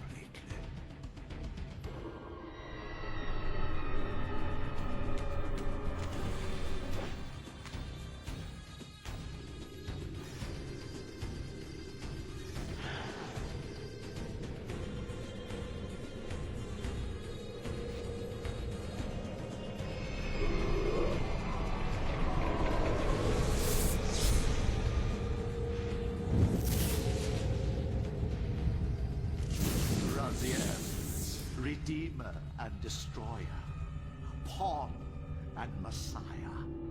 Welcome, time-span soul. Welcome to your destiny.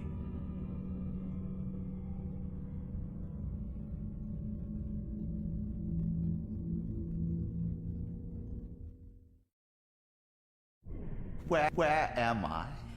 Is the usual question. In your case, when might be more apt. Very well, you If you'd prefer I use my bare hands... This is completely unexpected. This orb disables our vampire enemies, leaving them helpless and incapacitated. Strangely, it seems to have the same effect on that peculiar weapon of yours. But you must believe me. I mean you no harm. You can drop the benevolent facade, Mobius. I know who and what you are. I should kill you where you stand. Perhaps you should, my boy. But you don't. Are you so certain of that, Mobius? My role as Time Guardian affords me a certain level of omniscience, Raziel. No, you don't kill me. That honor belongs to your maker, Kain, some 30 years from now. Ah, you two are a pair, just as fatalistic as he is. Death comes for us all, Raziel. It's just a matter of time. How is it that you know my name? We have never met. On the contrary, Raziel, I know you very well. And it grieves me to see how cruelly Kain has used you. I knew you when you were one of the Sarafan Brotherhood, Raziel. We were even close. Oh, please. Fortunately, you need not love me now to be my ally. Are we within the stronghold of the Sarafan priesthood? Yes, but the glorious days of the Sarafan have long since passed, I'm afraid. This is a more cynical and indecorous age. My mercenary army now inhabits this stronghold. We strive to honor the memory of the Sarafan with our own humble crusade. Is this the vampire Vorador? Yes. The scourge of the Circle, the most depraved and decadent example of his whole degenerate race. He slaughtered 6 of my fellow Guardians as they cowered defenseless in this room. And you somehow survived this massacre? I and 2 others. The Circle was devastated. Only we 3 were spared. How convenient. You'll forgive me if I don't naively devour every scrap of information you toss me. You have a reputation for deceit. And who has slandered me so? Your malefactor, Kain? The one who betrayed and destroyed you? Our common enemy? Consider the source before you judge me too harshly. We'll forget about rekindling our old friendship then. But consider an alliance based on our common ground. We both want Kain dead. I can help you do it. You don't want to meddle in this, old man. I know all about your sordid little schemes, but you're simply out of your depth on this one. You underestimate me, Raziel. Let me show you. Even now, Kain is lying in wait for you, unaware that I've snatched you out of the time stream and brought you here to me. See how he lingers at the very pillars he is destined to destroy, foolishly confident that he has eluded your grasp. The pillars are still standing in this time? Yes, Raziel. They are the embodiment of the divine force which preserves the life of our world. We who serve the pillars maintain their delicate balance, and Kain is destined to be the fulcrum upon which that balance turns. I believe you have already endured the wasteland wrought by his terrible, selfish decision. Kain's very existence is a cancer upon this world. As long as he lives, all of Nosgoth is in peril. You may never again be human, Raziel. But you can re-embrace the essence of your humanity and the nobility of your Sarafan heritage. Go to him, Raziel, and end this. But first, you will need to find your way out of the stronghold, and in this, I'm afraid I cannot help you. My soldiers will not understand your appearance here. They will try to kill you. You needn't fear them, of course. They're no match for you. Try to keep the casualties to a minimum. But do what you have to do. All great movements require a few martyrs.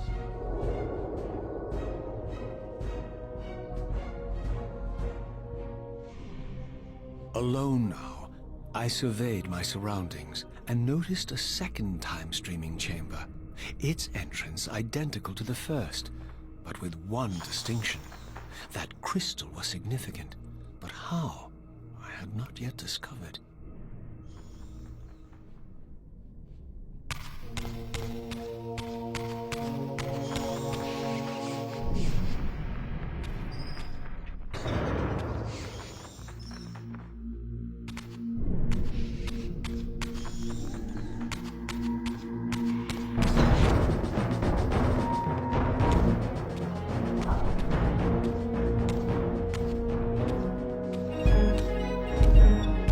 Throughout the stronghold, I discovered evidence of my former nobility and my life as a Sarafan priest. This was the heritage so foully stolen from me when Kain raided my sacred crypt and defiled me.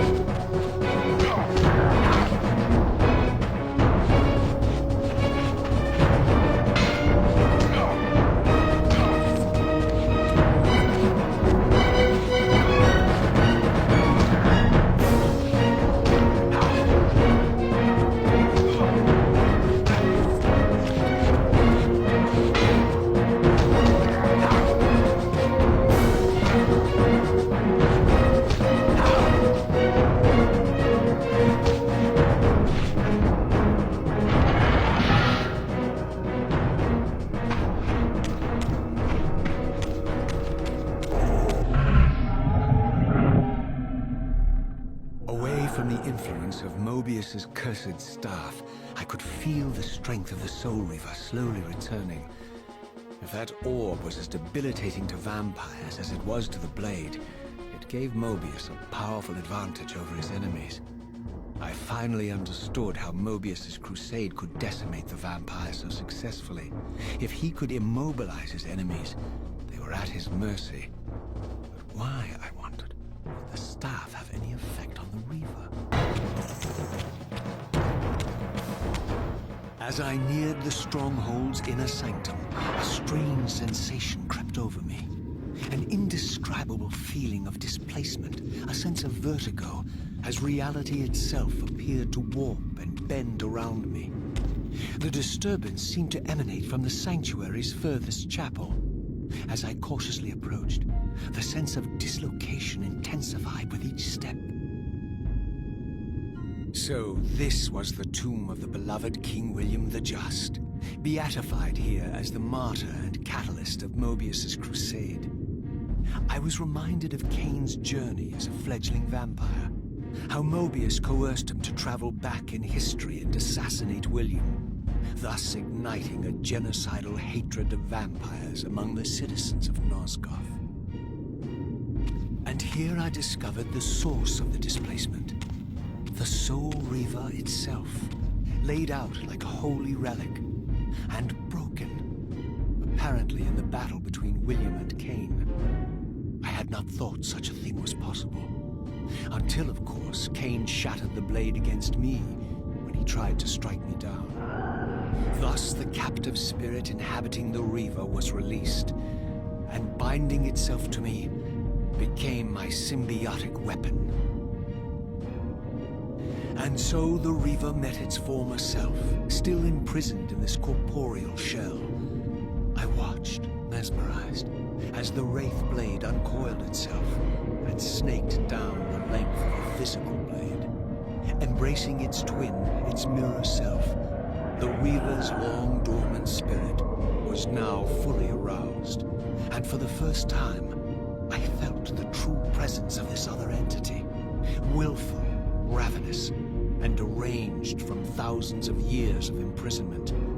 The Reaver was now in command, and I now merely its helpless host, felt my soul being leached to restore the blade. But the Reaver knew better than to destroy its host, and just as I neared the brink of oblivion, the blade released its hold on me. As I recovered, I realized we were now bound together in a fragile alliance. The Reaver no longer merely my symbiotic weapon, but a sentient parasite competing for control. What have you done to me, Mobius? Is this your trap? How mine? Don't forget it was Kain who led you here, not I. While you curse me, the only soul in Nosgoth ready to guide and assist you, Kain laughs at our folly and revels in your dismay. These blades, now coiled in sinister embrace, have inspired terror in the hearts of creatures far more durable than you, old man. Bound together as they are, I can only imagine what they could do to your soul's fragile shell. Raziel, I beg you to stay your hand. This was none of my doing. I have sought only to aid you in your righteous quest. Why, you're trembling, Mobius. Has your confidence abandoned you? You seem to have made a fatal error by leaving your precious staff behind. Is that where all your courage comes from? Listen to me, Raziel. You don't know what you're doing. I have taken an enormous risk by appearing here before you, so defenseless, yet eager to prove my good intentions. If there's anything left of the Seraphim in you, you won't do this. While you threaten me, your true enemy eludes you. Don't concern yourself with Kain, old man. He'll join you in hell soon enough. As you said, death comes for us all. Yes, the Wheel of Fate demands it. What did you say? The Wheel of Fate. The inexorable cycle of death and rebirth to which all men are compelled. We serve the same God, Raziel. To strike me down would be striking God's own attendant. And I don't believe even you would take that risk. I tire of your games, Mobius. Now that I know you fear me, I needn't concern myself with you. Kain is waiting for me. Go then, Raziel. Seek Kain out and destroy him in the name of the one God we both serve. You, who were once a Seraphim priest, murdered, profaned, destroyed, and reborn again from his mercy. You are now most powerfully equipped to be his agent, his instrument of restoration and retribution. My own vengeance is motivation enough.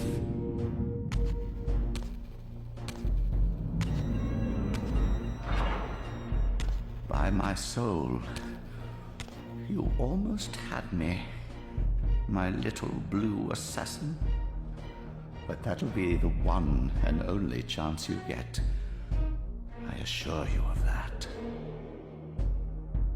I could now summon the blade at will, regardless of my strength. But once summoned, the blade's ravenous appetite could not be contained. It devoured the souls of its victims, and if I allowed it to become over-aroused, the Reaver would now turn its hunger on me. So this was the legendary Janos Ordrin, reputed to have been the most ancient and diabolical vampire to have ever existed. According to folklore, he lived high in the cliffs of Nosgoth's northern mountains and preyed mercilessly on the defenseless villagers below. His reign of terror ended when the Seraphim finally hunted him down and tore his throbbing heart from his still-living body. This relic came to be known as the Heart of Darkness, and was supposedly imbued with the power to restore vampiric unlife. The Seraphim therefore guarded it carefully, lest the heart fall into the hands of their enemies. But I wondered, could Janos Ordrin truly have been as monstrous as depicted here? Or was this merely artistic license by the Seraphim, who sought to lionize themselves by demonizing their darkest enemy?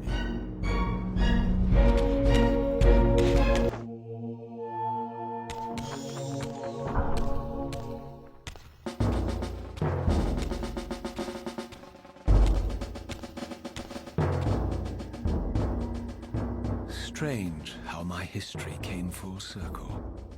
This chapel, I realized, was a memorial to my former Sarafan brethren and myself.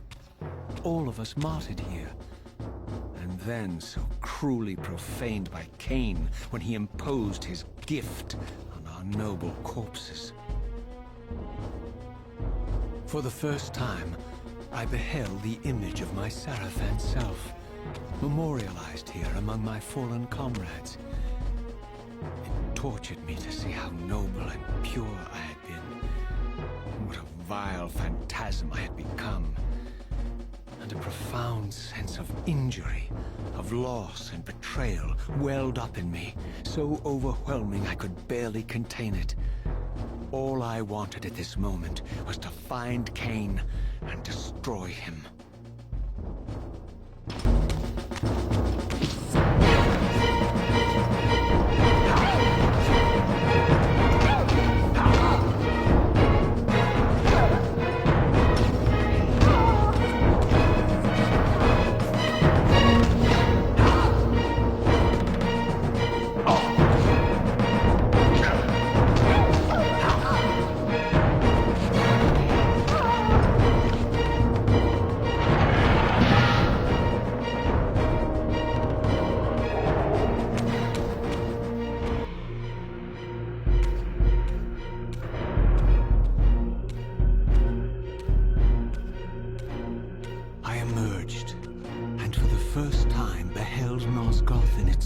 Glory. The land overflowed with abundant life and vitality.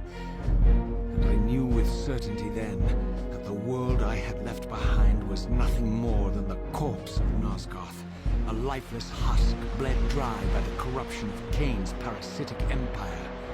This was the fragile world Kain sacrificed to preserve his own petty life and ambition, heedless of the profound cost. The sight only deepened my resolve. I sensed that the pillars lay to the northwest. If Kain truly waited to confront me there, I would not disappoint him. While I had only just escaped the stronghold, I sensed that in time my journey would return me full circle to this place. Infiltrating the fortress, however, would be no small feat. The balcony that had provided my escape was now well beyond my reach, leaving this massive gateway as the only means of entry.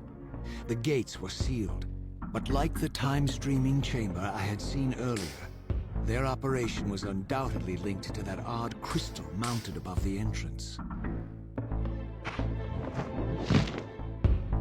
To arms!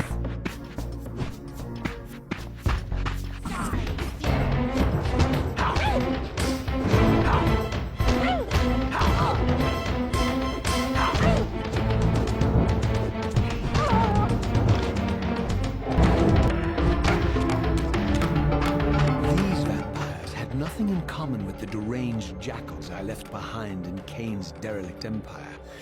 They seemed to retain much of their former humanity. In this era, vampires were clearly not the uncontested predators we had been. These creatures were hunted mercilessly and oppressed.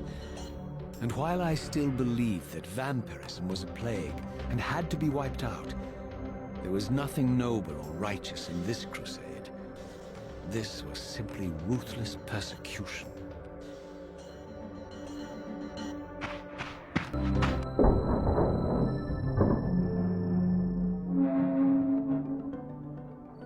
The pillars of Nosgoth, pristine, whole, and uncorrupted. I had never beheld them in this undefiled state, yet something profound and indelible resonated within me at the sight. And there, waiting at the very heart of the pillars, was the canker that was destined to destroy them.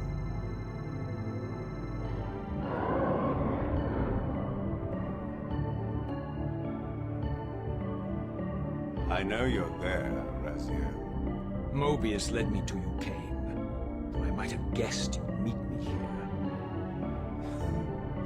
And if Mobius told you I was hidden on the underside of hell, would you throw yourself into oblivion to pursue me?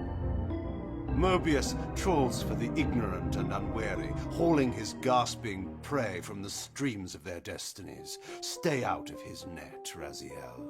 Spare me your elaborate metaphors, Kain. I have pursued you here for one purpose. You will pay for your betrayal, and balance will thus be restored to Nosgoth. And whose will is satisfied then? The will of Raziel or Mobius? Would I be better manipulated by you, Kain? Now, turn and face me. The chase is over. This isn't a chase, Raziel. We are merely passengers on the wheel of destiny, describing a perfect circle to this point. We've been brought here for a reason. I've seen the beginning and the end of our story, however, and the tale is crude and ill-conceived. We must rewrite the ending of it. You and I. Face me, Kain. Even you shouldn't die a coward's death. Isn't it customary to grant the condemned a final request? I recall no such courtesy from you. Indulge me, Raziel. All I ask is that you listen.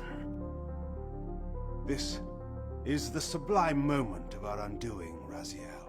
The ineffable fulcrum upon which swings the entirety of our history. This is where all of Nosgoth is betrayed. In this instant, Ariel, the Balance Guardian, is murdered by dark forces bent on overthrowing the Pillars. Her spirit is just now tearing free, lost in the ether, trying to find its way here. You have already seen how she comes to haunt these Pillars.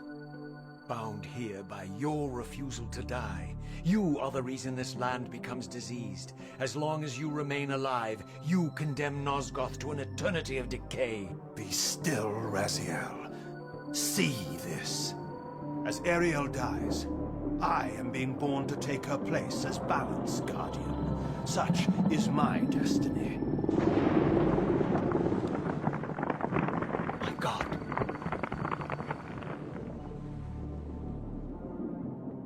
At the moment of my first cry, Ariel's beloved, the Guardian Nutraptor, finds her corpse. Racked with grief and tormented by suspicions of treachery, Nutraptor plunges into a madness which overflows and infects all of the Guardians who are symbiotically bound, including me. The repercussions of Ariel's assassination were expertly calculated. The entire circle descends into madness, and I am tainted at the moment of my birth, instantly rendered incapable of fulfilling the role destiny has prepared for me. Shall I show you the same mercy you showed the rest of the Circle, then? You blithely murdered them to restore their pillars, yet your hand faltered when it came to the final sacrifice. What makes you exempt, Kain? You're merely the last man standing. Why condemn me for simply carrying out what you hadn't the courage to do yourself? Let's drop the moral posturing, shall we?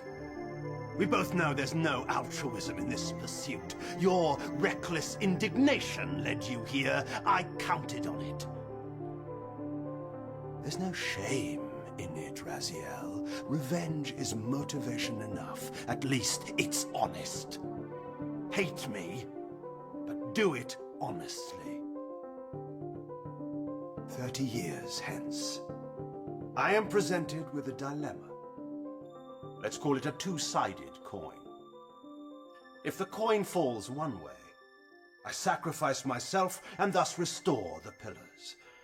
But as the last surviving vampire in Nosgoth, this would mean the annihilation of our species. Mobius made sure of that.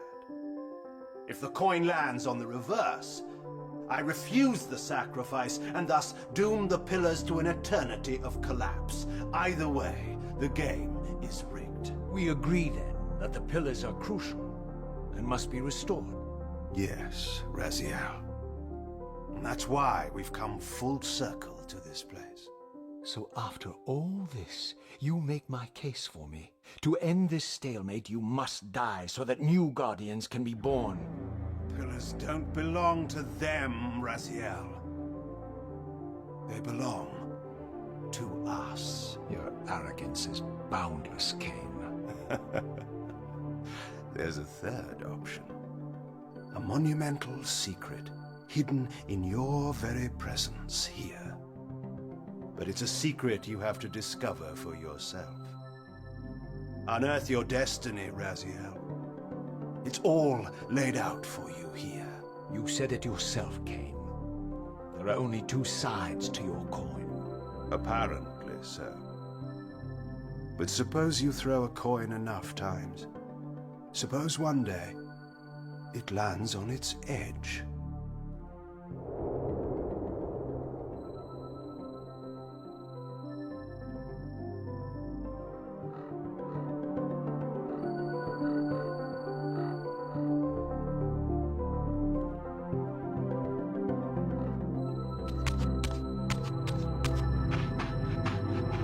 I didn't know what impulse stayed my hand, why I had so willingly allowed Kain to escape me when I had pursued him for so long.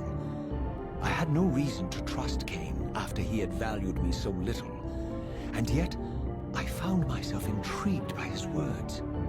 I had been too cruelly used to so gullibly play his pawn, but if this world truly had secrets to divulge, I was determined to expose them.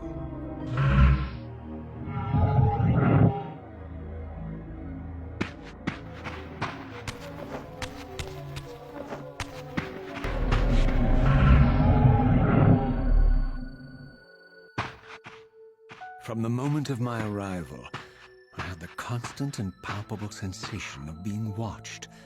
Someone, it seemed, was keenly interested in my presence here.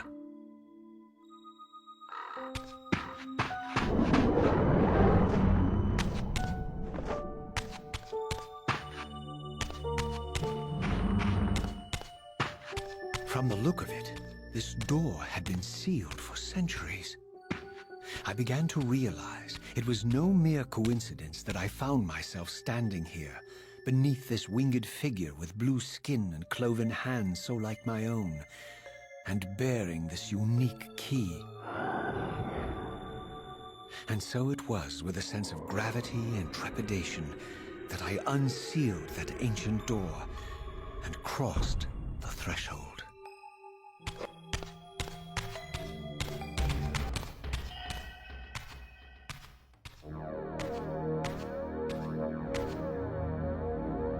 As I entered the chamber, I sensed that it had been sealed for hundreds, perhaps thousands of years. And while this room was clearly built when the pillars were erected, I knew that no human hand could have shaped this place, and that perhaps it had never been seen by human eyes. The surrounding murals depicted a winged race, their features so like my own, but beautiful, where mine were grotesque, and angelic, while mine were demonic. I tried to decipher these images. A great war, but with combatants like none I had ever seen. The pillars, raised by this winged race, who thus defeated their adversaries. The winged beings again, writhing in agony, apparently afflicted with the same bloodthirst I had so recently suffered. And throughout the chamber, inscribed everywhere, images of the Reaver itself. Was this what Kain had urged me to discover? I wondered. Lies, Raziel.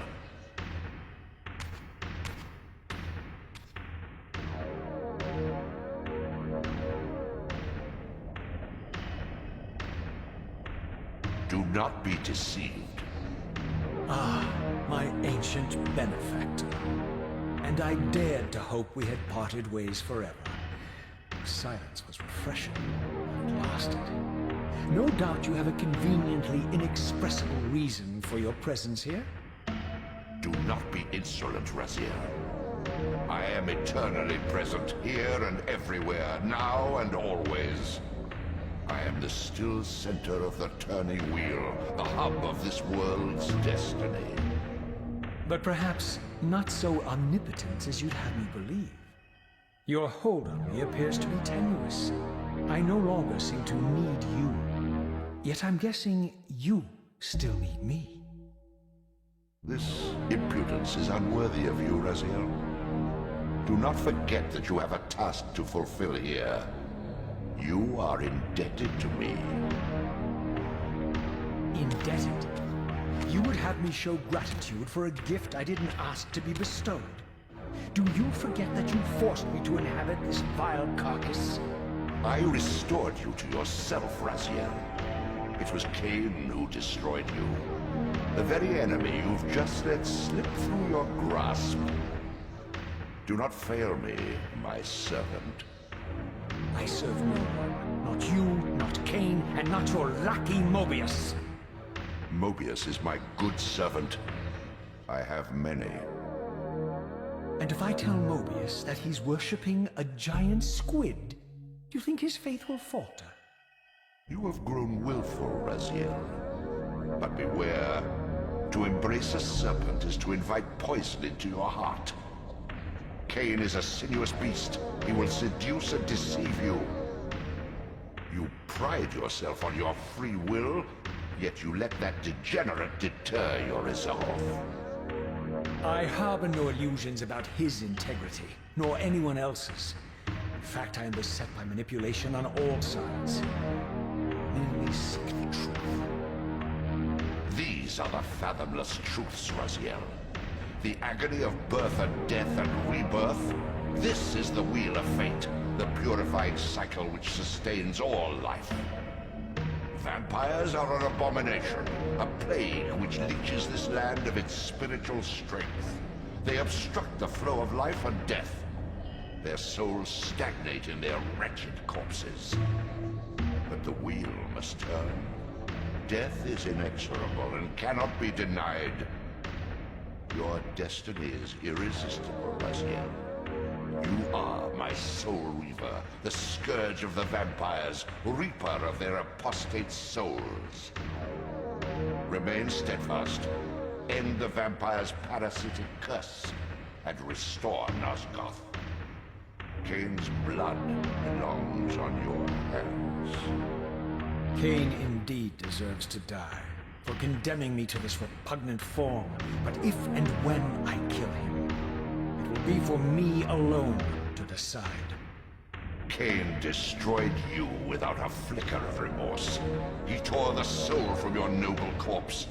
And after you had served him faithfully for 1,000 years, he discarded you in the abyss on a jealous whim.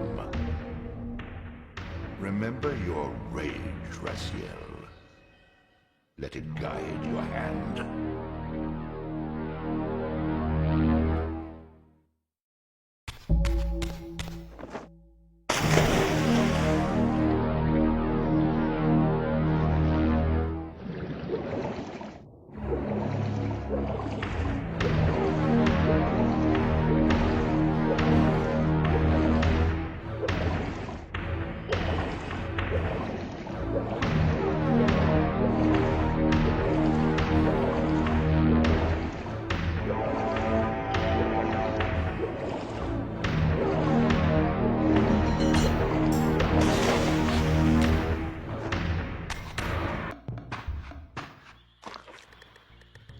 I surfaced into a very different landscape.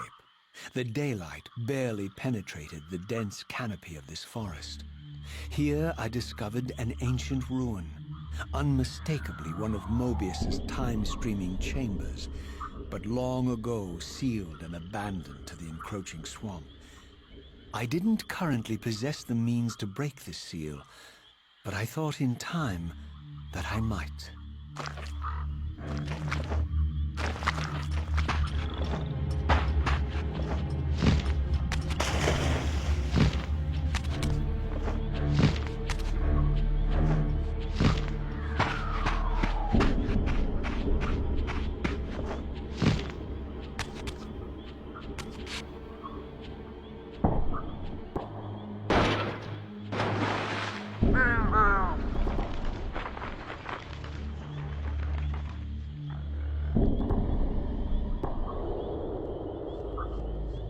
So, my lurking observer was exposed. The creature vanished when he realized he was discovered, but I caught a glimpse of him, and his features were distinctive enough. This was the vampire Vorador, the monstrous assassin depicted in the Stronghold. Strange that a creature brazen enough to assault the Circle single-handedly would avoid confronting me. Very well. If Vorador would not come to me, I would go to him. But first, I needed to find some means of reaching that terrace.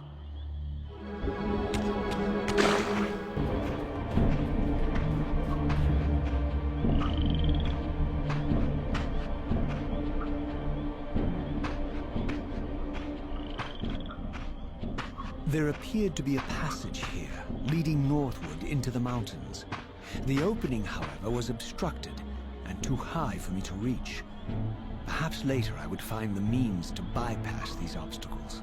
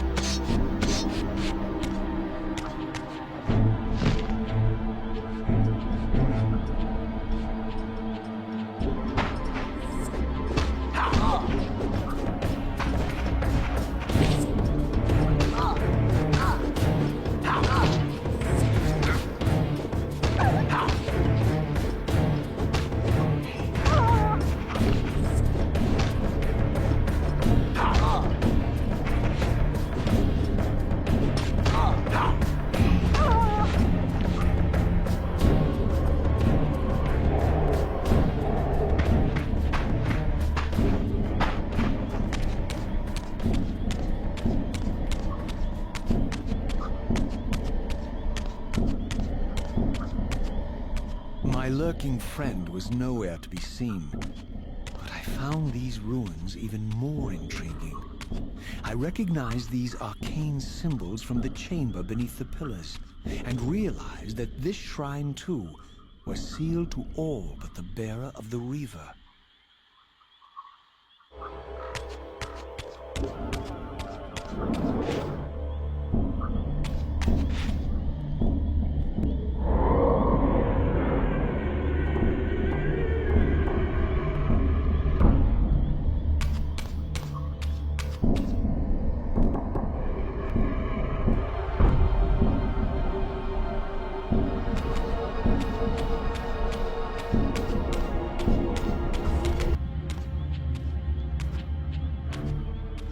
Throughout this ancient shrine, murals depicted the winged race, the apocalyptic war against their mysterious and equally inhuman adversaries.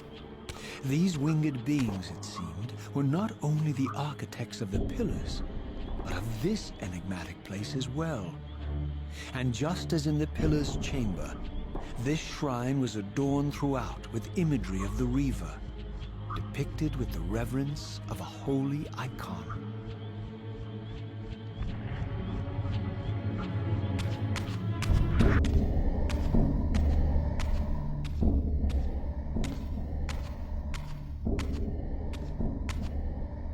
Now I understood the purpose of the mysterious basins I had seen throughout my journey. They were elemental fonts, each attuned to a fundamental essence. When I forged the blade, every font in Nosgoth with the same elemental attunement was simultaneously quickened. The Reaver's enhancements were never permanent, but these fonts enabled me to re-imbue the blade by bathing it in the elemental energy distilled therein.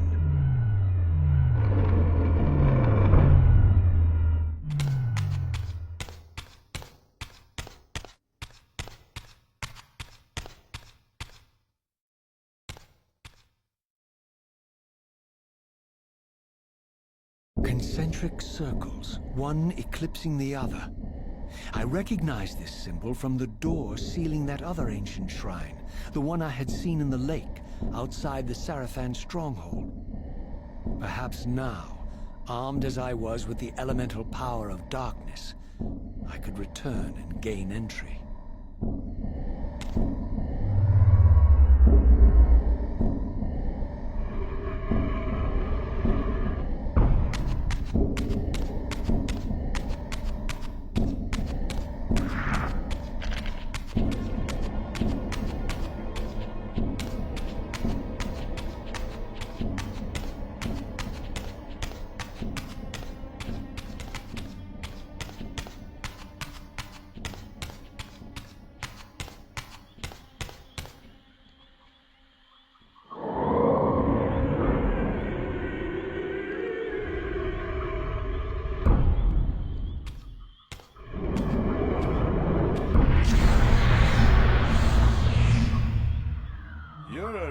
excuse for a savior? Vorador. I see my reputation precedes me. It does. All good, I hope? I've been watching you since you emerged from that accursed stronghold. Strange that your arrival coincides with the corruption of the Pillars. But I'm wondering, are you the catalyst of these events? Or the answer to them? I don't know what you mean. I will speak plainly then. I distrust your origins, stranger. Seeing you crawl from the putrid depths of Mobius's keep makes me question your purpose here. And what should I make of your appearance? Not human, clearly, and more demon than vampire. And the Pillars. It is no mere coincidence that your arrival in that clearing heralded the Pillars' decay. And so I ask you plainly, are you the instrument of the Pillars' destruction, or their salvation? Neither. Very well. Let us look at the other side of the coin. I have followed your journey and watched as you blithely unlocked secrets that have been sealed and forbidden for thousands of years. The path you have been treading is open to only one being. You don't know what you are, do you? I have been many things. If you find me ignorant, enlighten me. What's the point? This world is beyond redemption. Let the human cattle have it. I would expect better than meek capitulation from you. Centuries of persecution have taught me well. 500 years ago, our race was nearly exterminated by the fanatical crusades of the Seraphan. And now the same sick drama unfolds again. In merely a decade, Mobius's cutthroat citizen army has nearly accomplished what the Seraphan could not. Vampires meddling in the affairs of men. Look where it's brought us. What am I to make of these secrets I've uncovered, then? The depictions of the winged race, the Pillars, and the Reaver. Fairy tales, boy. The delusions of an ancient culture clinging to hope long after the world had discarded them. Their bloodline trickled away, until only one of the ancients remained, sustained solely by obligation and his unfaltering faith in the old prophecies. But you see, even if you are who you appear to be, it no longer matters. You're simply too late. Janos Audron, the Reaver Guardian, the last of the ancients, and my maker, was murdered by the Seraphan nearly 5 centuries ago. He alone would have the answers you seek, but his secrets died with him. I don't know how you've come even this far without his guidance, or without the Reaver, stolen these 500 years ago by the Seraphan. I'm afraid, my friend, that you and all of us are out of luck. I had no less reason to trust Vorador than anyone else I had met. In fact, the ancient vampire was the most forthright being I had encountered thus far. If Janos Audron was the key to all this, then I would find him, and Mobius's time-streaming device would provide me passage. But first, I had to find a way back into the stronghold, and I suspected I would find the means within the lake's mysterious shrine.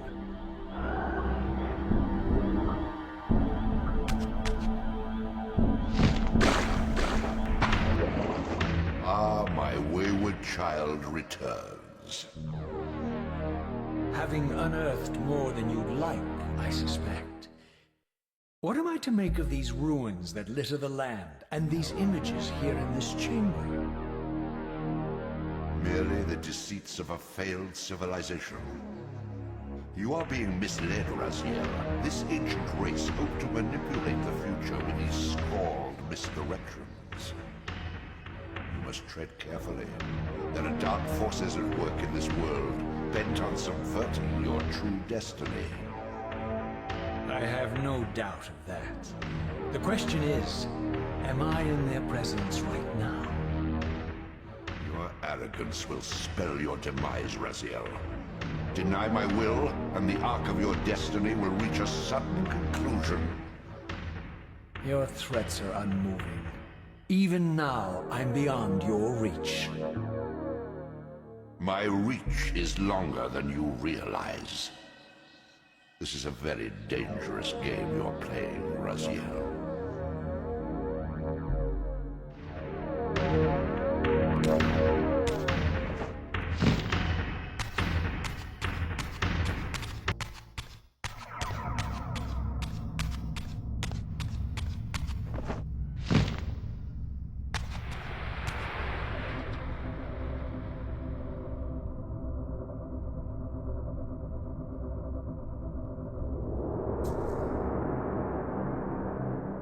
These murals left no room for doubt.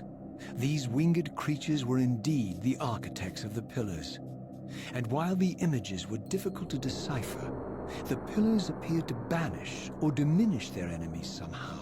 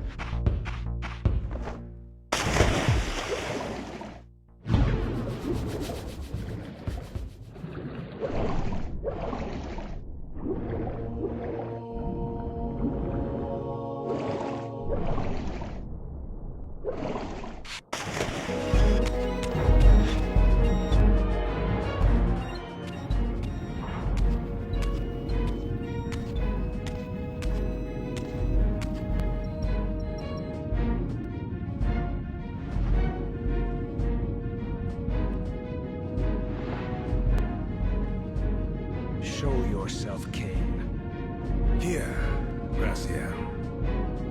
Everything is decided here.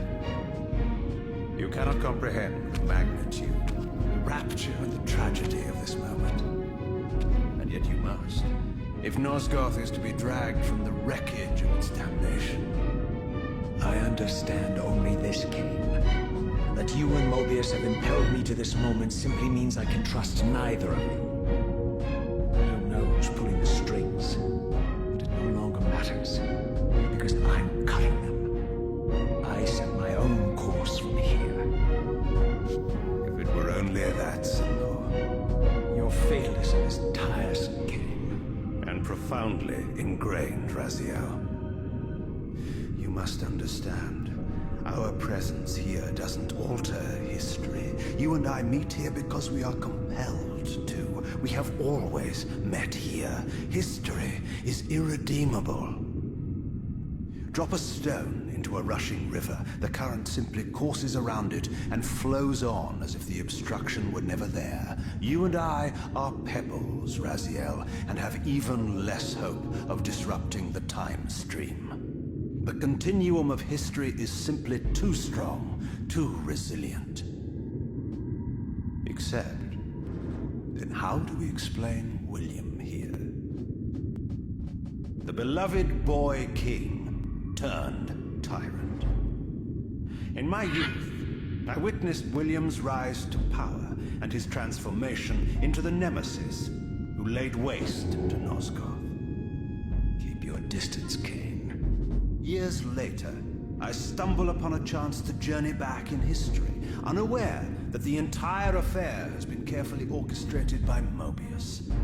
In my wisdom, I seize this opportunity to murder the young king before he can ravage Nosgoth, and thereby provide the catalyst Mobius needs to ignite a genocidal war against our race.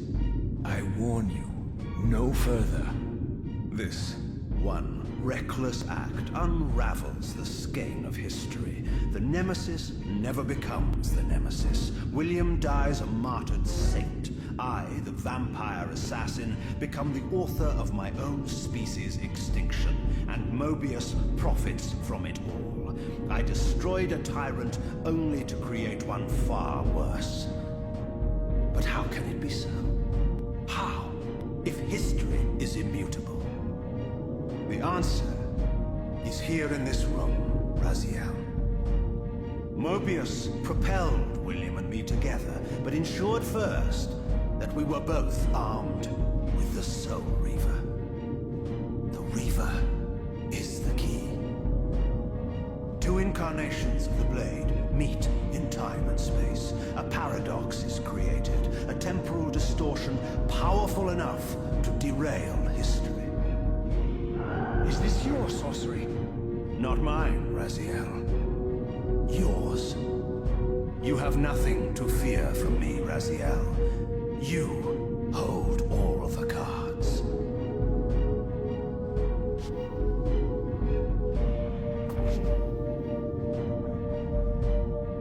Then perhaps I should test your sincerity. If what you say is true, you should be terrified. I could kill you here and now. And so you do, Raziel.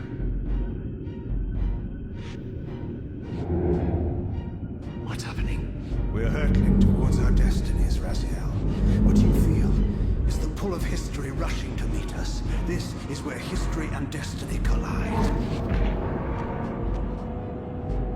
If you truly believe in free will, Raziel, now is the time to prove it.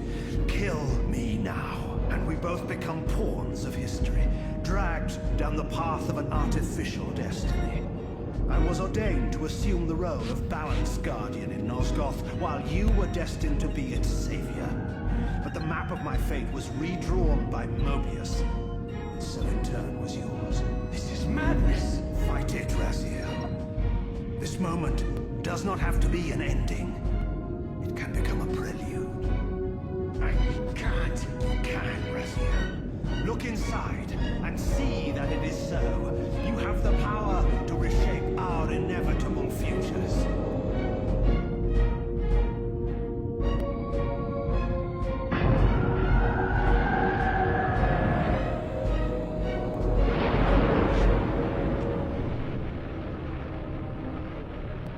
Poor William.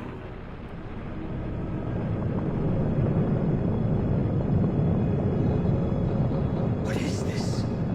History abhors a paradox, Raziel.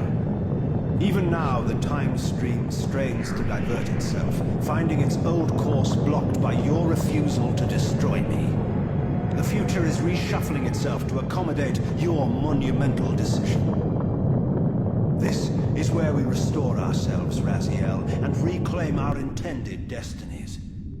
It may yet be possible for me to assume my role as Balance Guardian and return the pillars to their rightful inheritors. To the vampires. And this is the destiny you have urged me to discover. I don't know what game you and Mobius are playing, Kain, but I refuse to be your pawn. Unlike you, I still revere whatever shred of humanity I've managed to preserve. You will not use me as the instrument of your messianic delusions. Very well, Raziel. I'll not ask you to trust me. Your truths are for you to discover alone.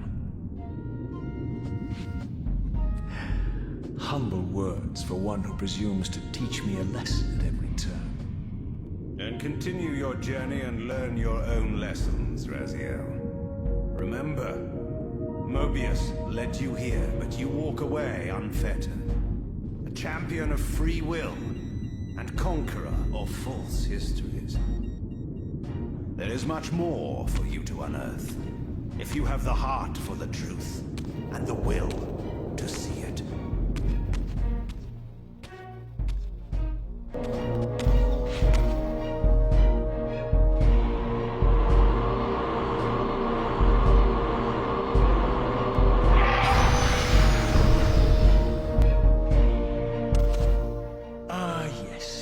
I like that look on your face, Mobius.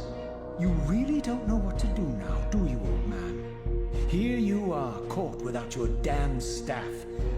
I suspect things aren't progressing quite as you'd hoped. You're not used to the fly turning to confront you in your web, are you? Kain's devious influence has poisoned your mind, Raziel. Now you see betrayal everywhere, even in your closest allies. We were never allies, Mobius. Conspirators, perhaps. Briefly. Why did you not kill Kain when you had the chance? He was at your mercy. Precisely. I had a choice, and I chose mercy. And now I know your sordid little secret. The significance of that displacement I felt when the two Reavers came together.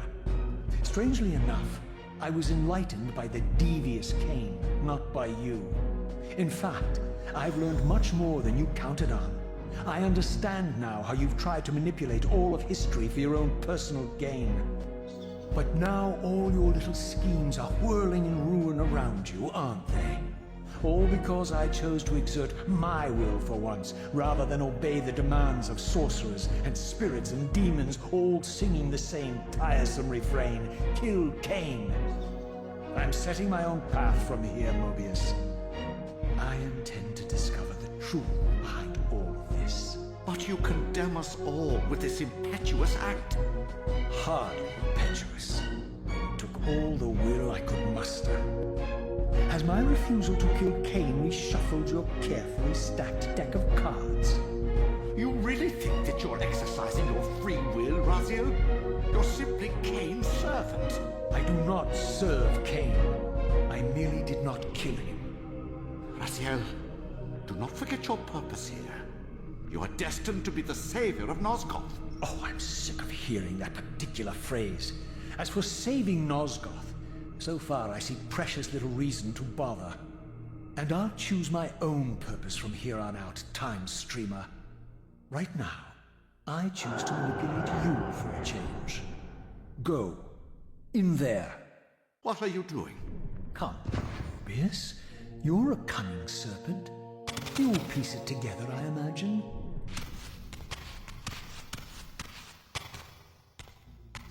This error is of no further use to me. You will operate this device to provide me passage. I want to see the world in a simpler time, before the Sarafan began their crusade. And what about Kain? You're leaving your core behind. You kill him if it's so damned important. You need only touch the two poles of the switch, and the device will transport you. But I urge you to reconsider. You've lost your powers of persuasion, old man. Rot here and forget me.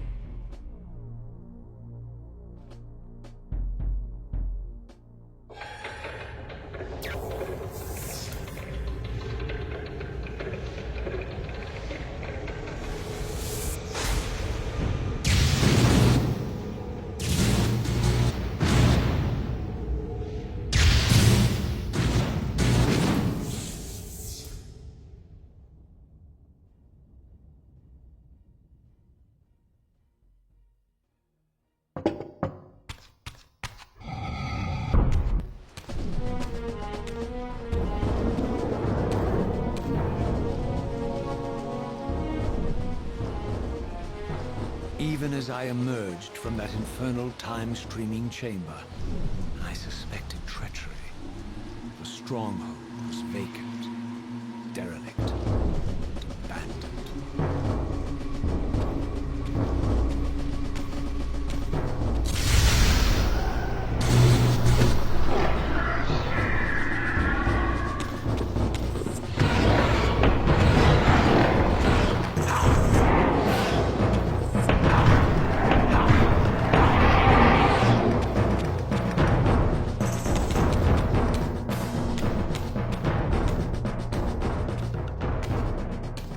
Any doubts about the era I now occupied, this grotesque tableau certainly eliminated them. For here was Mobius, long since murdered by Kain, lionized and beatified as the martyred leader of his bloodthirsty crusade. And if I required further evidence, I needed only to behold the gruesome trophy Mobius held aloft. A severed head of Vorador. The final triumphant kill of Mobius's cutthroat mob. His execution marked the annihilation of the vampires. Far from channeling me into Nosgoth's past, Mobius had propelled me over a century to its ghastly future. The intent behind this little detour was unmistakable. Having failed to make me his obedient assassin, Mobius intended to keep me ignorant of my true destiny, which clearly lay in Nosgoth's past. While his deception only reinforced my purpose, Mobius had effectively stranded me here. This left me no course but to explore the era I now occupied and see what changes the century had wrought following Kain's ill-fated decision. Perhaps time had cleared a path for me into the mountains, where I might unearth more clues behind the mystery of Janos Ordren.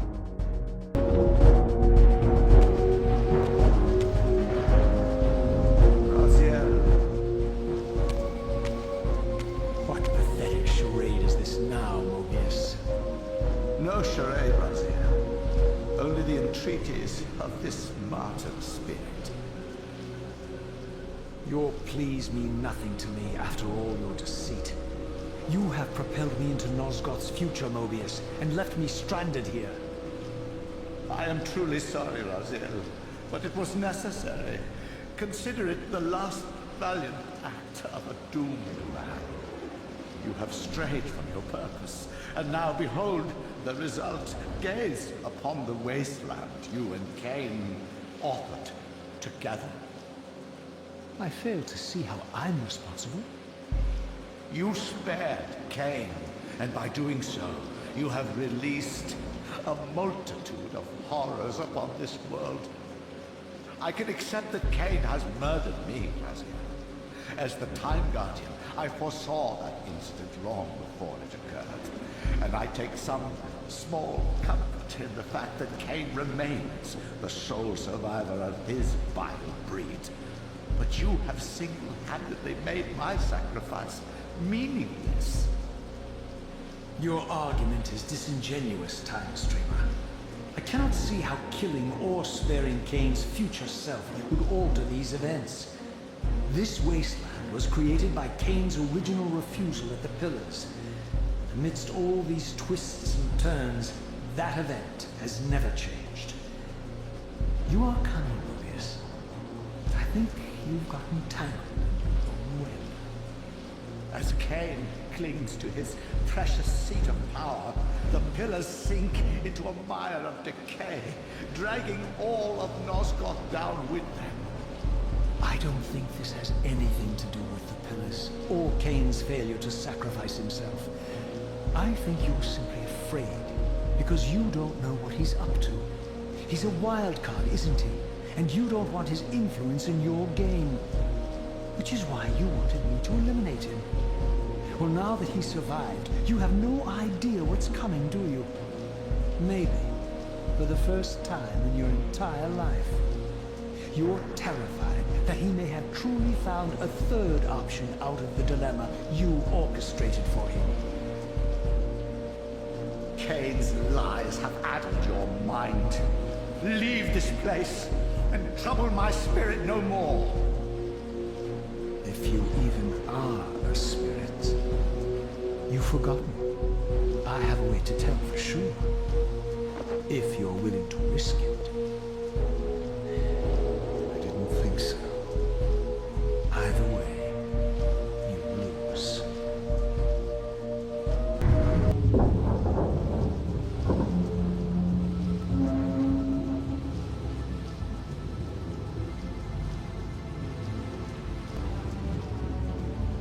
These were the pillars so familiar to my blighted eyes. But now that I had begun to learn their true significance, I regarded the pillars' destruction with a new, enlightened sense of horror.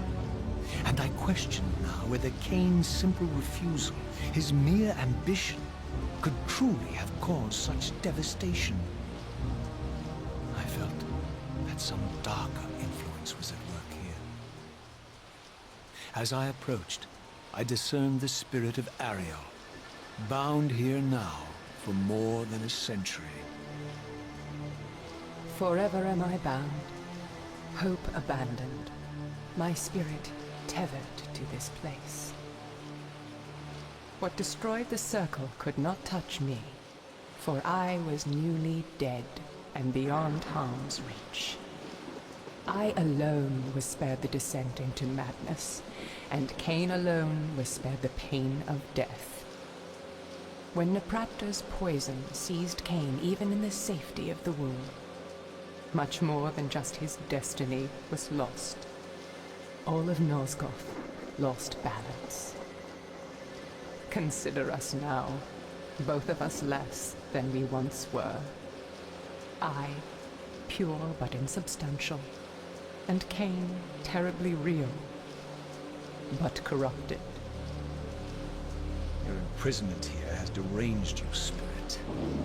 You fixate on Kain because you believe he is the tether that binds you here. We both know he is not the author of your agony. The Pillars were subverted by dark forces, invited by the Guardians themselves. The more I learn of your circle, the more I see a tangle of nested manipulations. Kain handed them their victory. They sought to topple the Pillars, and he was their willing instrument. Or was he their unwilling pawn? Would it blunt your wrath to know that Kain's dilemma was calculated to bring the Pillars down, regardless of the choice he made? And that the devastation would have been even greater had he chosen the path you would prescribe for him? You are a subtle, deceitful creature. But your clever arguments do not absolve Kain. He must die for the Pillars to be restored. There is no other way. Then consider this more ominous possibility. What if Kain's death does not restore the Pillars? Consider that it may simply be too late, that this world may be beyond redemption, and that you may be bound here eternally.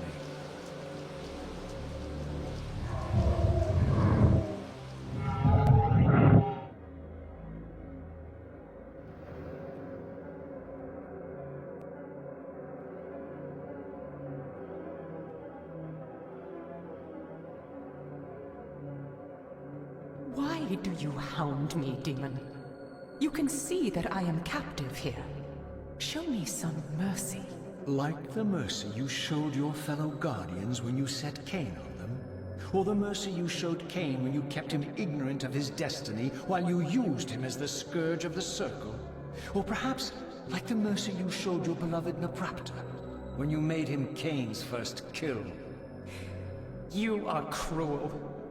Why do you torment me? I'm merely looking for answers, Ariel. Ah, very well. I'll leave you in peace. But know this about you and this purgatory from which you long to escape. You're merely at the threshold.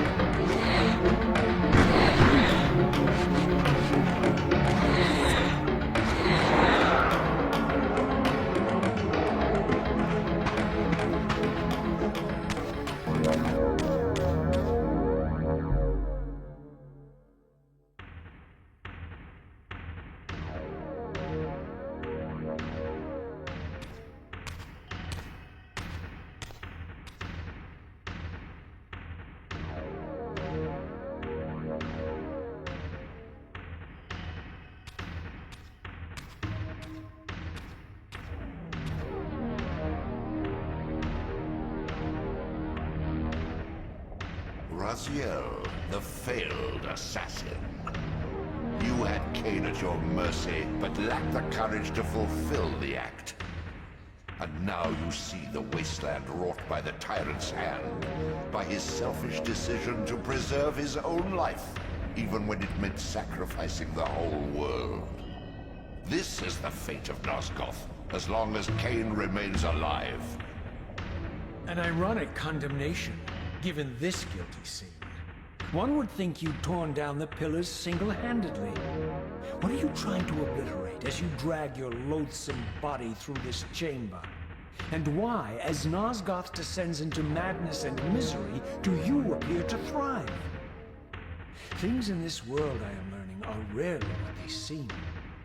You, apparently, are no exception. I am the engine of life, the source of Nosgoth's very existence.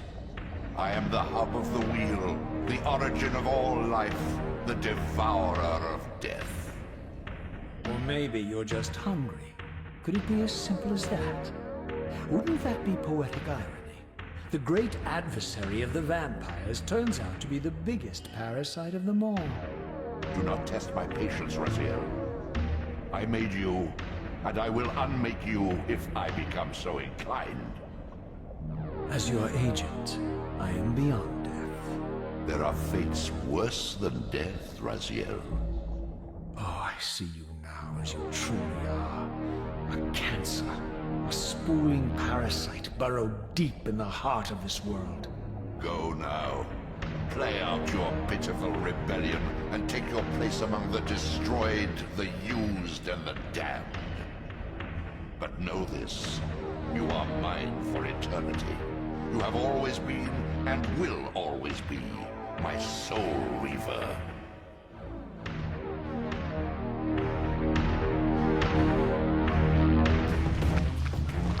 Beyond this edifice lay my sole hope of escaping this demon-infested wasteland. The time-streaming device contained therein offered my only prospect of journeying back into Nosgoth's early history. Unless I discovered some means of breaking the seal, I was condemned to be stranded here eternally.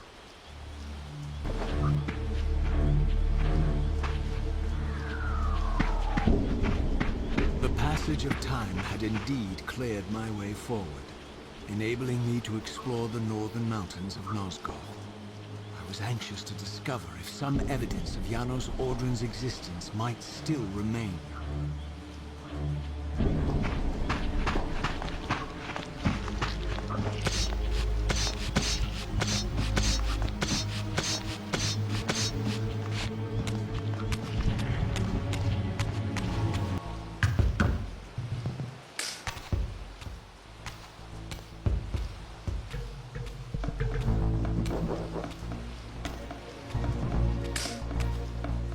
Here I discovered the quaint hamlet of Uchtenheim, now long abandoned and collapsing into ruin. Legend claimed that Janos Audron terrorized its villagers until the Sarafan hunters ferreted him out and destroyed him. If there was any truth to the old tales, the lair of the infamous vampire could not be far away.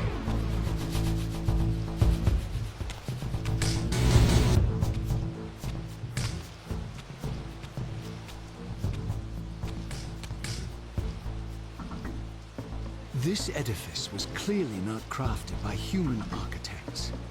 As the figure beneath the balcony silently attested, these were the Ares of winged beings.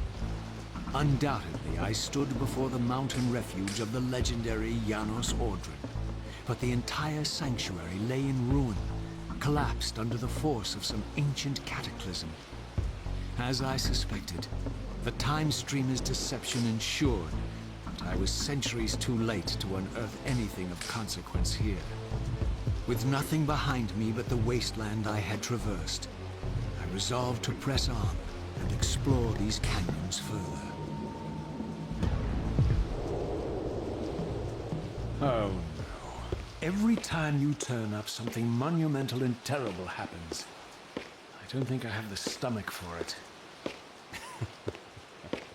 No drama this time, Raziel. You are persistent, crossing time like this to follow me. Still waiting for that coin of yours to land on its edge. I'm biding my time.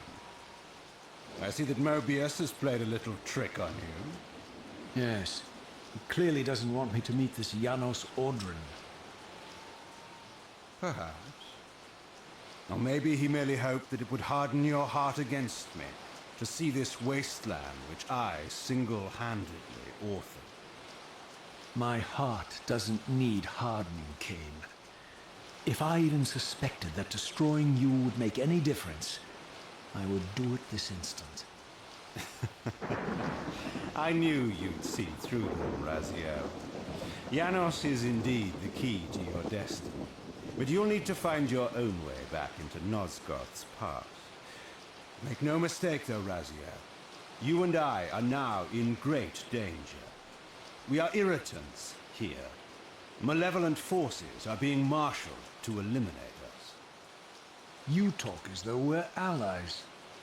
Regardless of your sentiments, Raziel, in their eyes, we are. Well, they're certainly trying to eliminate you, Kain. There can be no doubt of that. I am assaulted relentlessly with demands for your demise. Whatever it is that you're plotting, they're scared to death of you. As for me, I suspect they made a grave error when they allowed my unique resurrection. I don't think they know how to destroy me. You mustn't underestimate them, Raziel. And who exactly is this diabolical they to which we keep referring? If there's some grand conspiracy going on, the right hand doesn't appear to know what the left is doing. Even Mobius seems to be caught out at every turn. Mobius is a puppet, Raziel. Haven't you realized that yet? That's the sweetest irony in all of this. Nosgoth's great manipulator is their plaything. But the ones pulling the strings haven't shown their faces yet. They don't like us unwriting their carefully choreographed history, though, do they? You must understand, Raziel, we haven't unwritten history, we've merely rewritten it. The future flows around our petty actions, finding the path of least resistance, while admitting only the slightest alterations. This is the reshuffling you felt when you refused to kill me. And remember, Raziel, we are irritants in this regard as well. History will not allow the introduction of a paradox. And if events cannot be reshuffled to accommodate the change? It is the irritant who's expelled. Bear in mind that this may be exactly the outcome our enemies are trying to provoke. We must tread very carefully.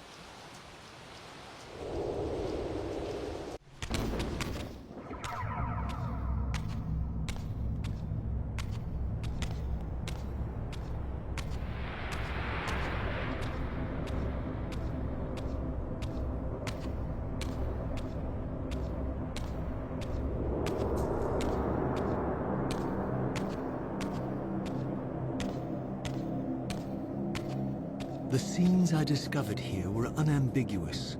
This race of winged beings, the architects of the pillars and the creators of the Reaver, were Nosgoth's first vampires. Their bloodthirst appeared to be a curse, inflicted upon them by their vanquished enemies. These images confirmed the truths that Kain had divulged to me, but I had been too incredulous to accept. I struggled in vain to see how the pieces fit together. How Kain intended to escape the dilemma of his destiny, and what role he had plotted for me, and why Mobius and the dark powers with which he seemed to be allied were so desperate to see Kain dead, and so intent on me being the instrument of his execution.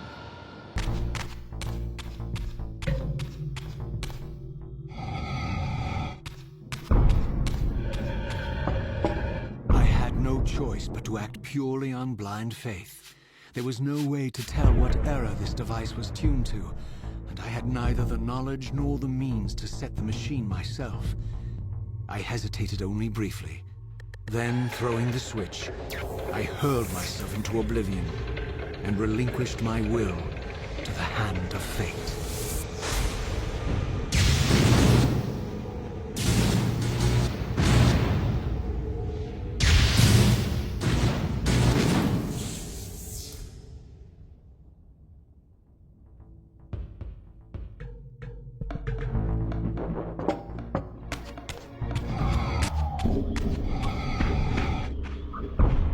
Beyond all hope and against all probability, it seemed that the device had unerringly delivered me to the era I sought. For these were Sarafan banners, and these vampires apparently the victims of their crusade. The coincidence seemed too convenient to naively ascribe to fate. But whether my opportune arrival had been orchestrated by Mobius or some other influence, I didn't know. If Janos Ordrin still lived, I would find him. But I was wary of further deception and resolved to tread carefully.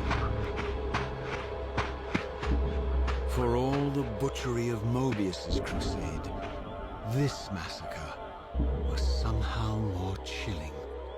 The killing fields of the Sarafan betrayed a kind of orderly ruthlessness, the cold-blooded righteousness of the true believer.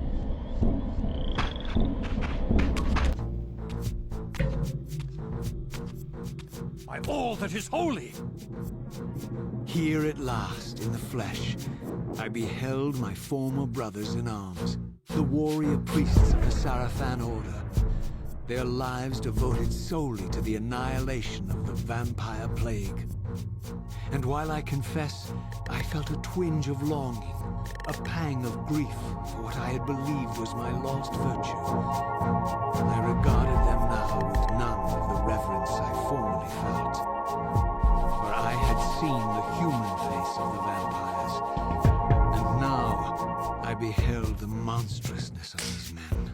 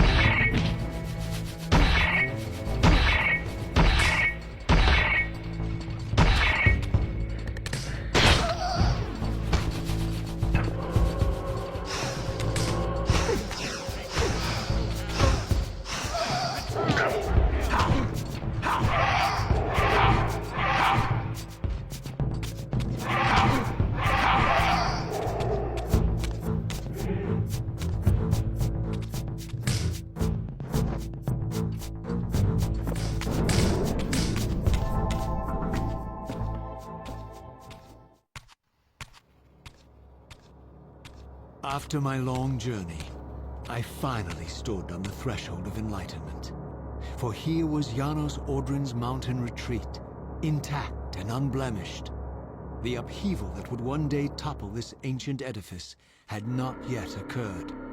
And while I had no certainty that Janos still lived, this scene boded well, for I presumed that the collapse of the retreat must have followed the ancient vampire's demise. There was only one obstacle: how to reach the balcony suspended at that maddening height, so far beyond my reach. For this was the architecture of winged creatures. The tattered ruins of my wings were of no use. I would need to devise some other means into that mountain.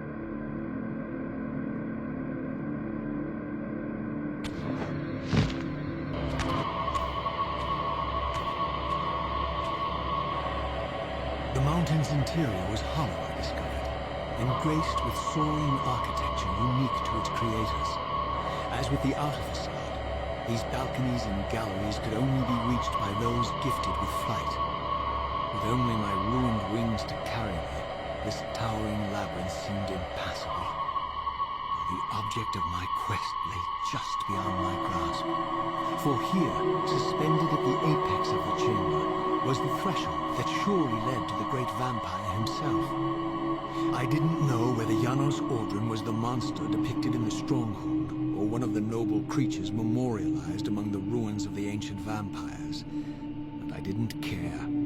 Demon or angel, he alone held the key to my destiny.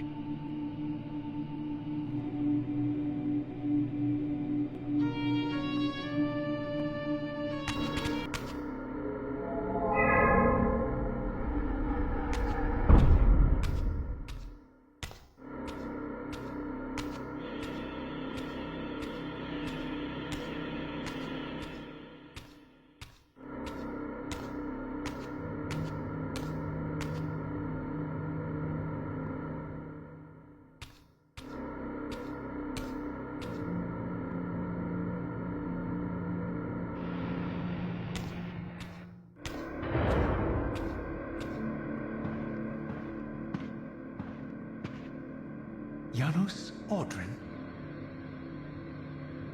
It is heartening after all these years to hear my name spoken without contempt. Raziel? My child, what have they done to you? I have been dragged through hell and back. All it seems to reach this moment. But I don't yet know why. For thousands of years I have waited, alone here, losing faith. At the time of the binding, 9 guardians were called to serve the pillars, and I was summoned as the 10th guardian, the keeper of the Reaver, the weapon of our salvation.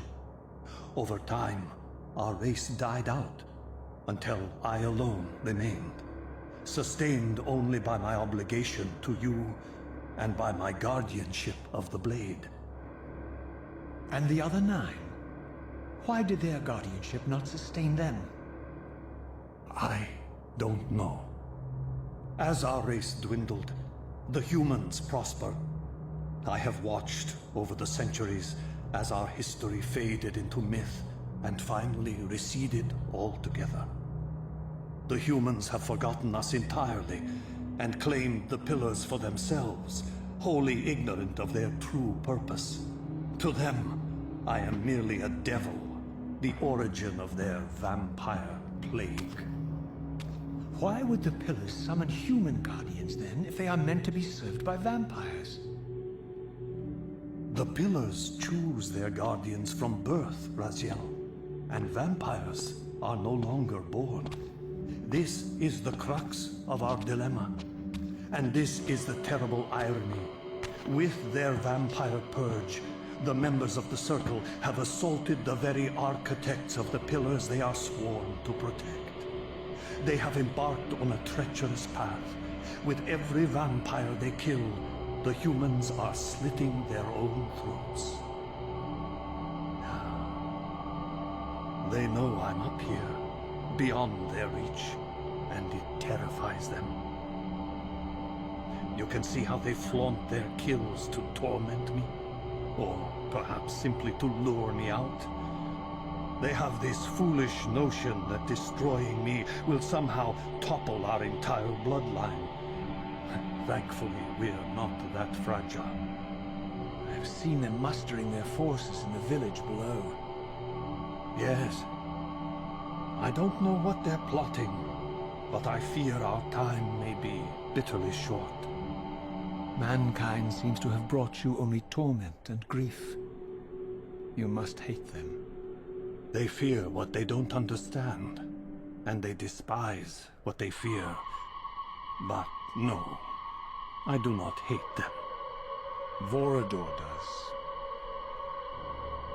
He has suffered much. He cannot forgive them. Should they be forgiven? They don't understand what they're doing. They are simply unenlightened and vulnerable to manipulation. So, it's all true then, what Kain and Vorador have told me. I really am some kind of unholy vampire messiah. Unholy? No. Messiah, perhaps. I don't like that word. It smells of martyrdom. Raziel, your role in this world's destiny is more crucial and more benevolent than you've allowed yourself to believe. Your journey will not be easy. Dark powers are allied against you. But I think you already know this. You appear to have been cruelly tested. The binding must be secured, Raziel. The pillars are the lock. And the Reaver is the key. Yes. The Reaver is here. Why do I feel nothing? The most formidable weapon ever forged by our swordsmiths.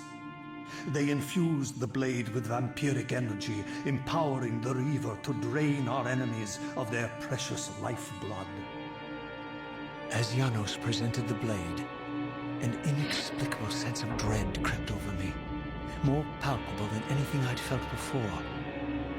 I was at once horribly repelled by the sword, and yet irresistibly compelled to touch it, to take it up. Please, take it away from me.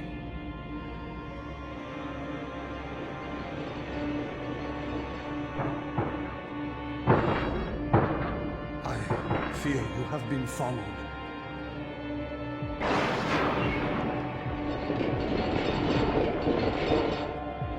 You must save yourself, Raziel.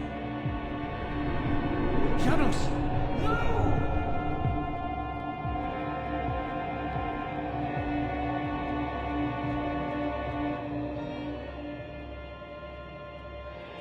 My surroundings whirled sickeningly, and I found myself transported safely away from the ambush to an adjacent chamber.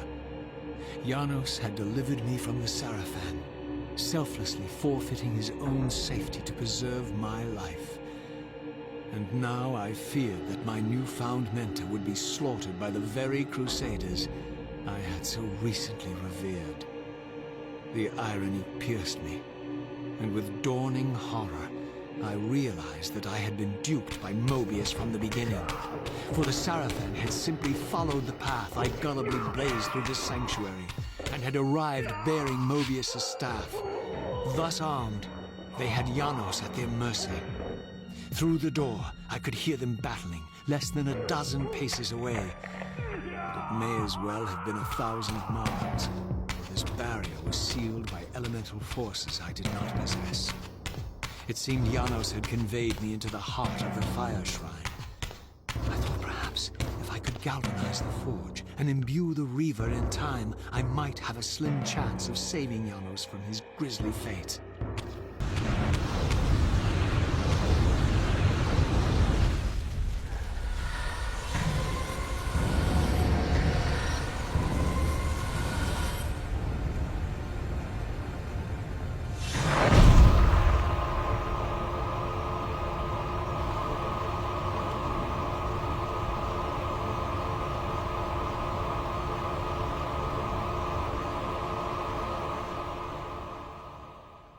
I plunged the Reaver into that furnace and forged the blade with elemental fire.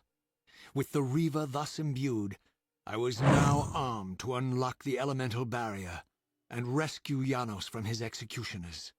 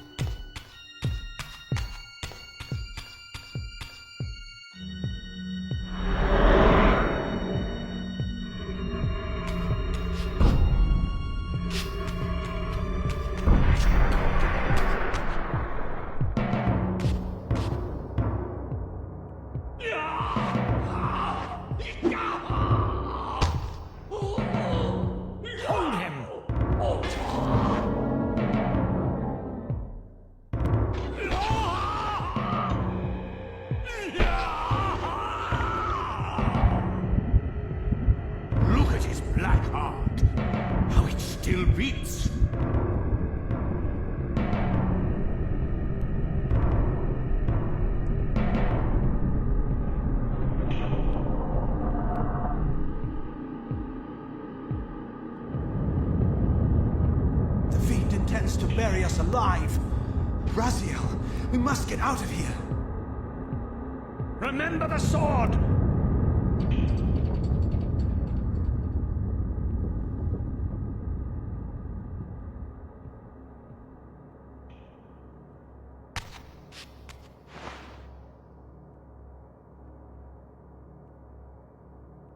Forgive me. I'm sorry. I failed you. No, Razia. Perhaps this was my true purpose. Simply to save your life this once. While I have taken yours. Embrace your destiny, Raziel. You must reclaim the Reaver. It was forged for you and you alone. Without it, there is no hope.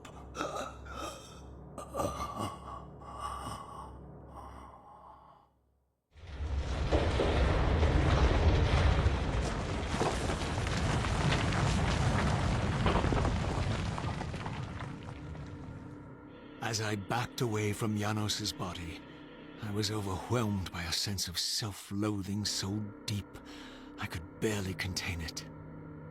In that instant, I rejected all that I ever was, and embraced the role Janos had safeguarded for me so patiently throughout the centuries.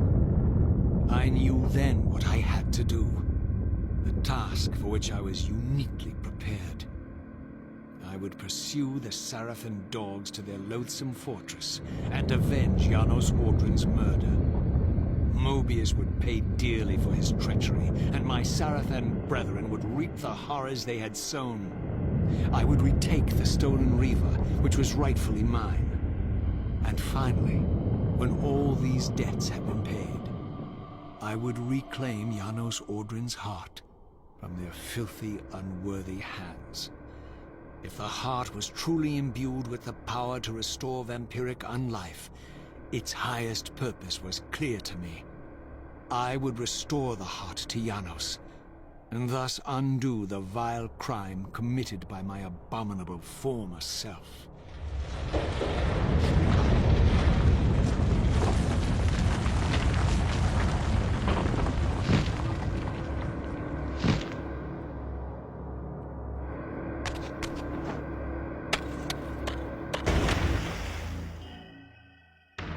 You have failed me, Raziel.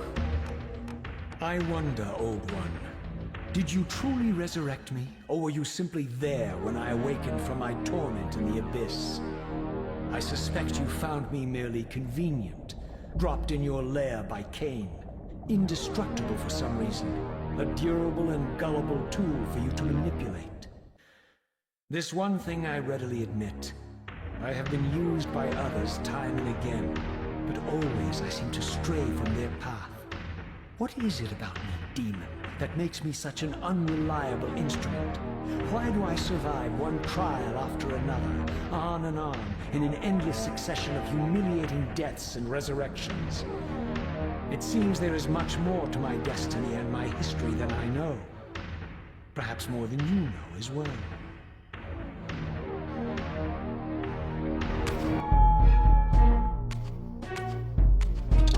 Suddenly and inexplicably, I discovered the Reaver suspiciously laid across my path. Again, I sensed nothing of that temporal distortion, the peculiar sense of displacement I had felt when I encountered the Reaver in William's chapel. Cornered here with the blade, I suffered the same nameless dread that I had experienced when Janos first presented the Reaver to me.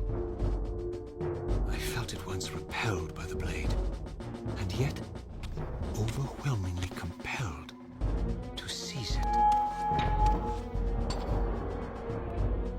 So, Raziel, here we are finally.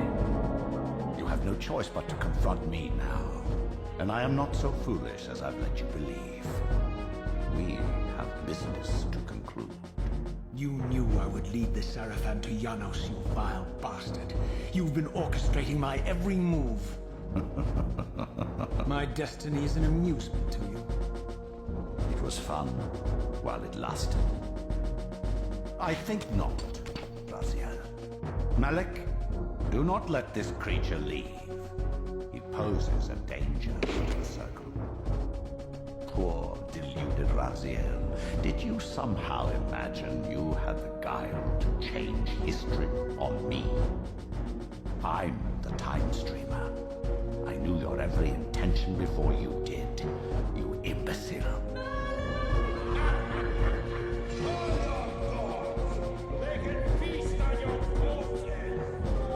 Lord Mobius, there is trouble within. The circle is under attack. Fast, Malik. This one is the real danger to us. What are you trying to concoct here, Mobius? You toxic creature. Did you imagine I'd simply allow you to run loose, corrupting everything you encounter? I admit that I've underestimated you to this point, Mobius. It's a mistake I won't repeat. Wrong again, Raziel. Now, Malik, bolt the door. Using his staff to disable my Wraithblade, Mobius effectively disarmed me, leaving me with only one choice of weapon. And yet I confess, it was not the lack of options, but blind rage that made me take up the Reaver. In my fury, it felt as though my hand had acted of its own will. And now, that same hand clutched the hilt with unyielding strength, and I felt a constrained tingling, a remote but palpable sense of longing, as the disabled Wraithblade tried vainly to embrace its physical twin.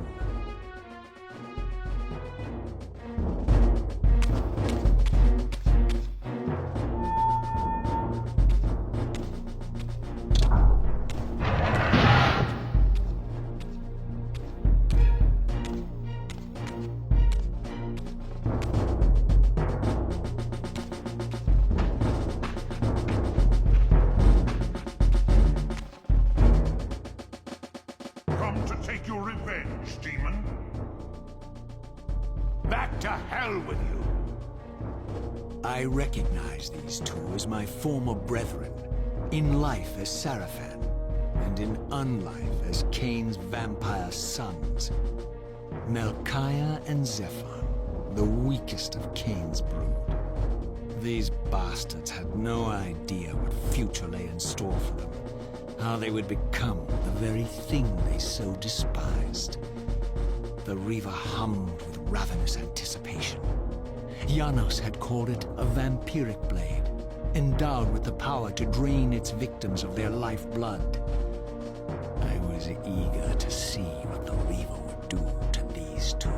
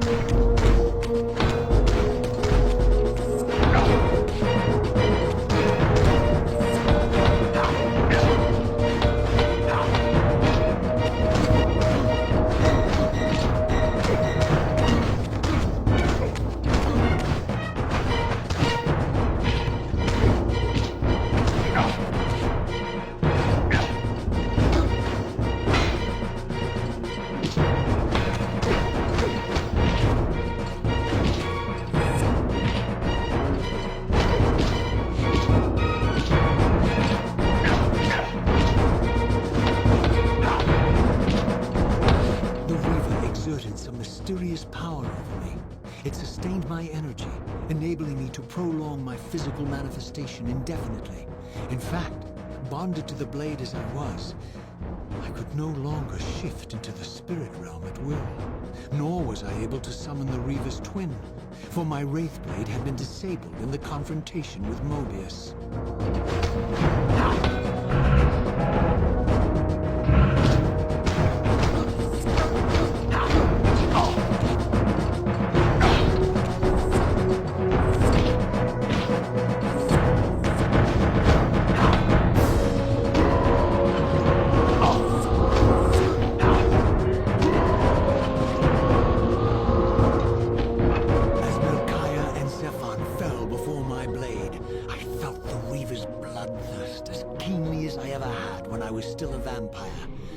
Sense the boundary between us dissolving. The Reaver was consumed with my rage, and I was intoxicated by its bloodlust. The blade had a vitalizing effect on me. My physical energy no longer decayed over time, and the wounds inflicted by my foes healed almost instantly. The Reaver had made me invincible.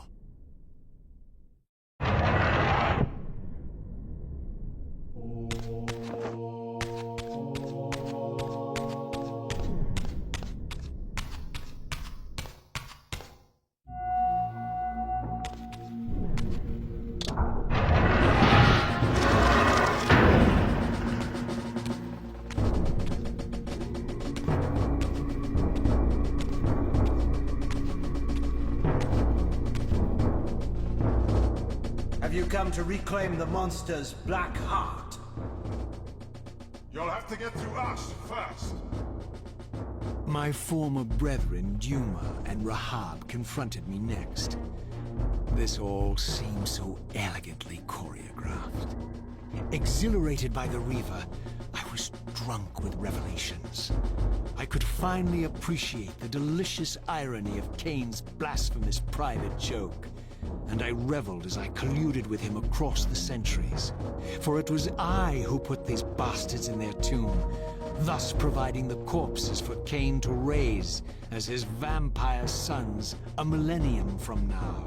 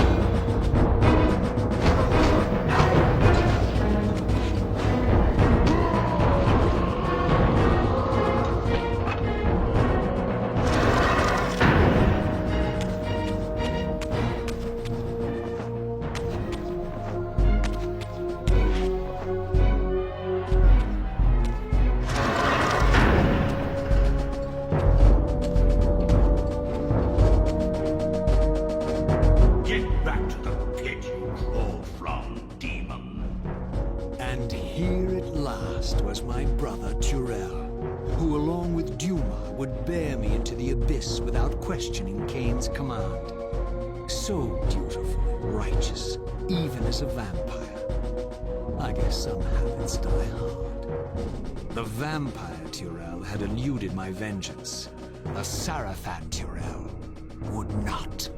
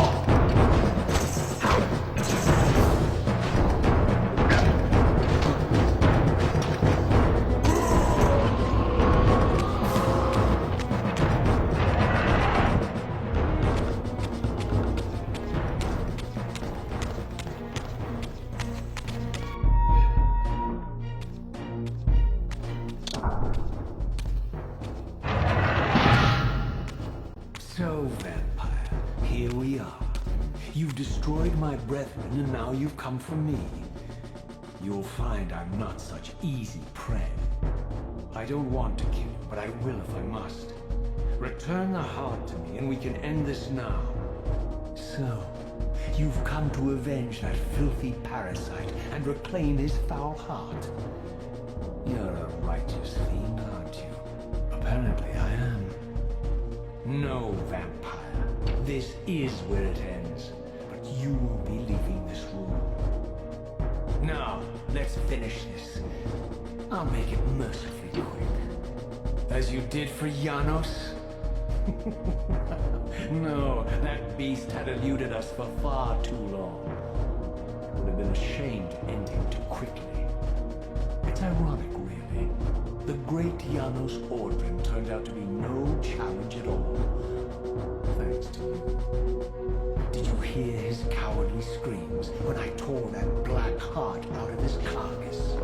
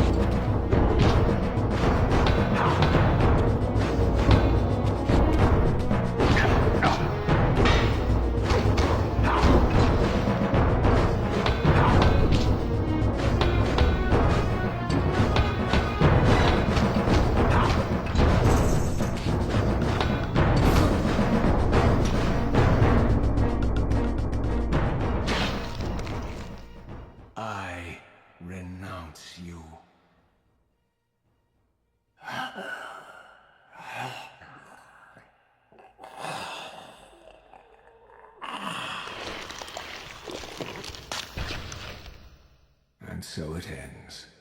My history comes full circle.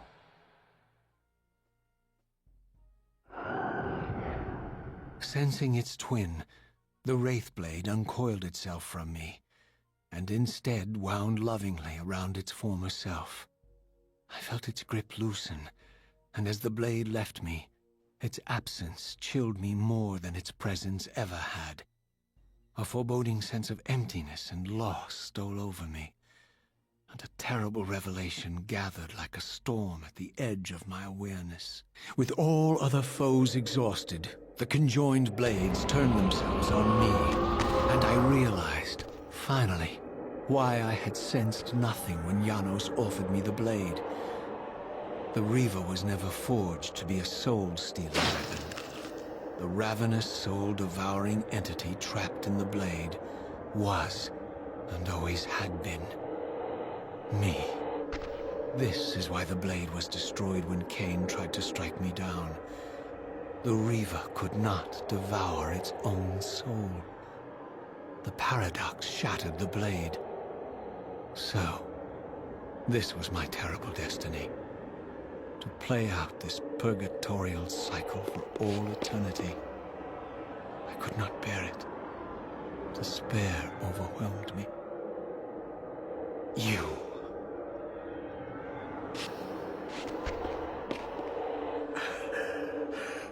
Are you enjoying this game? Don't fight it, Raziel. Give into it. Was this your destiny for me all along? Trust me. I felt myself weakening, unable to hold on any longer. The Reaver was too strong. The compulsion to simply let go, too great. And then, a growing sense of vertigo and the familiar displacement. The paradoxical moment when my twinned soul hovered both outside and inside the Reaver blade. This was the instant, the glimmer of temporal distortion Kain had been counting on all along. This was the edge of the coin, the minute flicker of probability upon which Kain had gambled everything.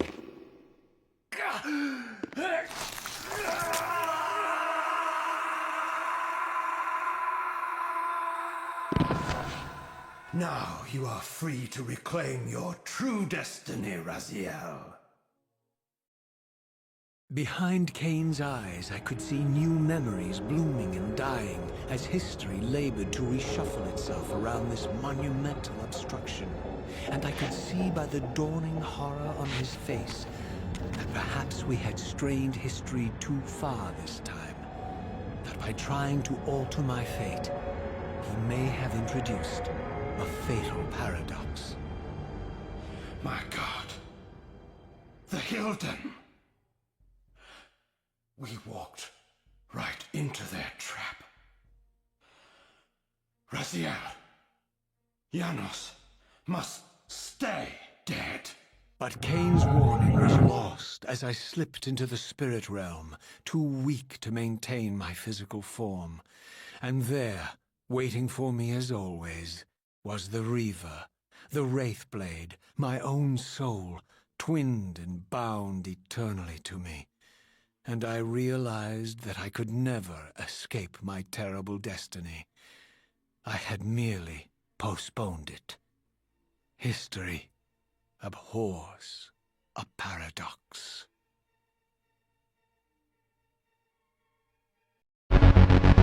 Given the choice, whether to rule a corrupt and failing empire, or to challenge the fates for another throw, a better throw against one's destiny, what was a king to do?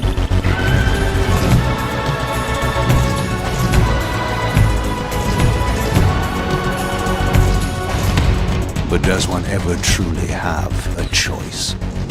One can only match, move by move, the machinations of fate, and thus defy the tyrannous stars.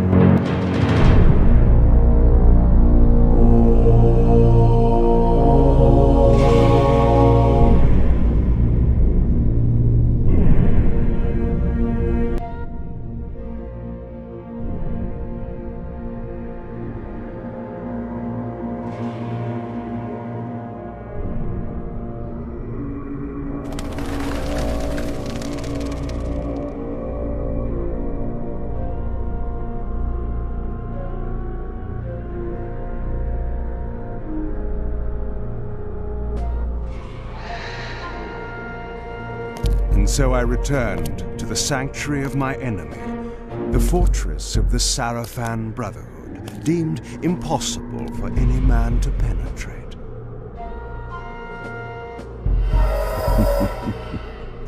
Impossible for any man.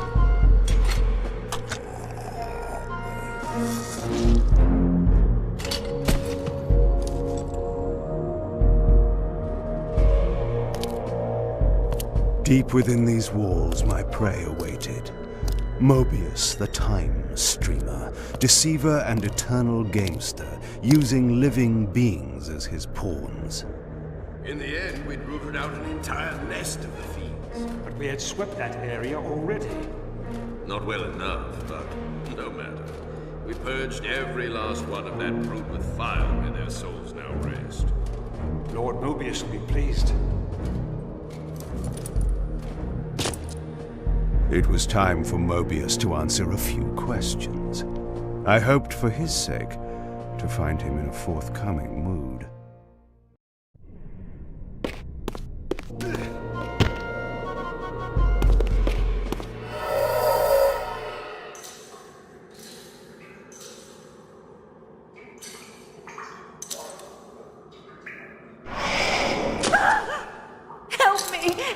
me! Oh, please, no! From time to time, it is necessary to feed. And the unusual event of a feast prepared by the Sarafan must be savored.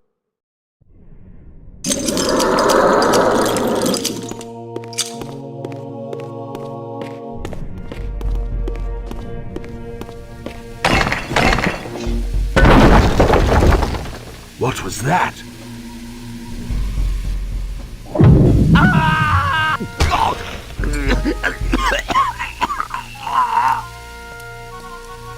The touch of water is like acid to a vampire. I had to find another way to pass.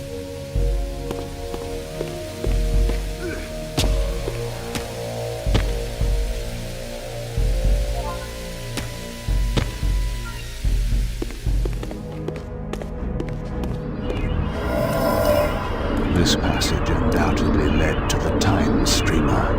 My prey was nearly in my grasp. But the door had been sealed by a blessed barrier. As I approached, the Reaver resonated in response. Perhaps its dark sorcery could dispel these holy barriers. As I suspected, the Reaver was not yet powerful enough to shatter these barriers, but there was something to this.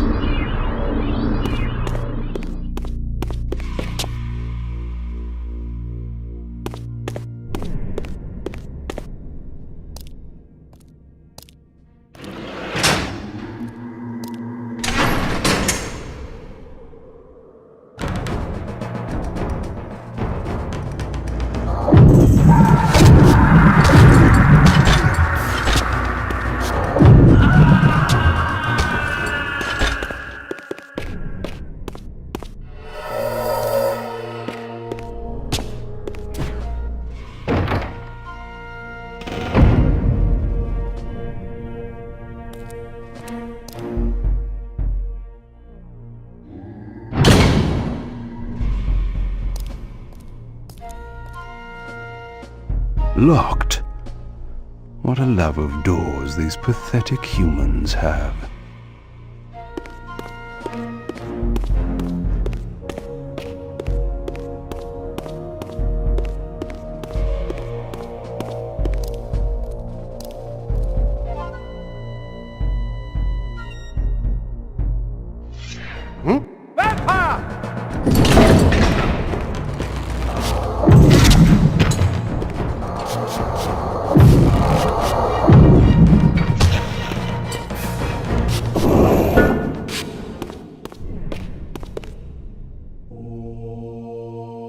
This emblem was unmistakably of vampire origin and designed to enhance the Reaver's power. But this coincidence seemed too convenient. Mobius clearly meant for me to find it. Sound the alarm! Vampire! Don't let him escape! Surround him! Surrender, fiend, and we will promise you an easy death.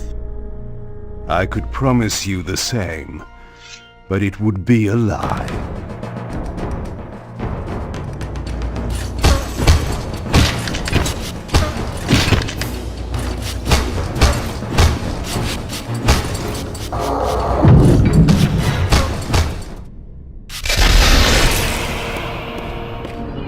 This barrier had a curious resonating effect on the Reaver.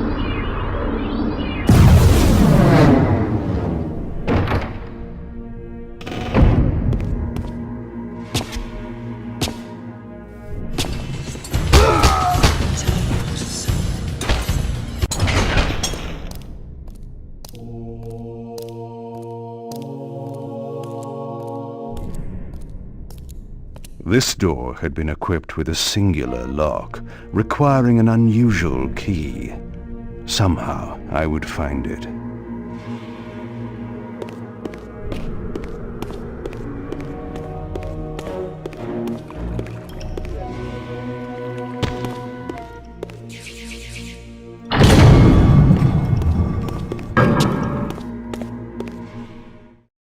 Yes, I understand. It will be done. The stage is set.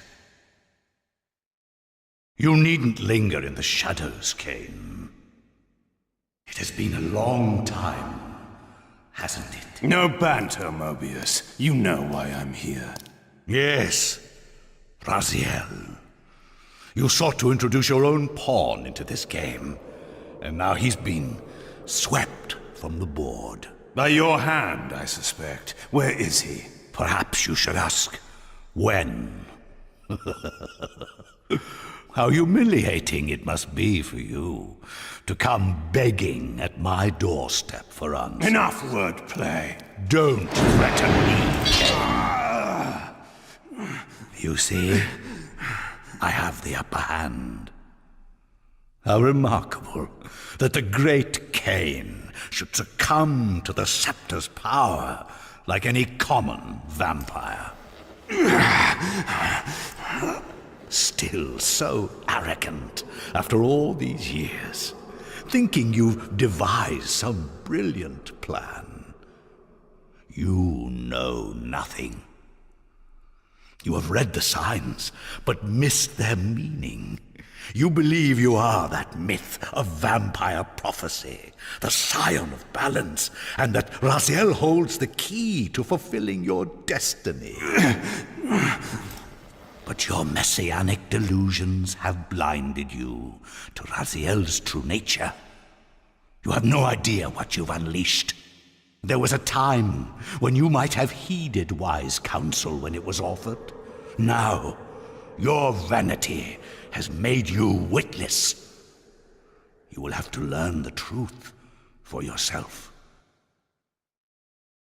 You'll be needing this. Your strength will return after I have departed. But by then, you will have more urgent concerns than pursuing me. Perhaps, when we next meet, you will have learned a little humility.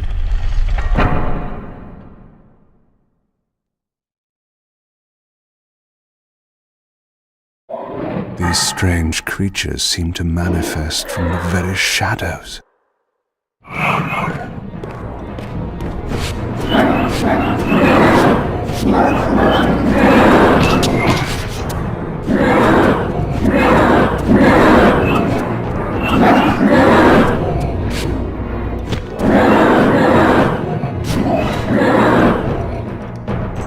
Mobius's attempt at stopping me was not one of his better efforts.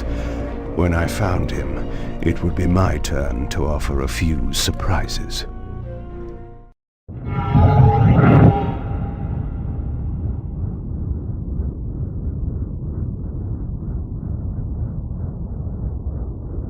Surrender, Raziel. Abandon this petty rebellion. It was I who made you. Your life had played out, and in my grace I spared you. You are my Reaper of Souls. You have no other purpose, no higher destiny. Just this. Accept your calling, Raziel. Let go of these vain hopes. Relinquish your will, and feed. No. What do you profit from this defiance? There's some grim satisfaction in infuriating you. My patience is eternal, Raziel. How many eons can you bear to languish here? The wheel of fate must turn. All are redeemed in the cleansing agony of birth, death, and rebirth. This is the engine of life, the purifying rhythm of the universe to which all souls are irresistibly drawn. Yours is a necessary and noble function, Raziel. Enough of your sermonizing. Are you trying to bore me into submission? Why must this game go on? We both know what you are. You're no better than the vampires you so despise. A voracious parasite, cloaking its appetite in a shroud of righteousness. I refuse to do your will. I can see into your heart, Raziel. It is not your will, but cowardice that keeps you here. How so? You know what fate awaits you when you leave the underworld. That phantom weapon you bear is a constant reminder, isn't it? The sword is waiting for you out there somewhere, and you tarry so as not to meet it. I could not deny it. As long as I lingered here, defying my captor, I was able to postpone what I feared was my inevitable doom. To become the ravenous spirit imprisoned in the Reaver blade. But that sentence was no worse than the stalemate I now endured. Better to face one's destiny than cower from it. Harvester of souls, I created you. And to this function, my angel of death, you will return. Enough. Yes, I submit. Very good. Indulge your hunger.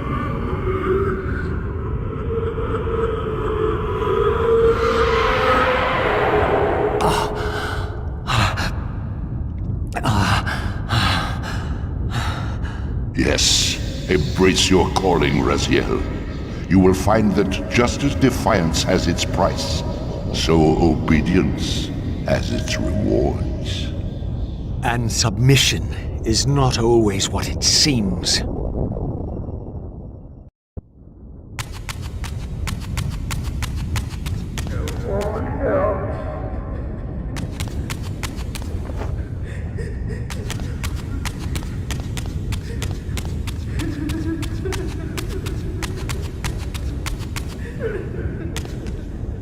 Below me swirled an ominous-looking mist. I knew that if I fell, it would mean my peril.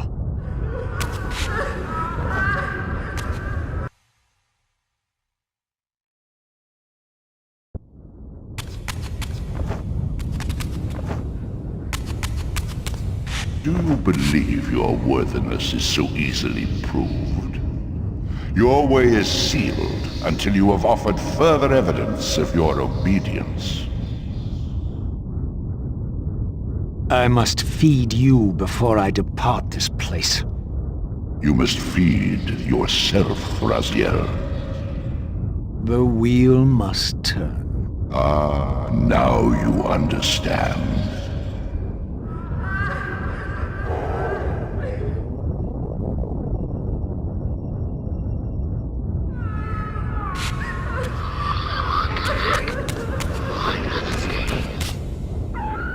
You may go, but remember, you are mine. You can no more escape from me than you can escape yourself.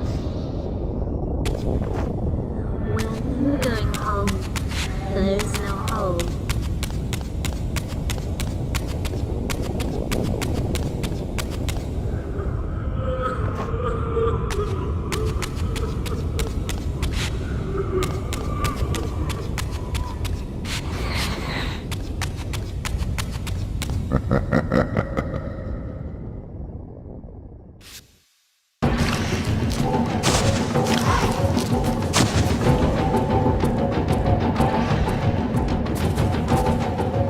You want this room cleared of its vermin. If you wish to leave it. Your will be done. My good servant.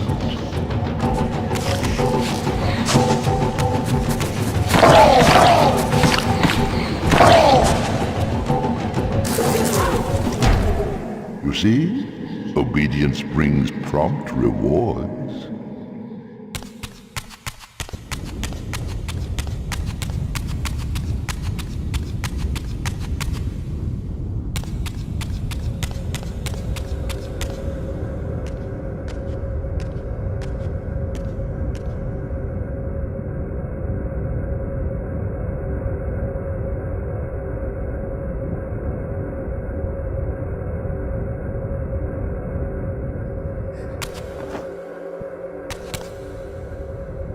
Where do you think you're going, little soul?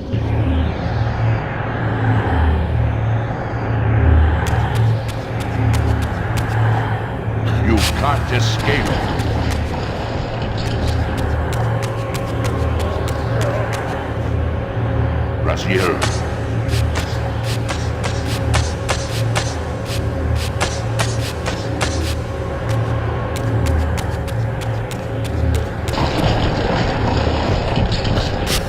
Clever, Raziel. Clever indeed.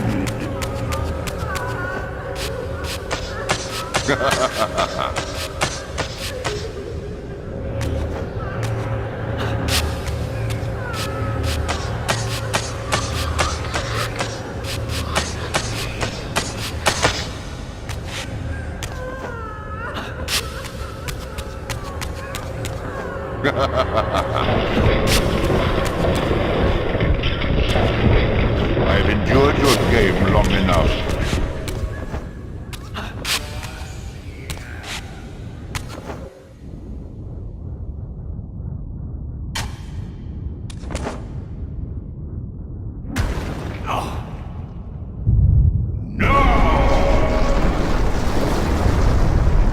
Clearly my escape had not been anticipated, or my benevolent master would not have expended such efforts to prevent me from going. And if my departure displeased him, then that was a victory, however small, for me.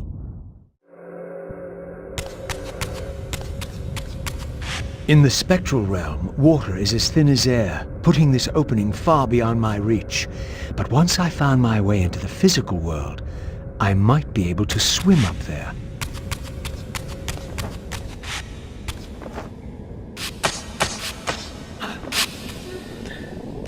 This door would only open when fitted with an appropriate artifact. But to use such an object, I would first have to find a way back into the material realm.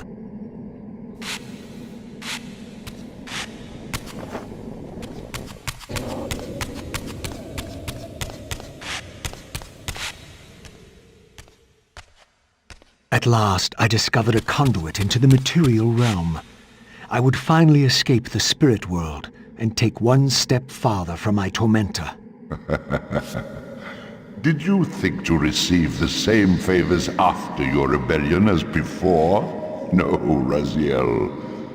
I have no need for you to enter the physical world, so no conduit will be granted. You serve me adequately as a wraith, and a wraith you will remain. So, my restraints had not been removed, only loosened. I would not be held prisoner in the spectral realm. There had to be another way.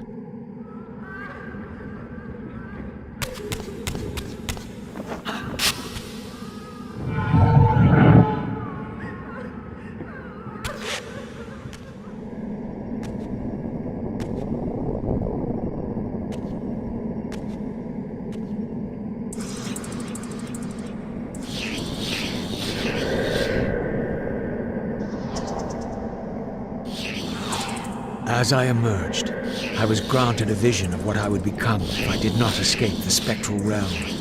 For these too were agents of my master, hunting the lost souls that struggled to escape the endless twilight of the underworld.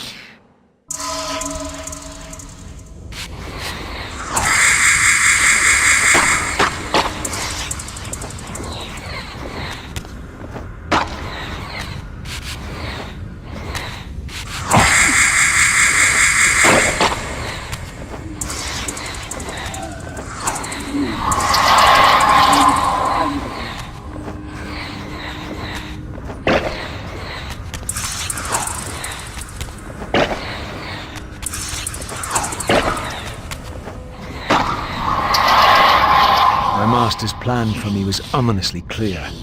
Like these mindless hunters, I existed only to fuel him with souls, siphoning their energy to feed him and his wheel of fate. I had to break these bonds, while I still possessed my own will.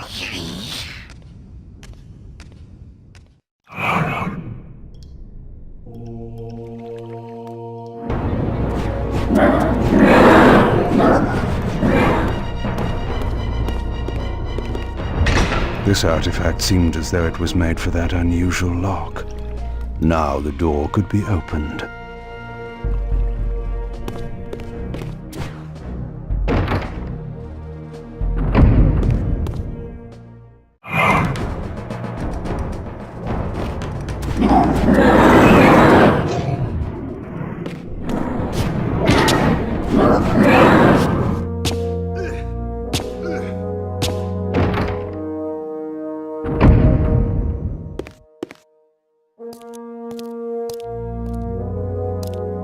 Malik, the great Sarafan warrior. I had met him before. His sword and shield seemed to have gone astray.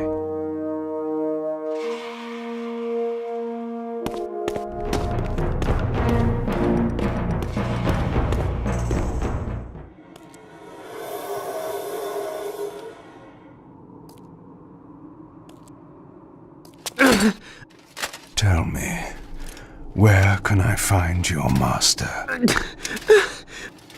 Quickly, Mobius is... in the tower. Good.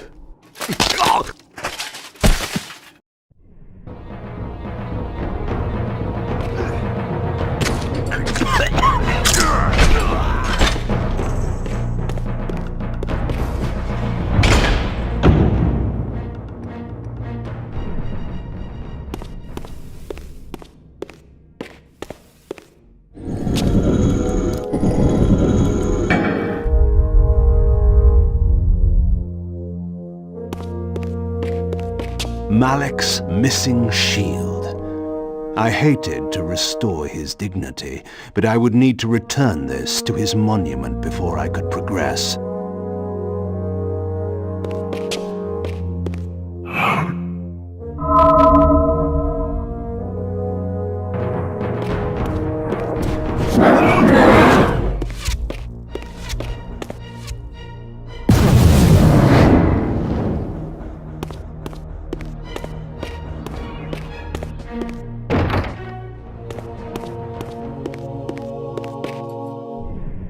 Malik's sword belonged in his right hand. However distasteful this errand was, I would return it to its proper place.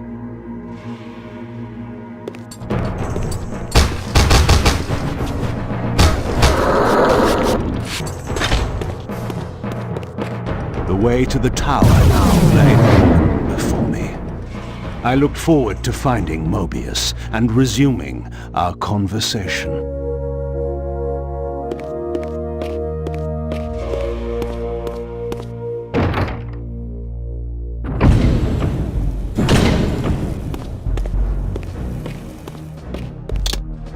Curious. This artifact, joined with the relic I discovered earlier, appeared to be but one fragment of a larger emblem. This shard was endowed with elemental fire, enhancing both the Reaver and my telekinetic powers.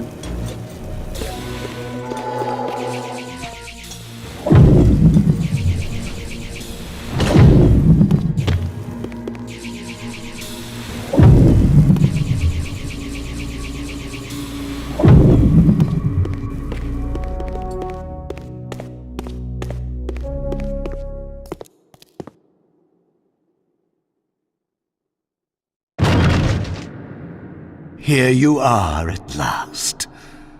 I see you found a fragment of the balance emblem. This will be of even further use to you, if you can find the other three. Now, shall we? Yes. Let us continue our conversation, but on a somewhat different footing. Now, what do you have to tell me, Mobius? You cannot kill me.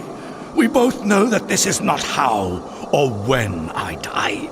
Death is not the only possible outcome. Your delusions of fulfilling the vampire's foolish prophecies have badly distorted your judgment. And Raziel is not what you think. You dare imagine what I think. So, you prevented Raziel's soul from entering the Reaver. Do you believe for a moment that by this you have averted your fate? Or his? Or that of Nosgoth itself? Your manipulations are pathetic.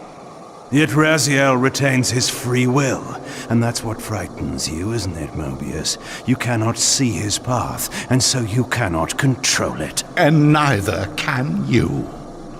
Yes, Raziel is shrouded from us, but we see the ripples of his potential actions, and every path he might choose leads to the same outcome.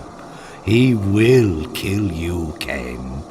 In sparing Raziel, you have written your own death sentence. You still have not answered the question I came to ask. Where is Raziel? He is not, in a true sense, here. Not now. Don't try my patience, Mobius. What have you done with him? He is contained. In time, it may be safe to release him. His destiny must be completed. He will enter the sword. But until that time, he is dangerous. Far more dangerous than you could understand. And your incontrovertible evidence? The answers are plain, if you know where to look. Go west of the pillars. There you will find a testament written in stone. But stones, too, can lie.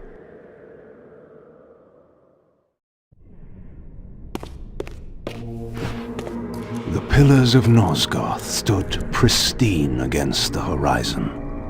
To the west, I would find the enlightenment Mobius felt I lacked.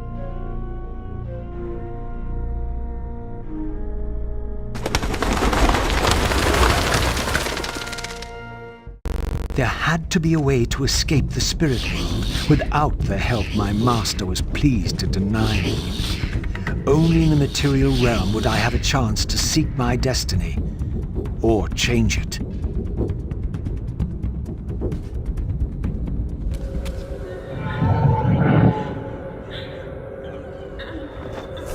In this crypt, I discovered ethereal gases rising from the moldering corpse within. As I neared, I felt a distinct spiritual pull, and the closer I approached, the more that pull intensified.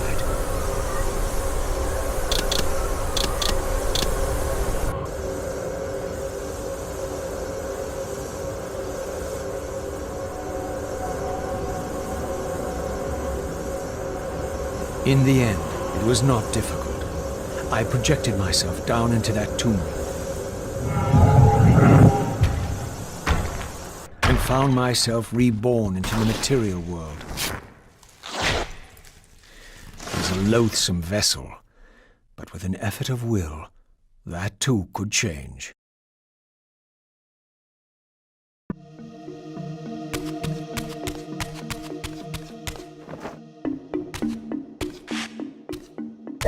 These gargoyles quickened as I drew near, triggering the door to close. I would need to find some means of approaching the door without being observed.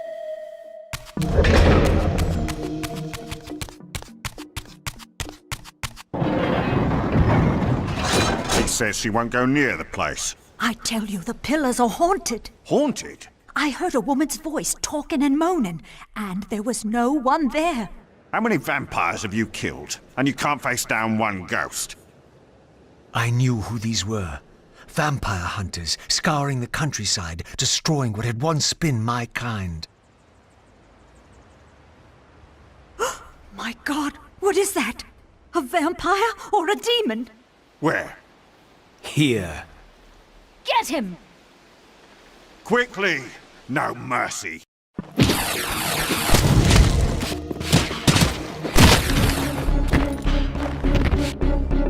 These were Mobius's hunters, mercenaries enlisted in his crusade to exterminate the vampires. His insignia was unmistakable. But this meant I'd been captive in the underworld for centuries. I had lost 500 years. Then I knew what ghost it was that haunted the pillars. Ariel, the specter of the murdered Balan's guardian. Perhaps she could provide the answers I sought. But first I would have to find a way out of this cemetery.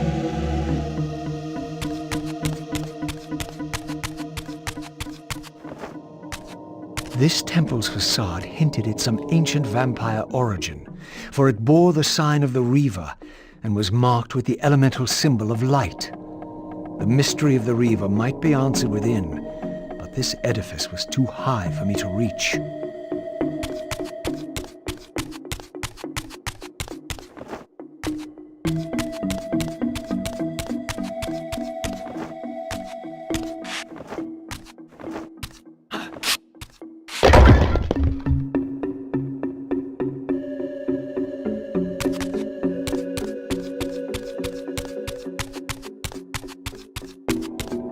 Another temple, this one marked with the elemental symbol of darkness.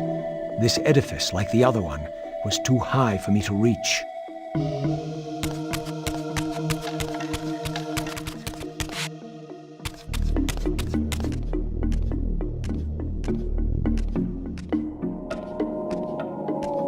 An ancient gate, sealed by the powers of light and darkness, barred the way to the pillars beyond.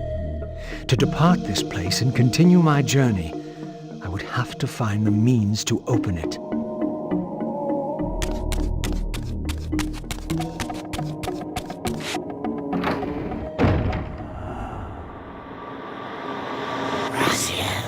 Raziel, fallen hero, renegade and traitor.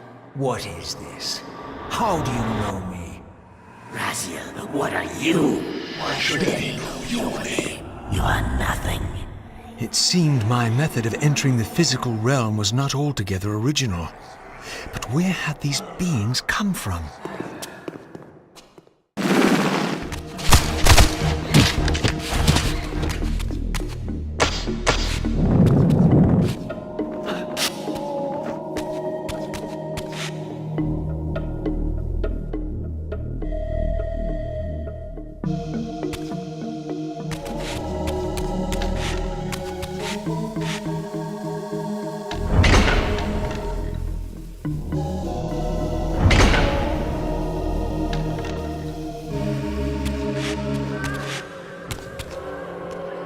This edifice, marked with the elemental light symbol, was clearly much older than the ruins in the rest of the cemetery.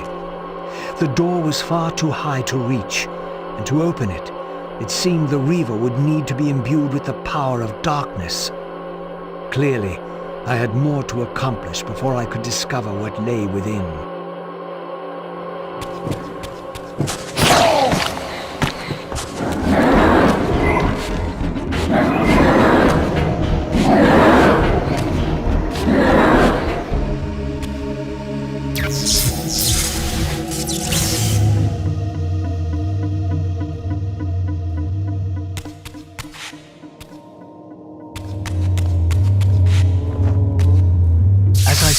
I felt a sense of displacement, as some arcane sorcery transported me away. This was clearly some ancient ruin of a vampire civilization. Perhaps here I would finally decipher the riddle of my destiny.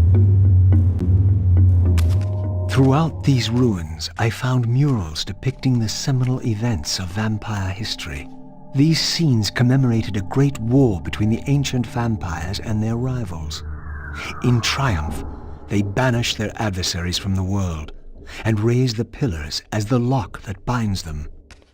The image of the Reaver was inscribed throughout this place, always depicted with reverence.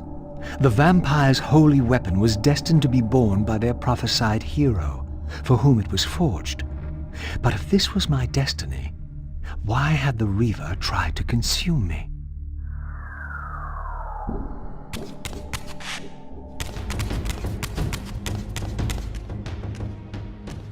This scene depicted the appointment of the original vampire guardians, each summoned to serve when the pillars were raised. Each guardian is aligned to the principle of the pillar he serves, and the balance guardian is the axis of them all.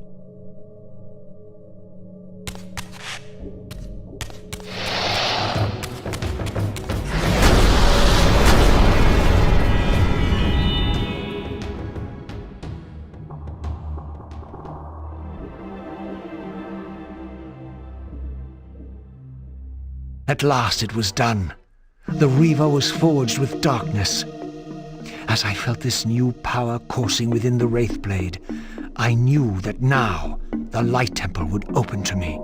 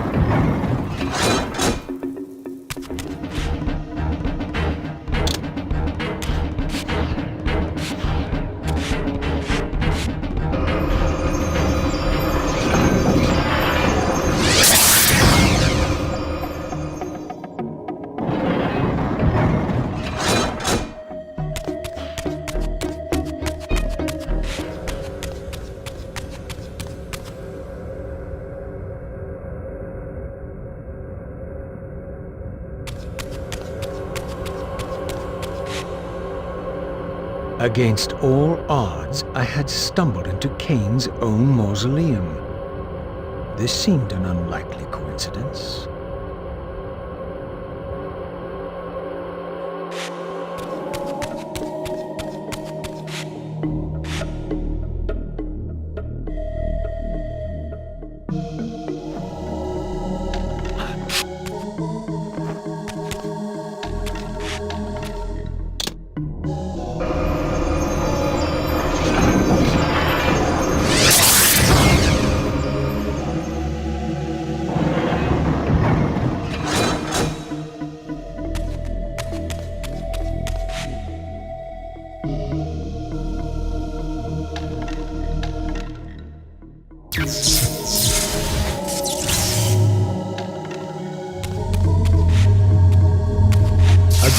I experienced an odd sense of displacement as I was transported to the vampire ruin once more. But this chamber was different than the first.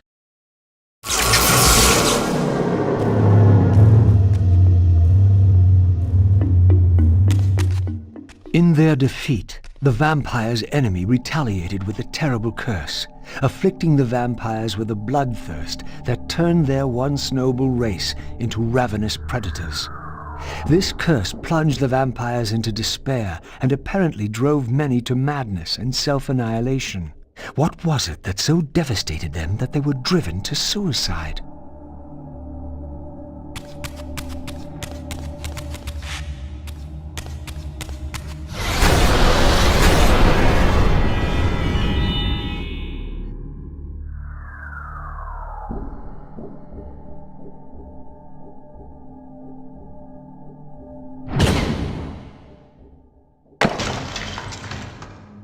I had succeeded. The Reaver was forged with the power of light, and now my way was clear. I would seek out Ariel at the pillars and see if she could enlighten me.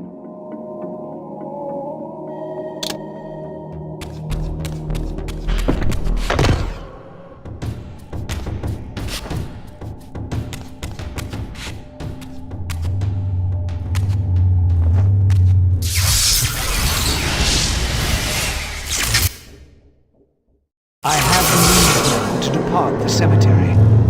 I only needed to find the gate that would send me on my way.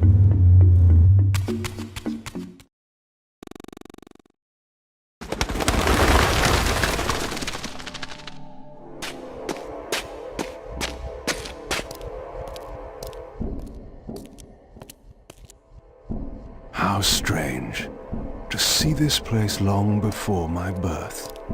Centuries before the corruption set in that would poison the land and put me on the treacherous path I still followed. In the future, these edifices would be condemned to darkness and decay. I would cause their fall and build my empire upon their ruins.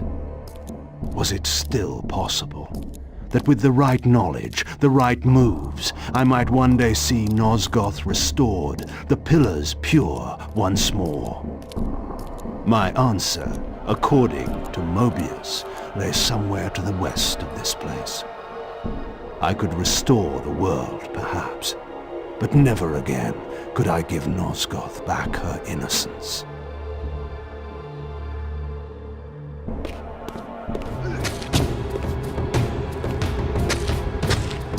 My path ended here, offering only this empty vista. Was this another of Mobius's little jokes? Or a puzzle for which I had not yet found the answer?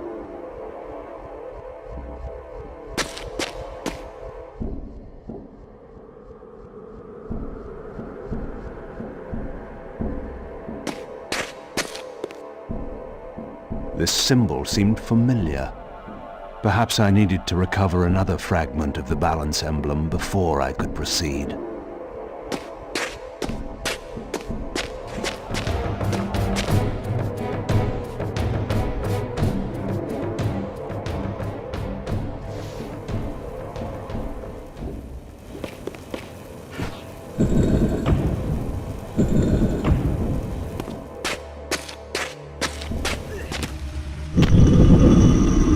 Another fragment of the balance emblem.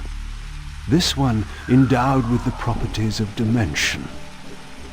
Perhaps this would reveal the mystery that lay west of the pillars, if Mobius spoke the truth, and there was indeed something there to find.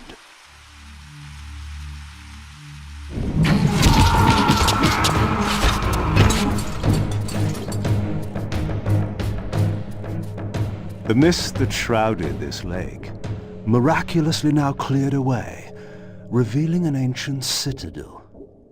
So Mobius had not lied. Or perhaps this was simply another of the time streamer's illusions, meant to slow my true endeavor.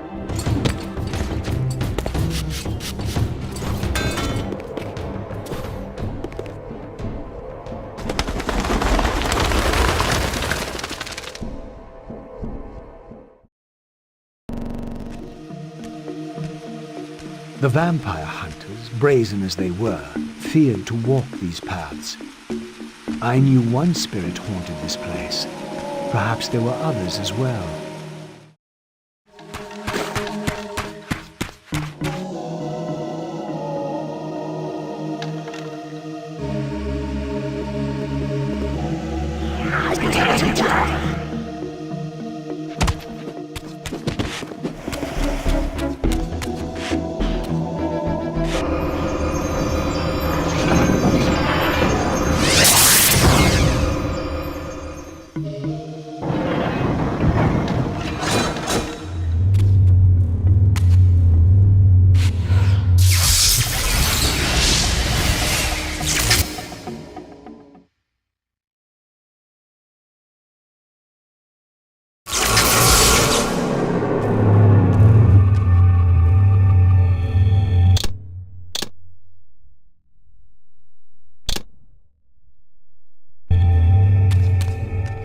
I sought to unravel the mystery of my fate, and in this image lay my first clue.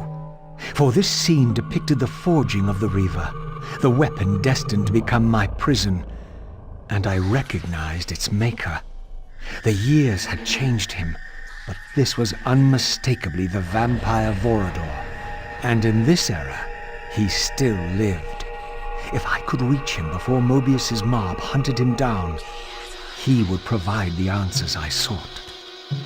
These images chronicled Vorador's creation. As I already knew, he had not been born a vampire, but had been turned by the infamous Janos Audron. But this mural suggested that Vorador's origins were even more significant. Apparently, he was the first human to whom the dark gift had been passed. This was the vampires' desperate bid to preserve their bloodline, for their enemies had cursed them not only with bloodthirst, but with sterility as well.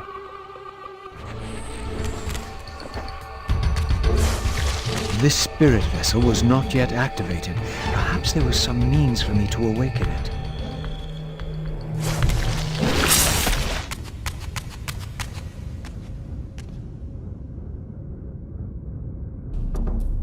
I was met by the specter of the Nature Guardian, monstrously deformed since its death centuries ago. Rejoice, creature, for today your spirit will return to the One.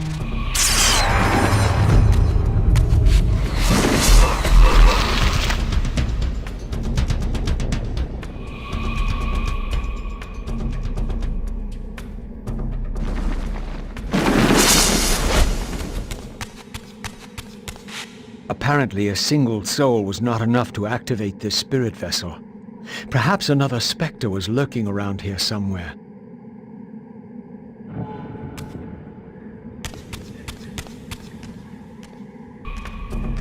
Approaching the tomb, I was met by the specter of the Guardian himself.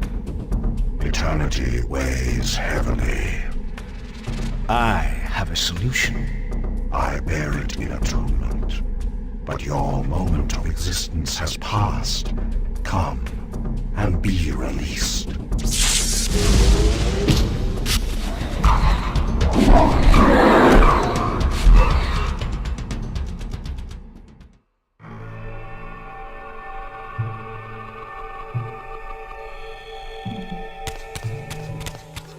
The spirit vessel would not respond in the spectral realm. I had to return to the physical world to use it.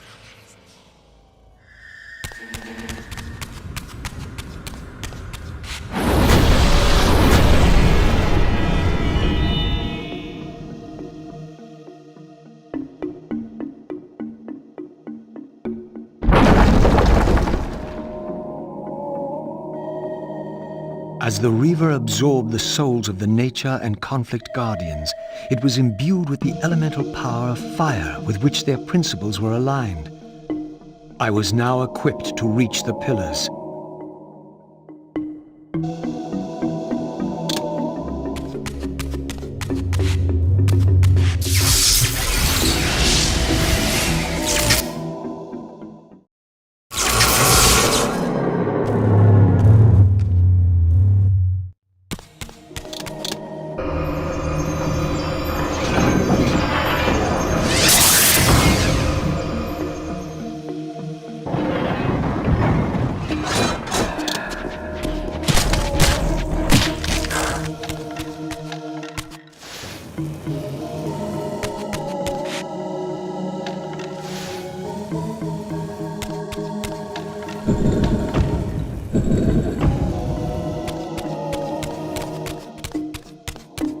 Once again, I beheld the pillars of Nosgoth, crumbling in decay now, following the corruption of the Circle. Here I would find Ariel, the specter of the murdered Balance Guardian, and the last pure, undefiled member of the Guardian Circle. Bound here upon her death, she was doomed to haunt these pillars until her successor fulfilled his terrible duty, and balance was restored. What manner of creature approaches? I know you well, Ariel, though you do not yet know me. I have no time for riddles, strange one. All you have is time. I have come to seek your guidance. I counsel only one man, and you are not he. But you will know him soon. The contagion of your kind is coming to an end. My kind? What exactly do you think I am? Your name shall remain unspoken, as decreed by our ancestors. You serve the one who so brutally took my life and set this tragedy in motion. But even now, hope is at work. Balance will be restored, and your kind will be expelled forever. You have pinned your hopes on Kain. He will disappoint you. What can you know of Kain? More than you could ever fathom. He will do what he must when the time comes. By choosing his own death. A sacrifice for the world. You don't know Kain very well. I know what he is called to do. My faith sustains me. Is it faith or fear? You know that if Kain refuses the sacrifice, you will never leave here. And you begin to suspect. I will not hear your poison, fiend. Grant me the answers I require, and I will leave you to your pathetic delusions. Ask, then. I seek the vampire Vorador. To kill him, perhaps, or to join him in death. But for Kain, he is the last of his kind. Mobius's mob has done its work. My reasons are my own. His refuge lies in the heart of the Black Forest.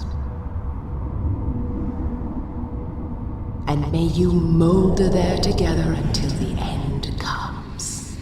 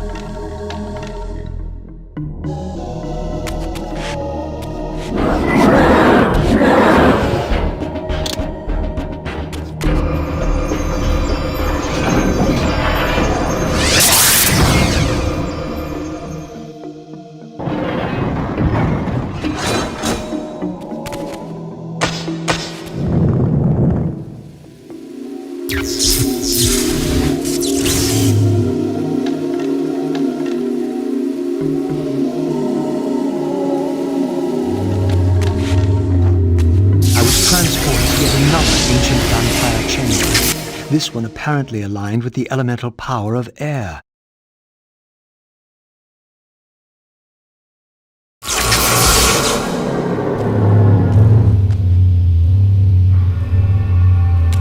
These murals had suffered some damage. Once again I recognized the vampire's hero, but this scene revealed something new. For here they had also depicted his destined adversary, now partially obscured, who seemed to bear a flaming sword.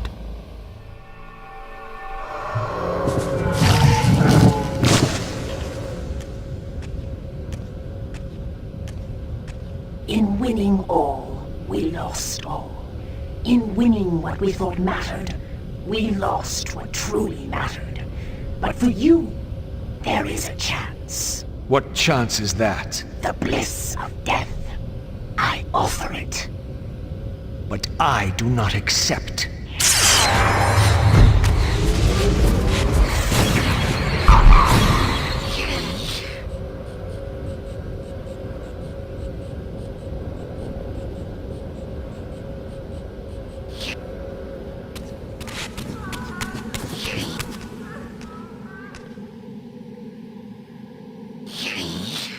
You too share the curse. Submit and be released. Never.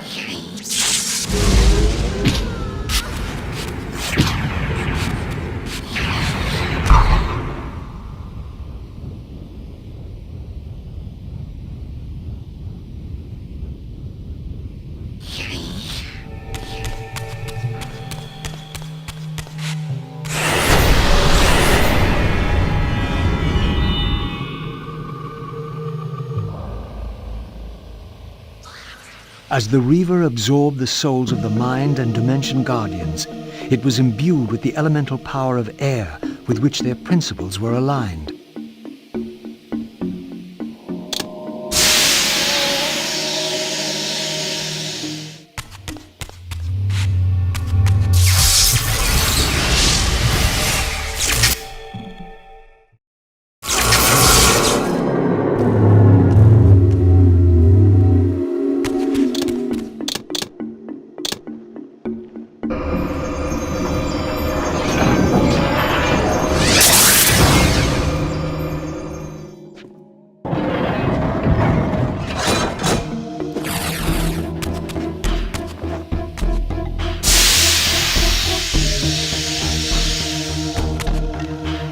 With the Reaver endowed with the elemental power of air, the way to Vorador's refuge lay open at last. If the old vampire still lived, he alone could tell me how to escape the terrible destiny charted for me when the Reaver was forged. Vorador's refuge was hidden deep within the Black Forest. I hoped to find him before Mobius's cutthroats did.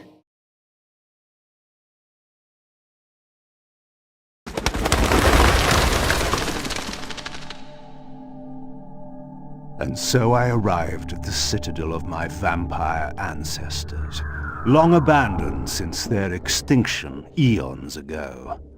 Perhaps it still held the wisdom of its creators. Here, Mobius said I would find proof that Raziel was not what I thought he was, or hoped he would be. But in sending me here, Mobius had done me an unexpected, or perhaps an unwitting service. For it was my destiny, not Raziel's, my role as Scion of Balance, whose secrets I was here to discover.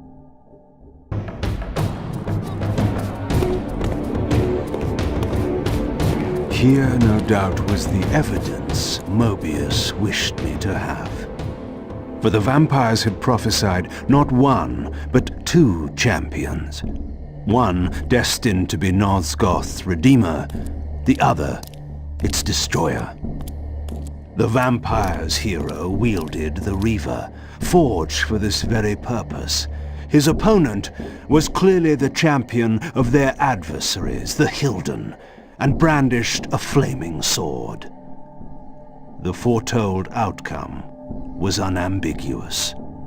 The vampire hero would fall. The Reaver required some additional enhancement before this door could be opened.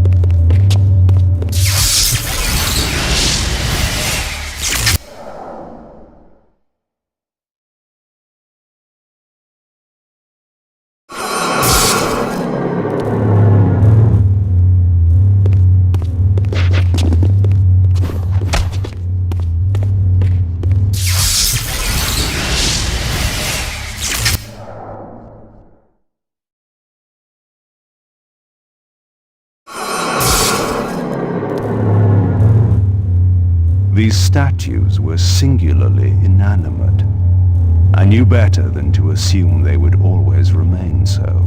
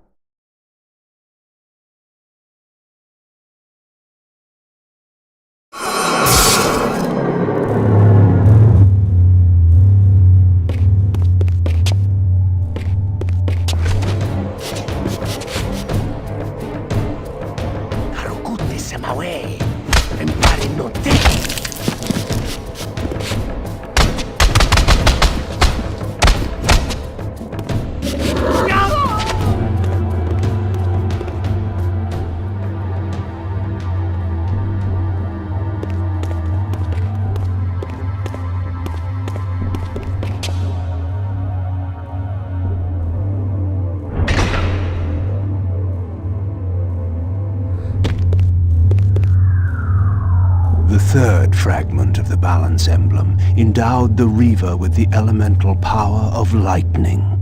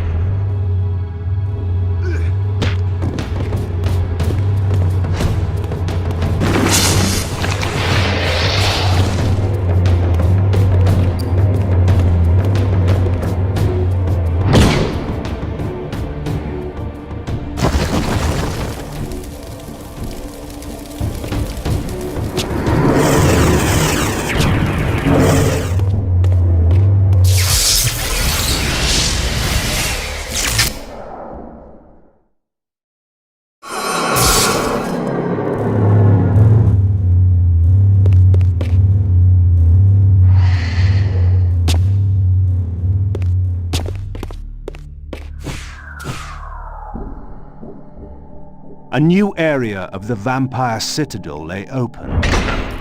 I still had much to discover.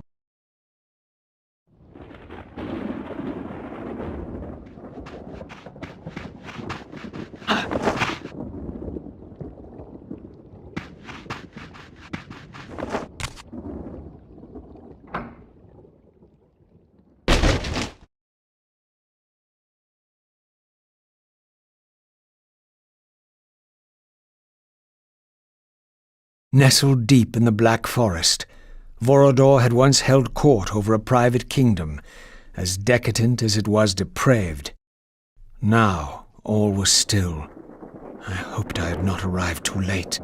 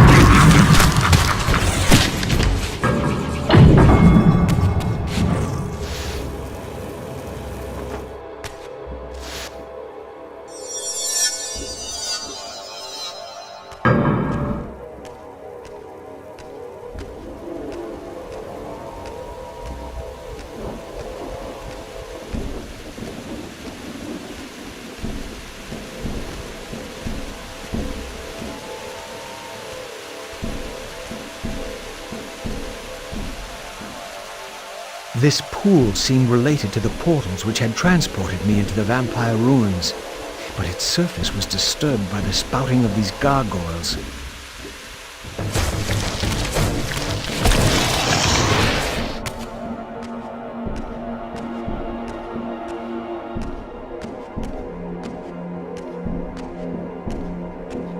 These gargoyles were effigies of the vampire's enemies. In the corresponding murals, they were impaled by heroic vampire warriors. Perhaps this was a clue.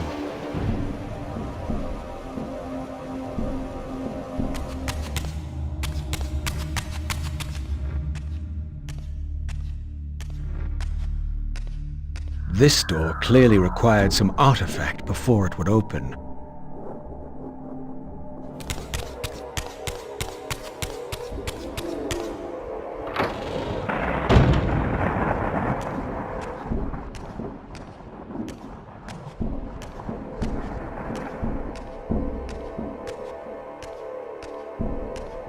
This statue appeared to be the same hero I had seen depicted in the fountain room.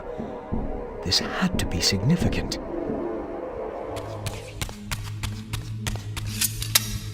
This was indeed the vampire warrior depicted in the fountain room, for here was the hero's weapon. This could be the key to solving the riddle of the fountain.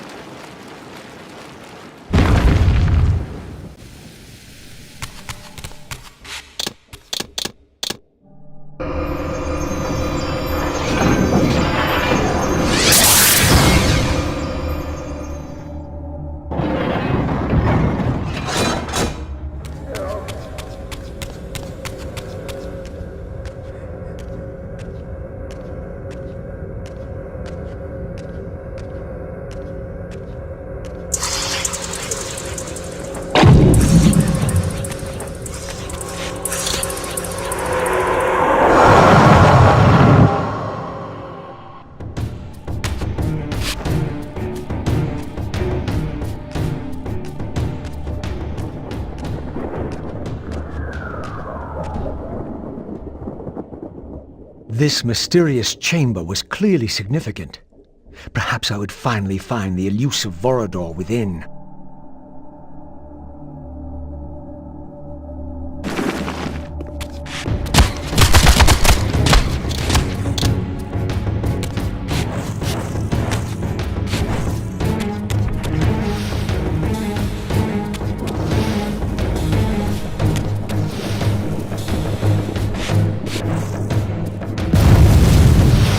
Braziers were all lit, but still the door remained sealed. Perhaps I had ignited too many.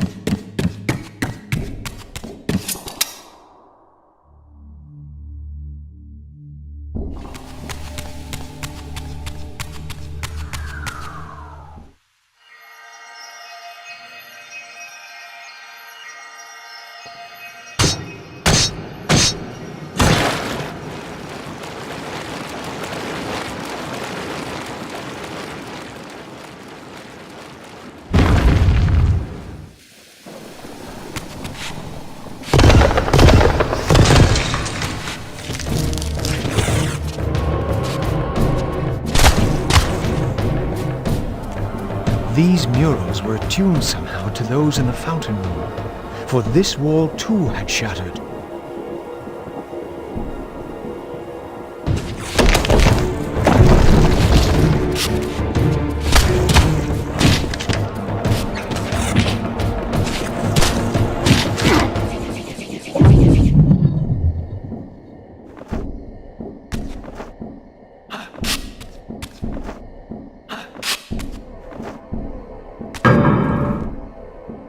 Perhaps this arcane emblem would unlock the sealed door in the crypt.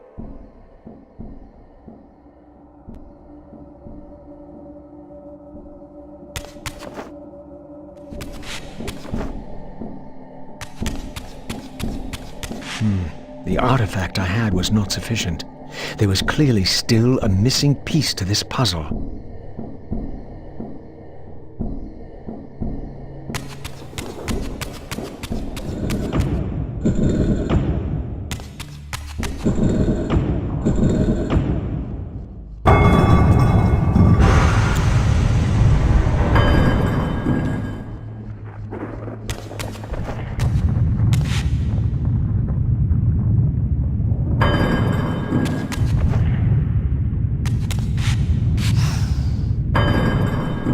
Here was the second piece of the emblem. Now, undoubtedly, the crypt door could be opened.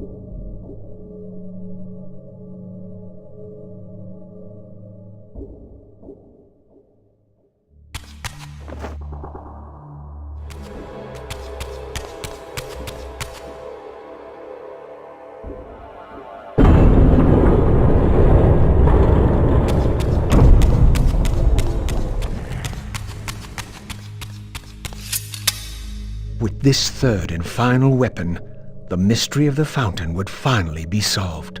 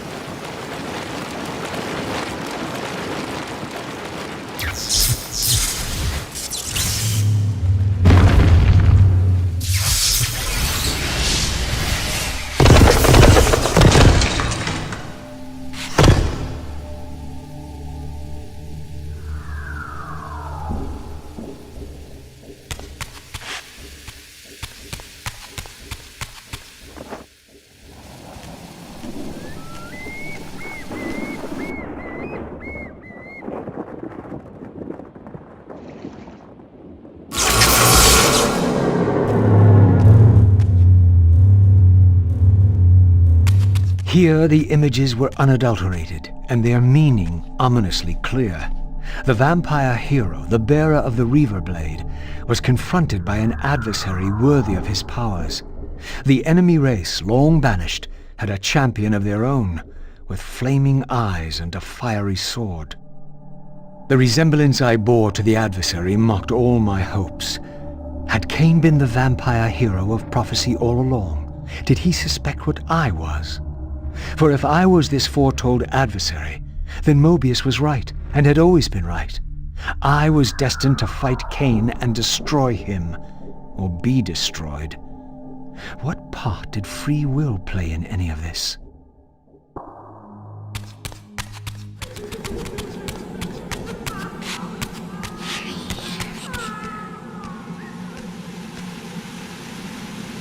Your deliverance is at hand.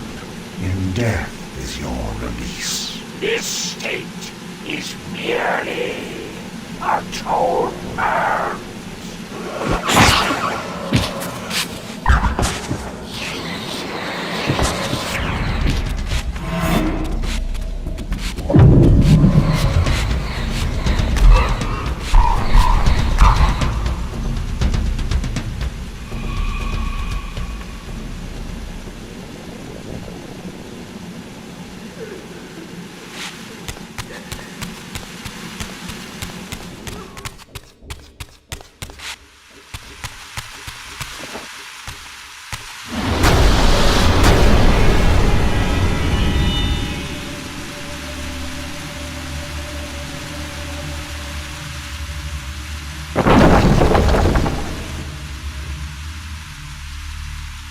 Once more the Reaver absorbed the spirits of the former vampire guardians, and thus was imbued with the elemental power of water. Perhaps now I could enter that mysterious crypt at the end of the garden.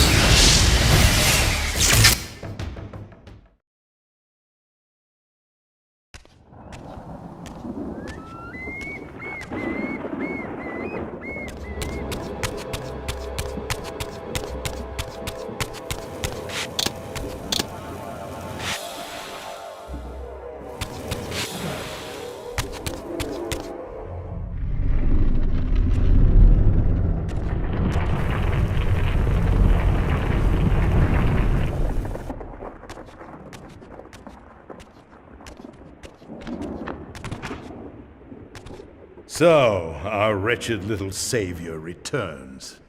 Come to join the last pathetic battle of the vampire race? But on which side, I wonder? I've not come to fight you, Vorador. You don't know why you're here. I know this much, that you are the author of my fate, and as such, only you can rewrite it. You give me too much credit. You forged the Reaver. I have seen the evidence. I was its maker, yes? Then you know its purpose. No. Only the scraps of prophecy my master shared with me. And do these scraps explain why you would forge a weapon to imprison your savior? Ah, well then. It seems we have our answer.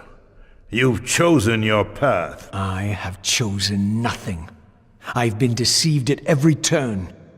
You seem to know what I am. Tell me.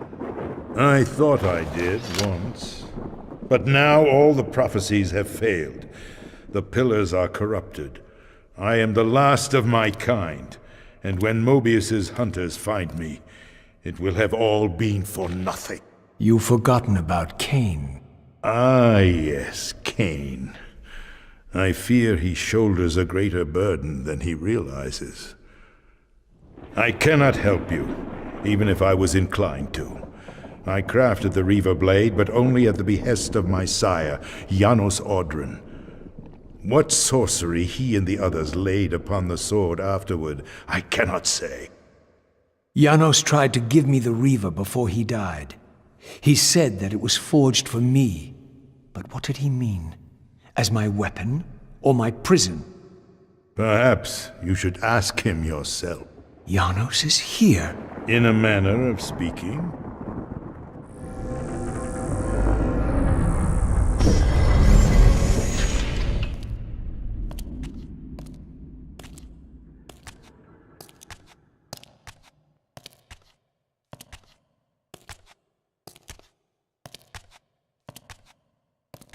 The greatest of us all, the father of our race. The Seraphim tore the heart from his living body 5 centuries ago. But there's no sign of decay. How is this possible after all these years? Somewhere, the heart still beats, and while it does, the body will remain preserved. If his heart could be restored, Janos might yet be raised. And you haven't tried to recover it in all these years? Many times, but our enemies hid the heart too well. It was taken as a trophy to Avernus Cathedral centuries ago, where they christened it the Heart of Darkness.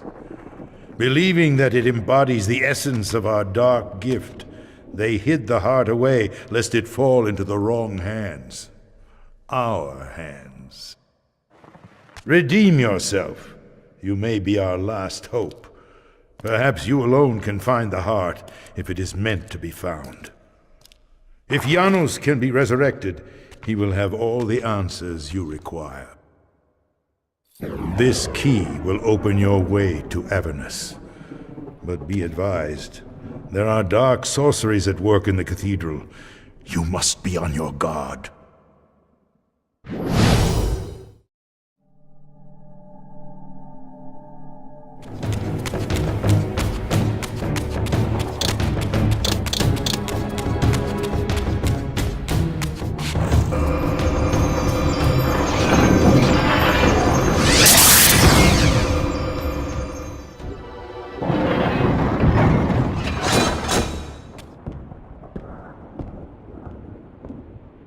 Avernus is in flames, and with it, our hopes may evaporate. How can I find the heart in the midst of such chaos? You must act quickly. But beware, an ancient evil dwells within, long unspoken among our kind. Undoubtedly, this is the source of the corruption that infects the Circle. If you are to succeed, you must resist its influence.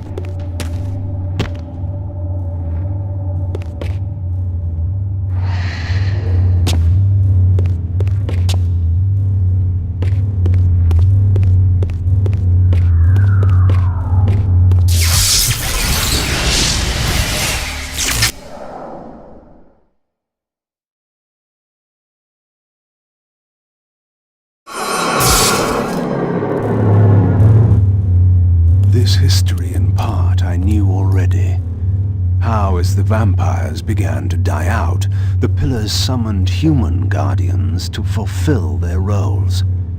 It seemed the ancient vampires had adopted, and when necessary, abducted the human guardians and made vampires of them when they came of age, until the humans rebelled against their masters. And here, I made a surprising discovery. It was Mobius, the Time Streamer, and Mortanius, Guardian of Death, who led the bloody revolt. Now, I understood why Mobius hated me so intensely. I was the first vampire guardian in all these centuries, and he knew what my coming signified. Or perhaps I reminded him of all he had forsaken.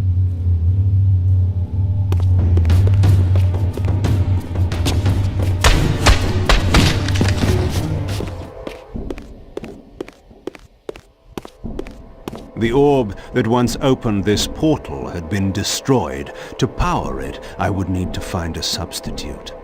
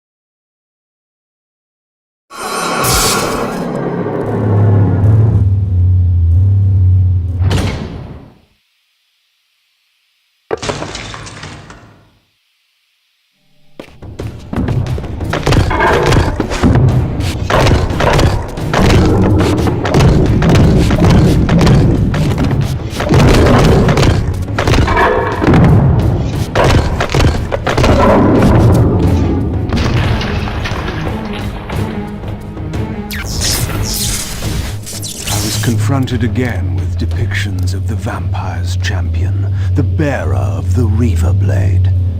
And here too was his Hilden adversary, with blazing eyes brandishing a flaming sword. Two heroes locked in combat which only one would survive. But which one? These murals prophesied two possible outcomes. I didn't know what Mobius was trying to concoct, but this all seemed too convenient.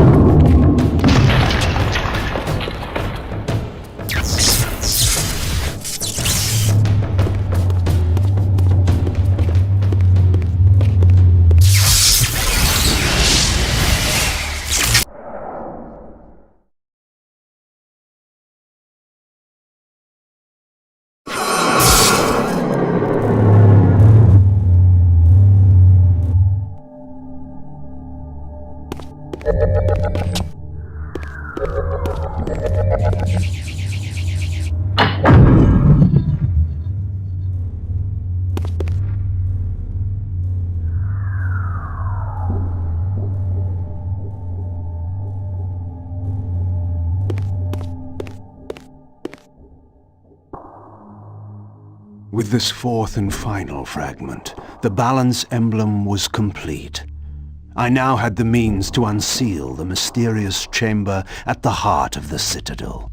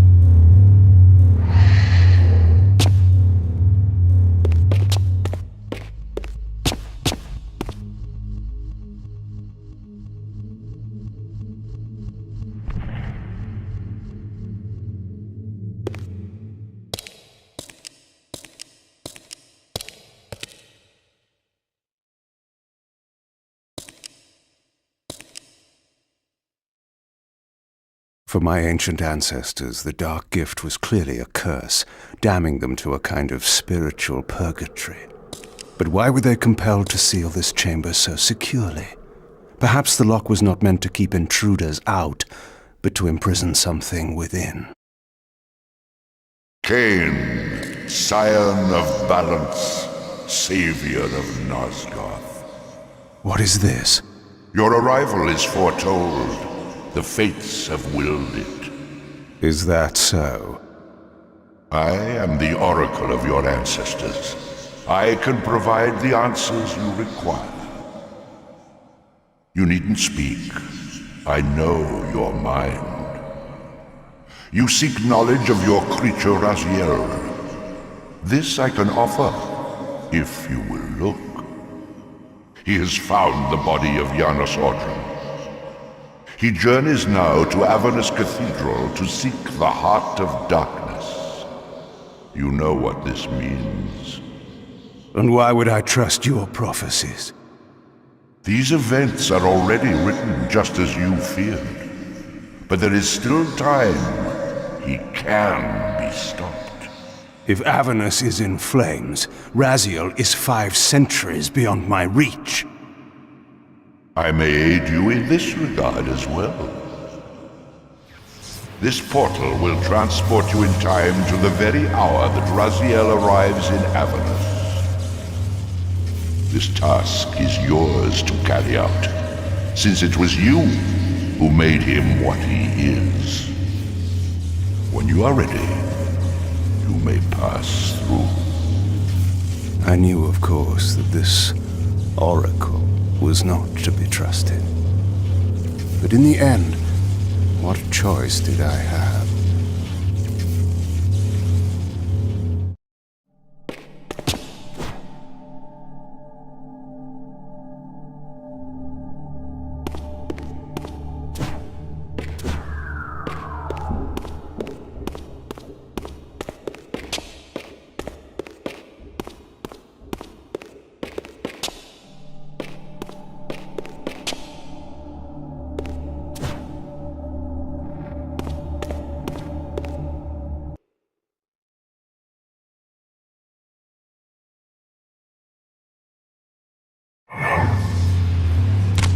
This peculiar sensation was familiar to me, and the chamber did indeed appear altered by time.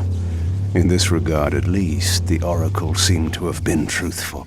I have delivered you faithfully to the very hour you desire. You know what must be done, Kain. There is only one way to prevent Raziel from doing great harm. He is not my enemy. But you are his.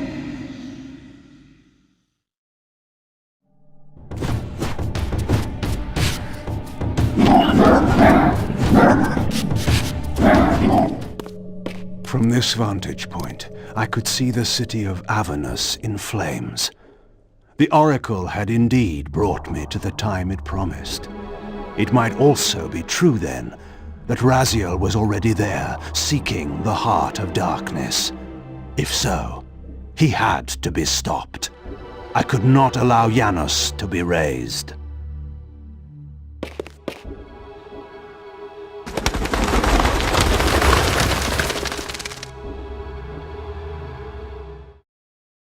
Somewhere in this great cathedral, the heart of darkness lay concealed. The city outside was in chaos, and the cathedral would not be immune for long. During such times, buried secrets were often suddenly revealed, or lost forever.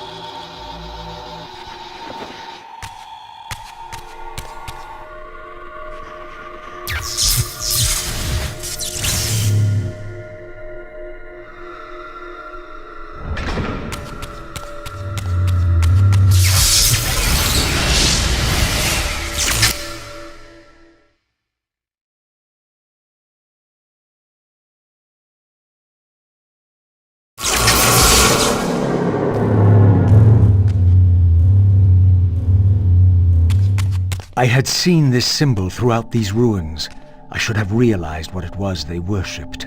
Now there was no question, for this scene depicted the ancient vampires' torment and despair as their curse cast them from the wheel of fate. So this was the god whose abandonment had driven them to madness and suicide. Finally, I understood. It was not the bloodthirst, but their immortality that was the true nature of their enemy's curse.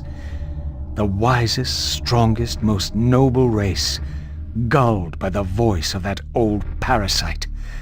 But I had seen him, and whatever he was no god.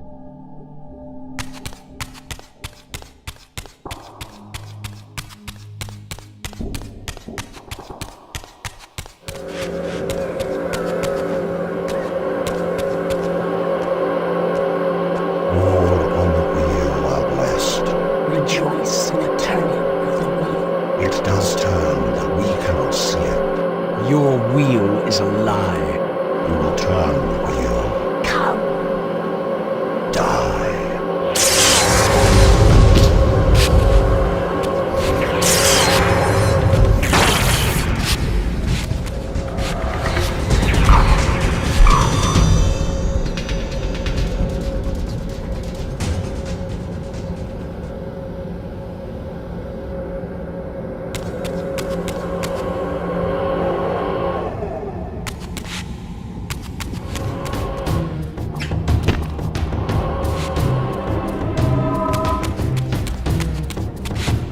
This spirit vessel was shielded by layers of occult energy. There had to be some means to dispel this barrier.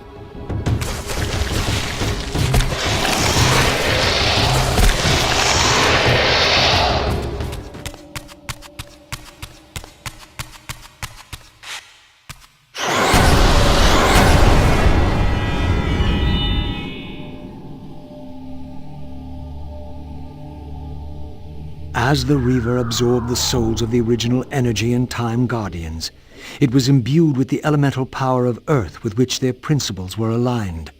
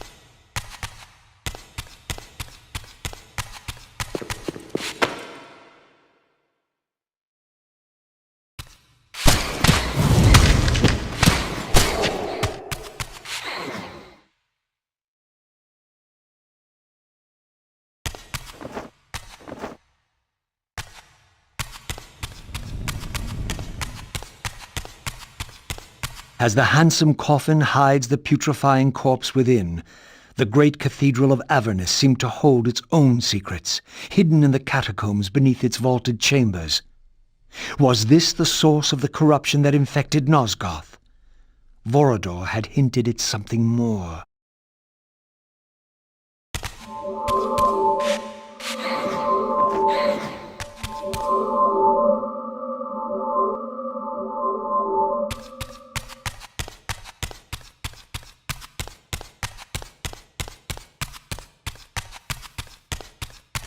History is written by the victors.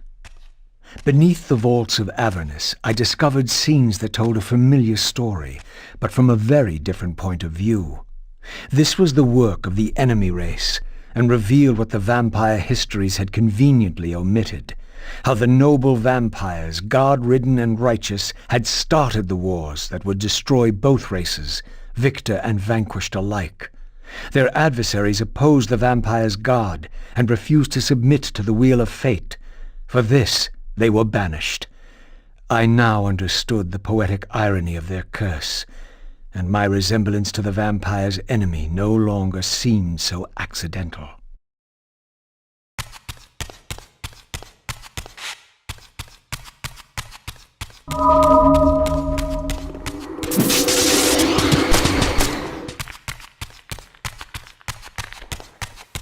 The banished race foretold a hero who would deliver them from their oppressors and destroy the shackles of the vampire's tyrannous god, the same hero that bore the flaming sword. What game was this, where every player on the board claimed the same pawn? So, Raziel, your true nature is finally revealed. You were never the vampire's savior. It is to the Hilden race you belong. And when Kain realizes this, what do you think he will do?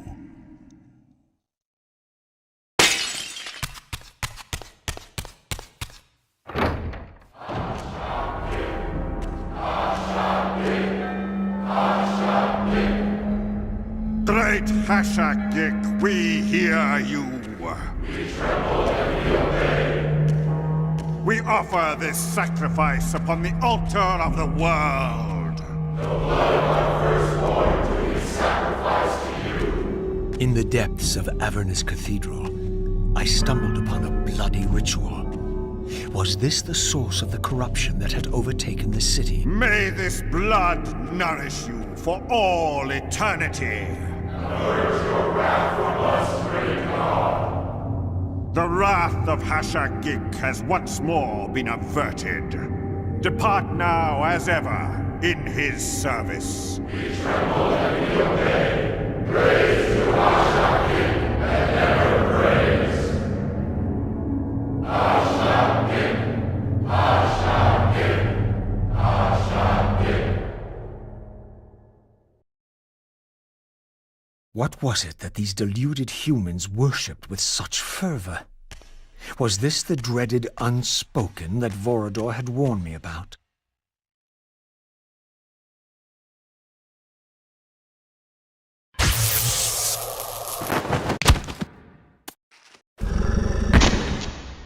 Whatever so-called god inhabited this hideous pit, I was about to meet it.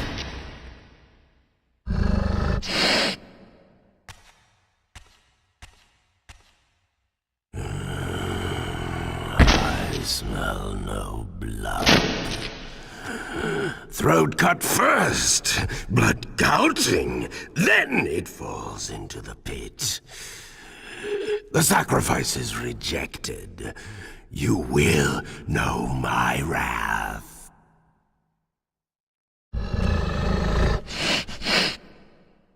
Not possible. No, it could not be. Stand away, monster! No. That voice. Not possible. I know that voice. But he fell. The abyss. He ended there. I did not fall into the abyss. Oh, it remembers that, does it? I was thrown in by my own brethren. I heard what you did to them. And now, you have found me at last. Terrell! Terrell! Yes, that was my name then. The others were grotesque, but... Yes, I am changed. I have become a god, greater than you ever were, Raziel. You were never a god. Greater even than Kain!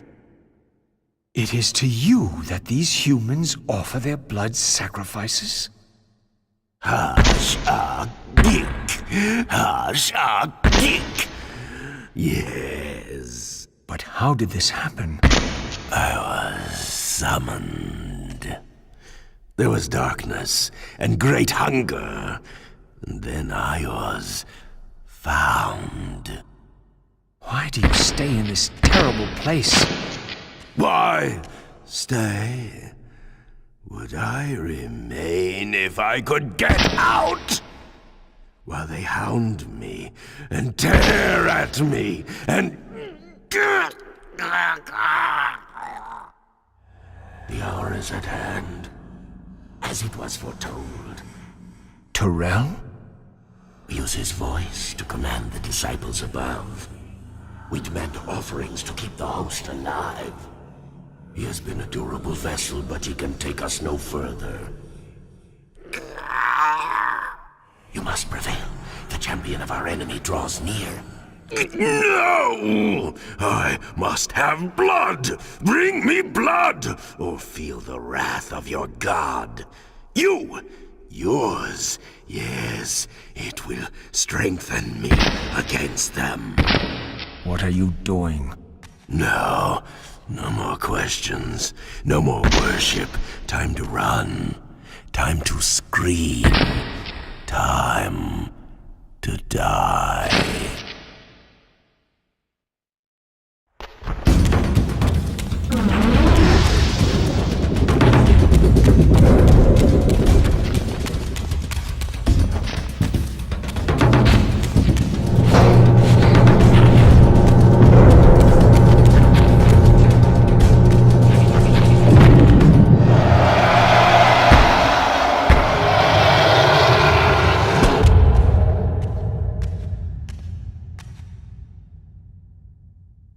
Yes, now.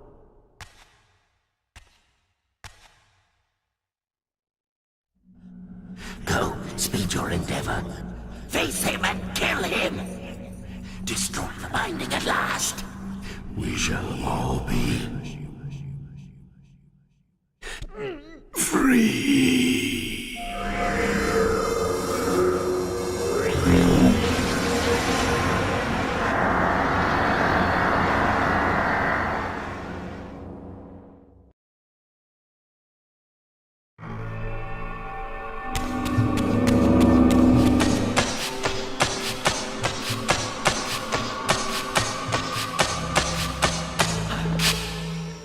Come to me, my undead son. Make haste to the pillars. The stage is set for the grand finale. You will have your vengeance. Mortanius! So, you have come out into the open at last. The binding must be fragile indeed. But you will find you are too late. What am I too late for this time? No, not now. You are too late for the victory you sought. I have beaten you after all. You have mistaken my identity. Have I? You forget who schooled me in the ancient prophecies. This vessel speaks truly.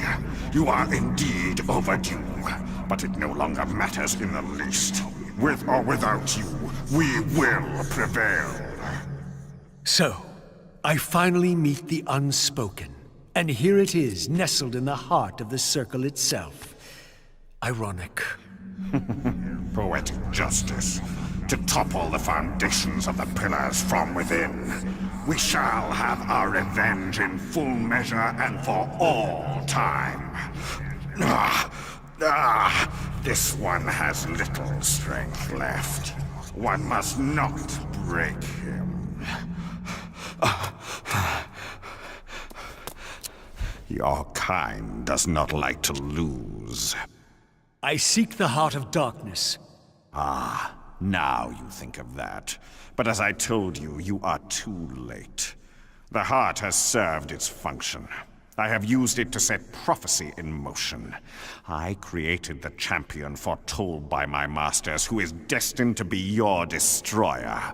The Scion of Balance will save Nosgoth. The Pillars will return to vampire guardianship as intended, and your race will be cast down forever. Kain. You use the Heart of Darkness to create Kain. How else?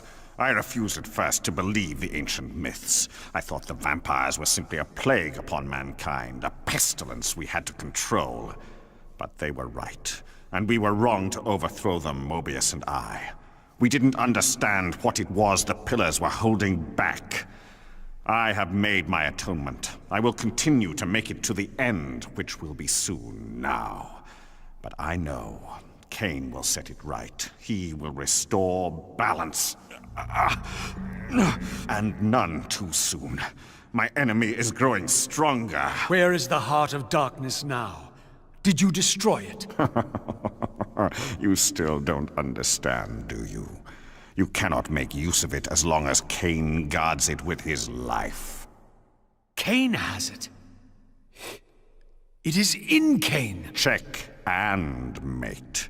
This deed will redeem first me and then all Nosgoth. It must.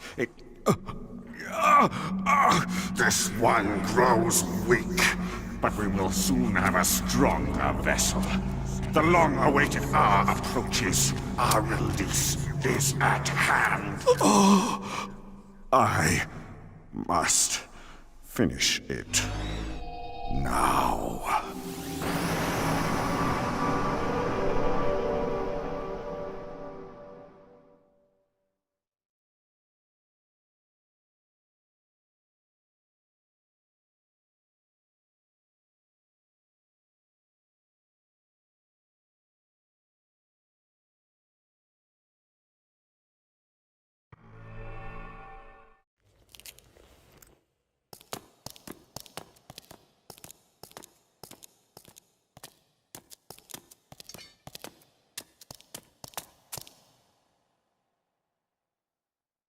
Kain, why is this no surprise? Because our destinies run together, Raziel, like two rivers that have met and can never be distinct again. At your every fatal turn, you'll find me. And the free will you said was mine. What has become of that? You still have it. And that has everything to do with my presence here now. It was your machinations that set my destiny in motion. The coin you tossed has struck the earth. Now you must abide by its outcome. The coin is still turning, Raziel. To reach the resolution we both can live with, that will best serve our futures, Janos Audron must not be raised. Because you do not wish it? Is my free will to be exercised only when it accords with your whim? There is much more at stake in this than you know. Yes, and it is Janos who has the answers I desire. You must trust me, Raziel. Our intentions, for Nosgoth, for our futures, are not so diverse. I must trust you. Or... I've not come here to threaten you, Raziel. You say that, while you hold in your hand the instrument of my doom? I saved you from the Reaver once. I have no intention of imprisoning you within the blade. At least not until the moment it serves your plans to do so. You are not the only one at risk. I may carry the instrument of your destruction, but I too have taken a chance in coming here. Or haven't you realized? You bear the only weapon that can kill me. Then you know what I am, and who you are? I believe I do. And still you think you can move me about like your pawn? Think again, Kain. Take heed, Raziel. Why? If we are who we are, then are we not destined to fight to the death, to decide the fate of Nosgoth? Don't be a fool! I will not fight you! And that will be the prophesied hero's battle? I win because you will not fight me? The mighty Kain, scion of balance, would-be savior of Nosgoth, surrenders before the final battle even begins! Very well. If this will make you see reason...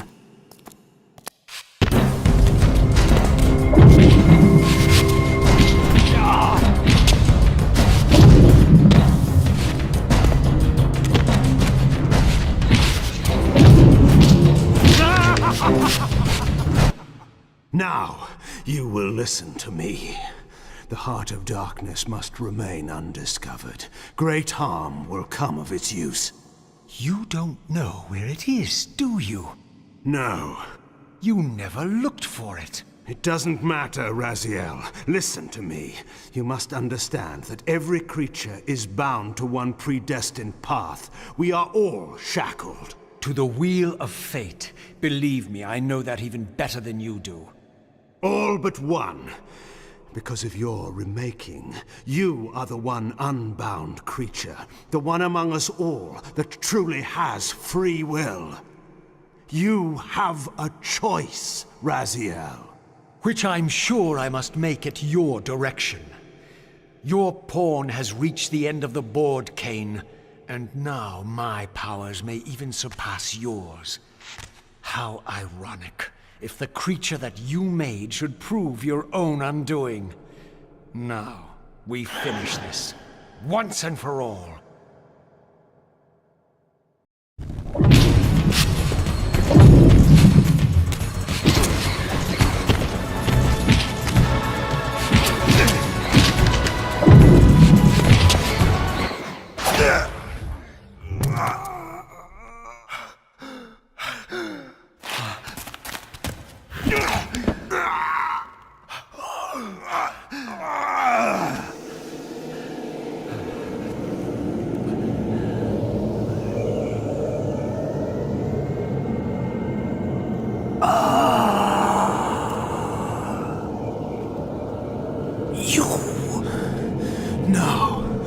Raziel. They Victus! I didn't.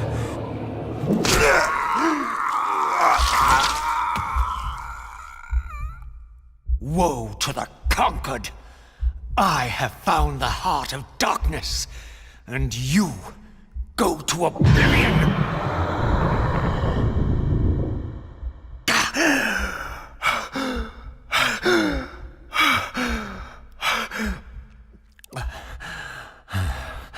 Kain was gone. The madness of this place had somehow fueled my rage, and as it subsided, I felt no elation, no sense of victory. Only a calm certainty that we had once again walked blindly into our enemy's trap.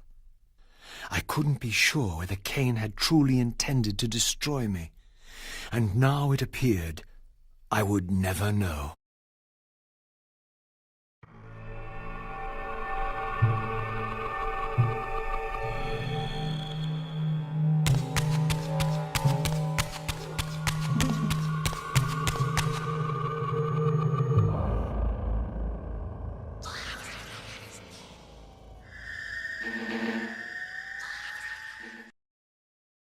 In my absence, the estate had been overrun by Mobius's soldiers. I hoped that they had not yet found the entrance to the crypt or discovered the body of Janos. Of Vorador, there was no sign. Raziel, the conquering hero. I understand we ought to offer congratulations. Kain, at last, is dead. I suppose you expect similar congratulations on the death of Vorador. Or has he eluded you? We have him, but not without a considerable price in blood. That will have pleased him. Let it sustain him until his head is off, and every vampire in Nosgoth at last is dead. And will that knowledge sustain you? You too are going to your death. For a true servant of the one God, death is never bitter. I will go, again at peace with the knowledge that I have played my small part in our master's plans. Kain is at last destroyed, and you have carried out the deed. Which hero do you think you are now? The vampire savior, or the other one? Have you realized yet that it didn't matter to us which one either of you thought you were, so long as the result was the same in the end? And now, Kain is dead. Really, I cannot thank you enough. So, this has all been arranged every step of the way. And Kain thought I truly had free will. Oh, but you do. And there's the greatest triumph of all, to have compelled the one player who could choose into doing exactly what we required. Well done, faithful servant. And now, I have an execution to see to.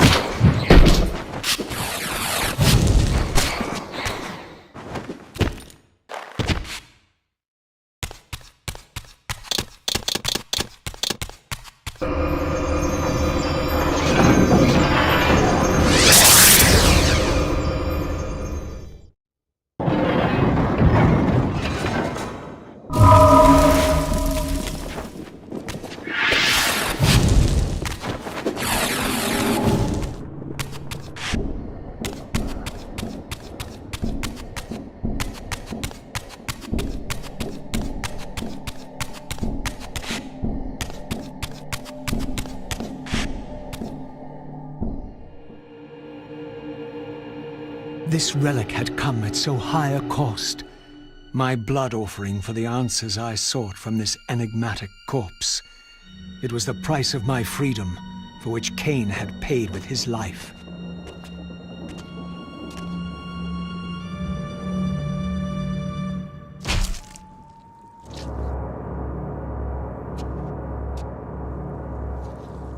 Had I journeyed so far and forsaken so much, only to have it end like this?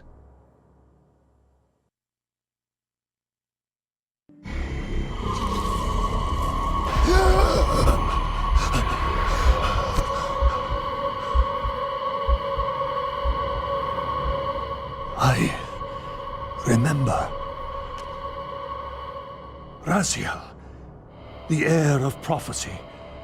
You came for the Reaver, just before the Seraphim found me.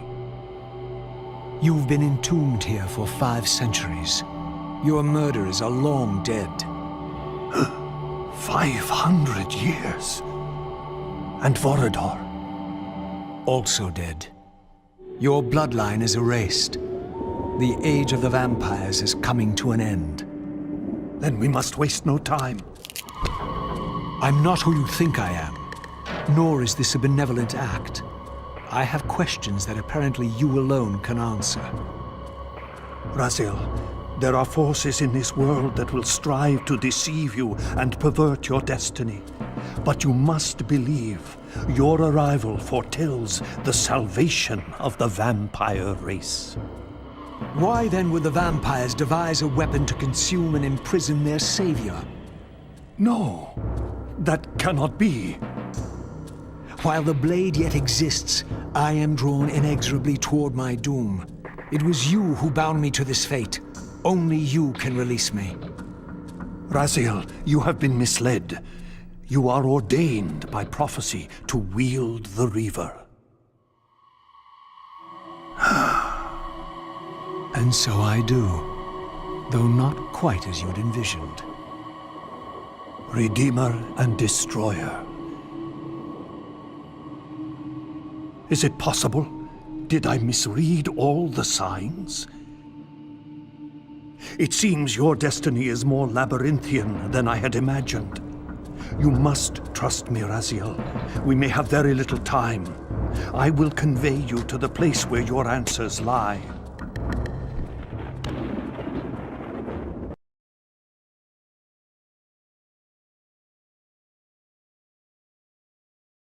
Where have you brought me?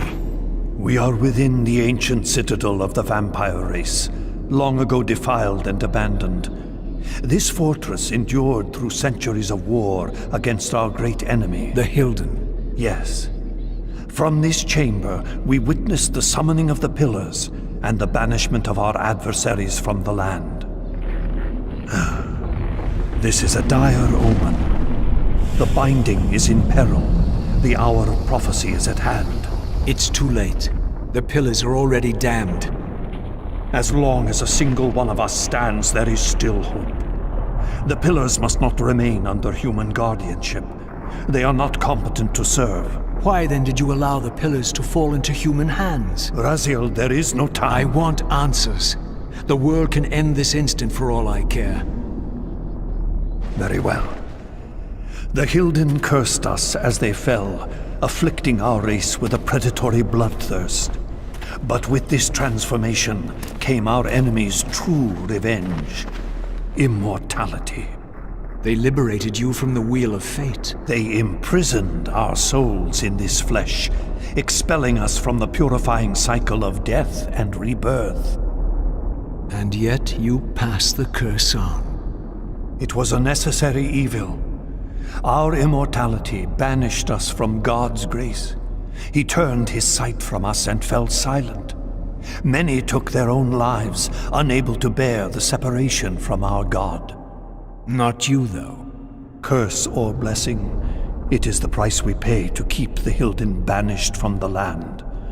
To sustain the binding, we had to preserve our bloodline, and so we passed the dark gift to the human successors of our fallen guardians. They rebelled, inevitably, refusing the curse and seizing the pillars as their own. And so we come to our present dilemma. While mankind governs the pillars, the binding decays. The Hilden strain against the barriers of their prison, scratching to gain a foothold back into this world. And what does all this mean to me?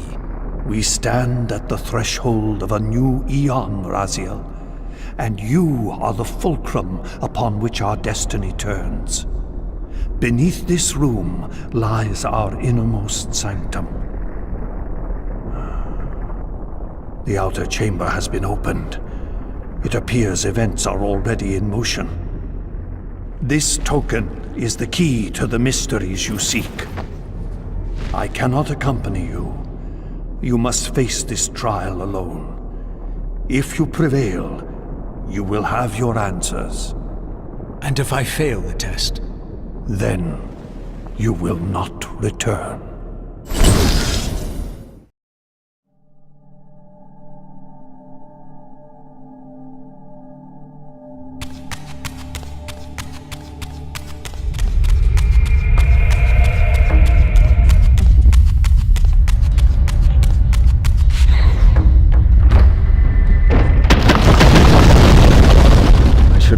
I'd find you here. Here and everywhere, now and always.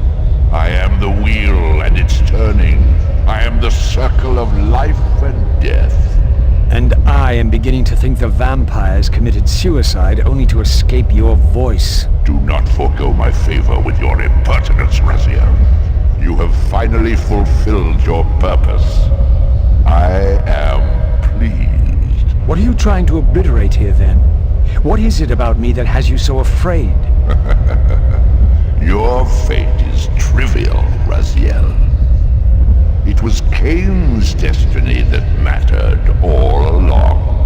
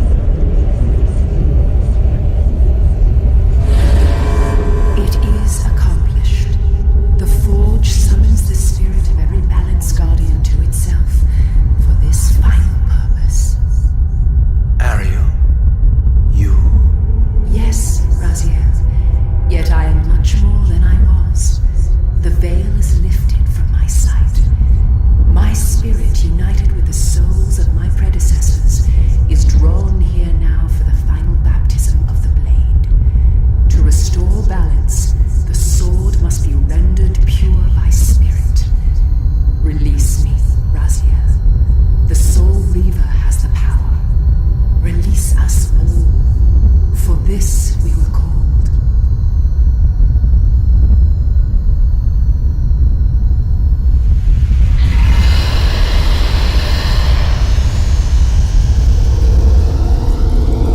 You have done well, Raziel.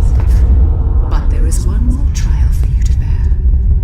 You must unite what has been set asunder. Only then will the Scion of Balance be armed for his true endeavor. Only then.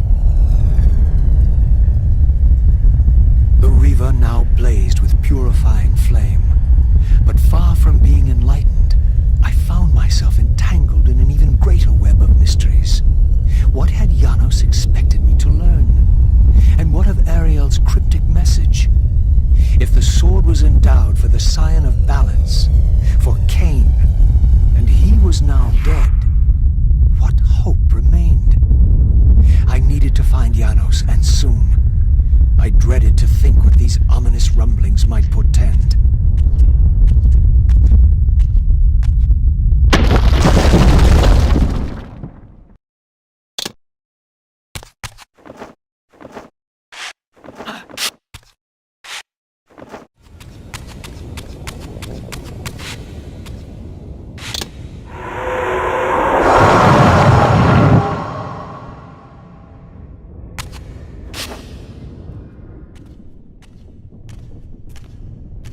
Janos, what is this? The binding is failing. All is lost. We had arrived at that cataclysmic moment when a younger Kain faced his fateful dilemma as Balance Guardian. Choosing self-preservation over sacrifice, he doomed the Pillars to eternal ruin. Raziel, there may yet be hope. There is one who will be called. You must seek the Scion of Balance. Dear God!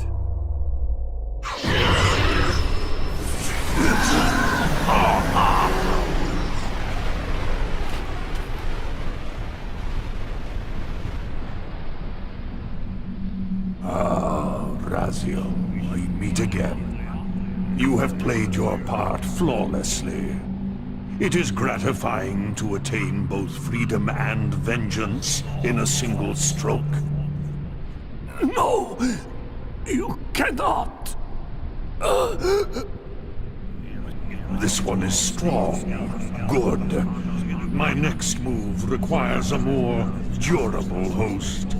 Mortals are such fragile vessels. Willing or not, you have provided the instrument of our victory. I wouldn't celebrate just yet. You pathetic creature. You haven't got a clue. The seduction of the Circle and possession of Mortanius, Ariel's murder, the corruption and collapse of the Pillars, all orchestrated as a prelude to this moment. We sought an incorruptible vessel, and you provided one. We required the blood of our ancient enemy, and you delivered Janos Audron. Having first been lured to the heart of darkness. Best of all, you murdered the Scion of Balance to get it. We've already won. Raziel, you must not allow them to carry out their plan. Kill me, and you end it now. Suicidal like the rest of them. Know your place, Raziel. The true hero plays his role and then steps aside.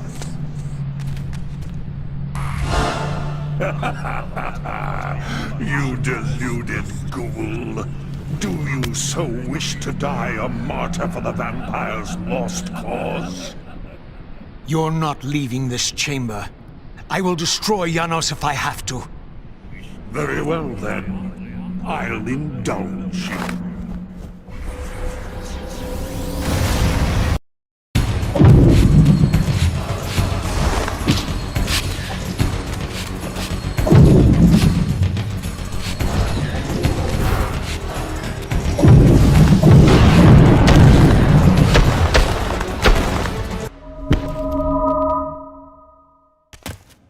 Raziel, finish it before he returns.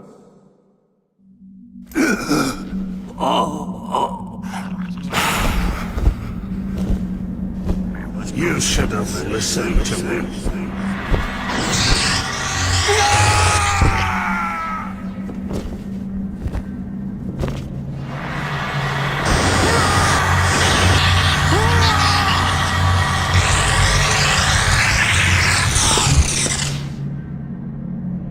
Now it is finished, and thus a new epic has its beginning.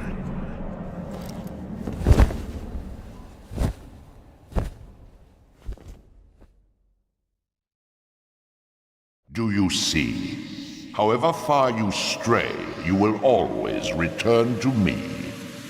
Surrender, Raziel. Never! Your efforts are wasted, Raziel. That weapon you bear, however endowed, remains only a wraith blade. It cannot touch me. I will not be your prisoner. You have no choice. Your task is fulfilled. Kain has been cleared from the board, and this chamber made ready for my more malleable servants. There is nothing more for you to do. I refuse to bend my will. It has always been my will you satisfy, never your own. You parasitic fraud. You're forced to imprison me because I possess free will. You possess nothing. As you are undying, your soul cannot be returned to the wheel. But it may console you to abide here in eternity with me. Mobius, my good servant, I call you to the place of our first meeting. Return to me here.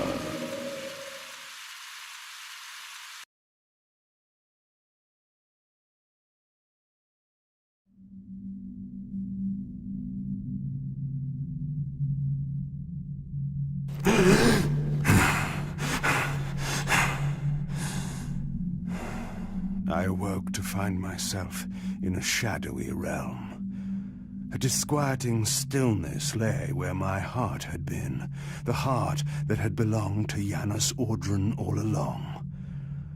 How was it possible that I still lived? You are still very full, vampire. That will go first. This realm will render you hideous. You will go mad. I will not know it. What is this place? Do you not think of this place every day, vampire? Or are we truly forgotten? This is the exile into which we were driven. But soon now, soon we will be free. We will be free.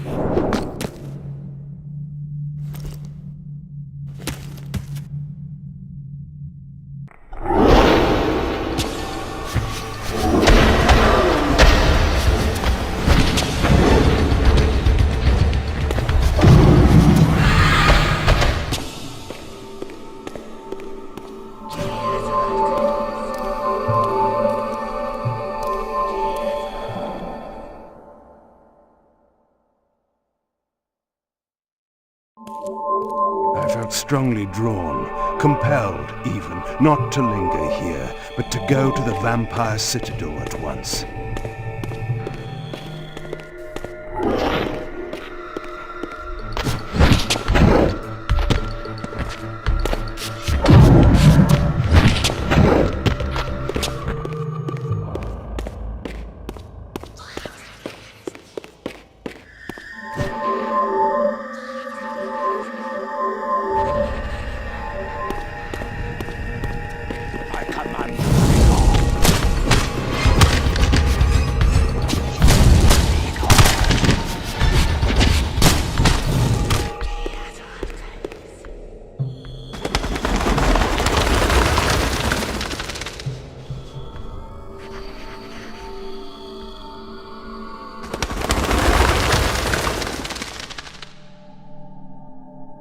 I knew what ominous hour this was in Nosgoth's history, for here was the event that had shaped my entire existence.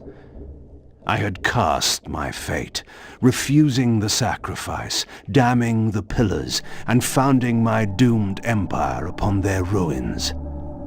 I would raise the Salafan priests to be my closest lieutenants, and would one day cast the strongest of them, my servant Raziel, into the abyss, dealing one last hand to play against fate. But in the end, had it made any difference?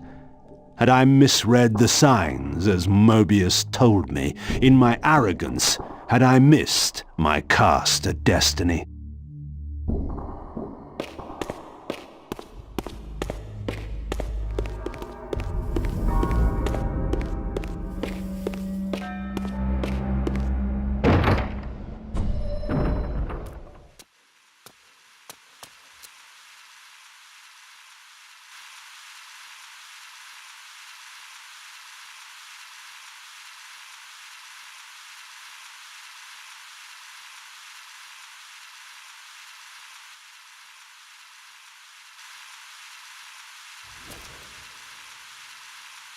The Hilden are merely an inconvenient consequence. They will be dealt with in time. It is a small price to pay for Kain's death. You're a bit premature. Kain! Is there a crack in your omniscience after all, Mobius? First, your omniscience, and now your powers. You're slipping badly. This is not possible. The part of me that staff affected is no longer in its place. But you already knew that, didn't you? I always was considered heartless. And now, Mobius, it is time. To kill me? Again? Your only solution for every problem. Kill. This is not a debate. You see, this time, you have nothing that I want. You think this will matter?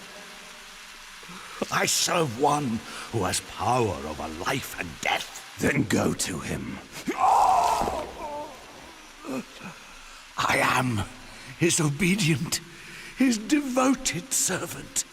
Soon, all pain will fade, and my master will bring me life once more.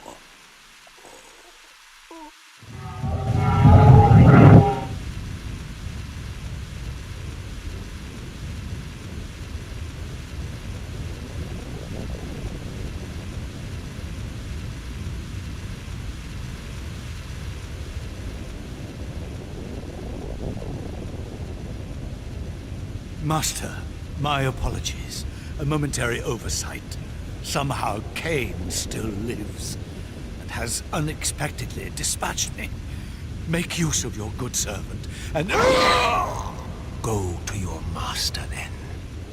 I release you to the wheel. Oh, God! No. Do you see it now? The monster that you served. Is this what you imagined when you worshipped it? No! And in that knowledge, go and feed it. I release you.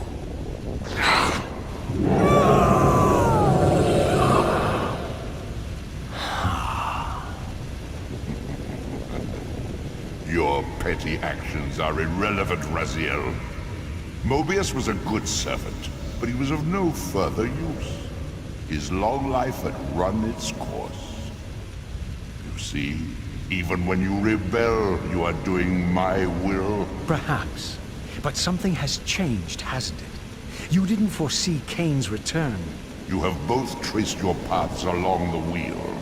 This is where the journey ends. You haven't the means to kill either one of us. Ah, but you can be stopped. And you will come to understand how oblivion can be a mercy. You and Kain will spend eternity buried here together, praying for the merciful release of a death that will never come.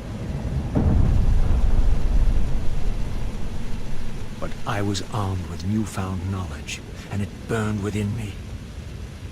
Redeemer and Destroyer. Mobius had never seen his master until the Soul Reaver purified his sight. Even the ancient vampires had no idea what it was they so righteously worshipped. You must unite what has been set asunder. All the conflict and strife throughout history, all the fear and hatred, served but one purpose: to keep my master's wheel turning. All souls were prisoners, trapped in the pointless round of existence, leading distracted, blunted lives until death returned them, always in ignorance, to the wheel. The coin is still turning. But what hope had there been? One cannot fight the unseen. Only then will the Scion of Balance be armed for his true endeavor. Despair, Raziel. There is no escape. It was then I knew what I had to do. I alone could end this.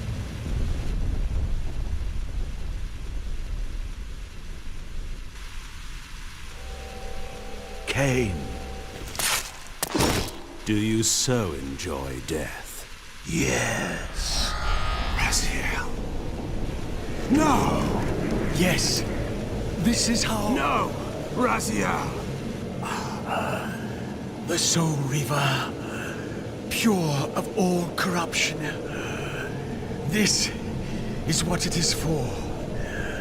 This is what I am for. The two become one. Both Soul Reavers together. And the scion of balance is healed. And I am not your enemy, not your destroyer.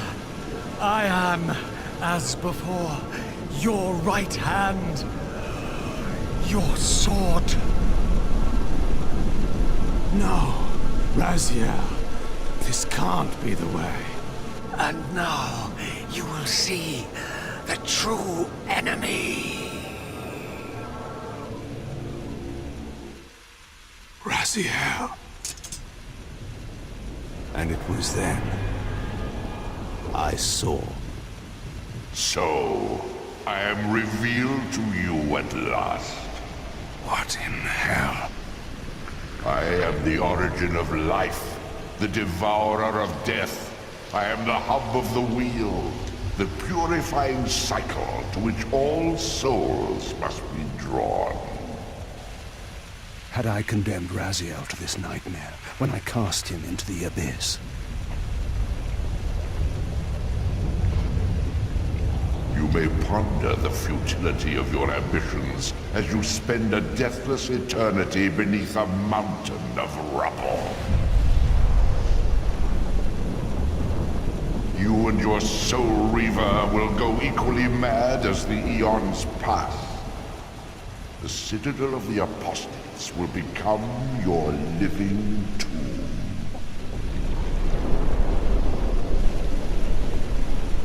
Your words are heartening.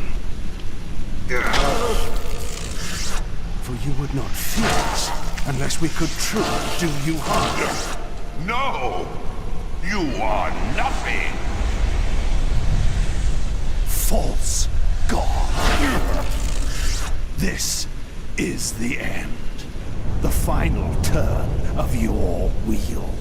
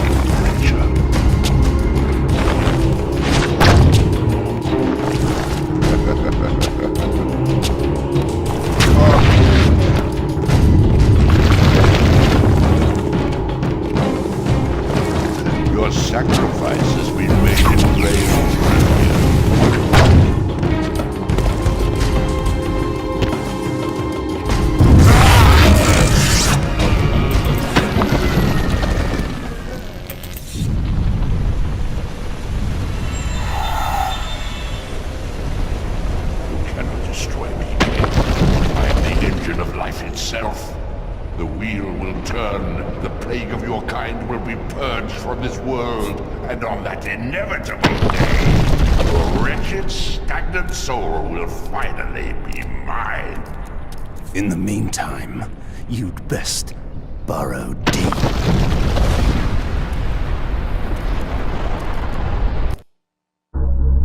Now at last, the masks had fallen away. The strings of the puppets had become visible, and the hands of the Prime Mover exposed. Most ironic of all was the last gift that Raziel had given me. More powerful than the sword that now held his soul, more acute even than the vision his sacrifice had accorded me. The first bitter taste of that terrible illusion.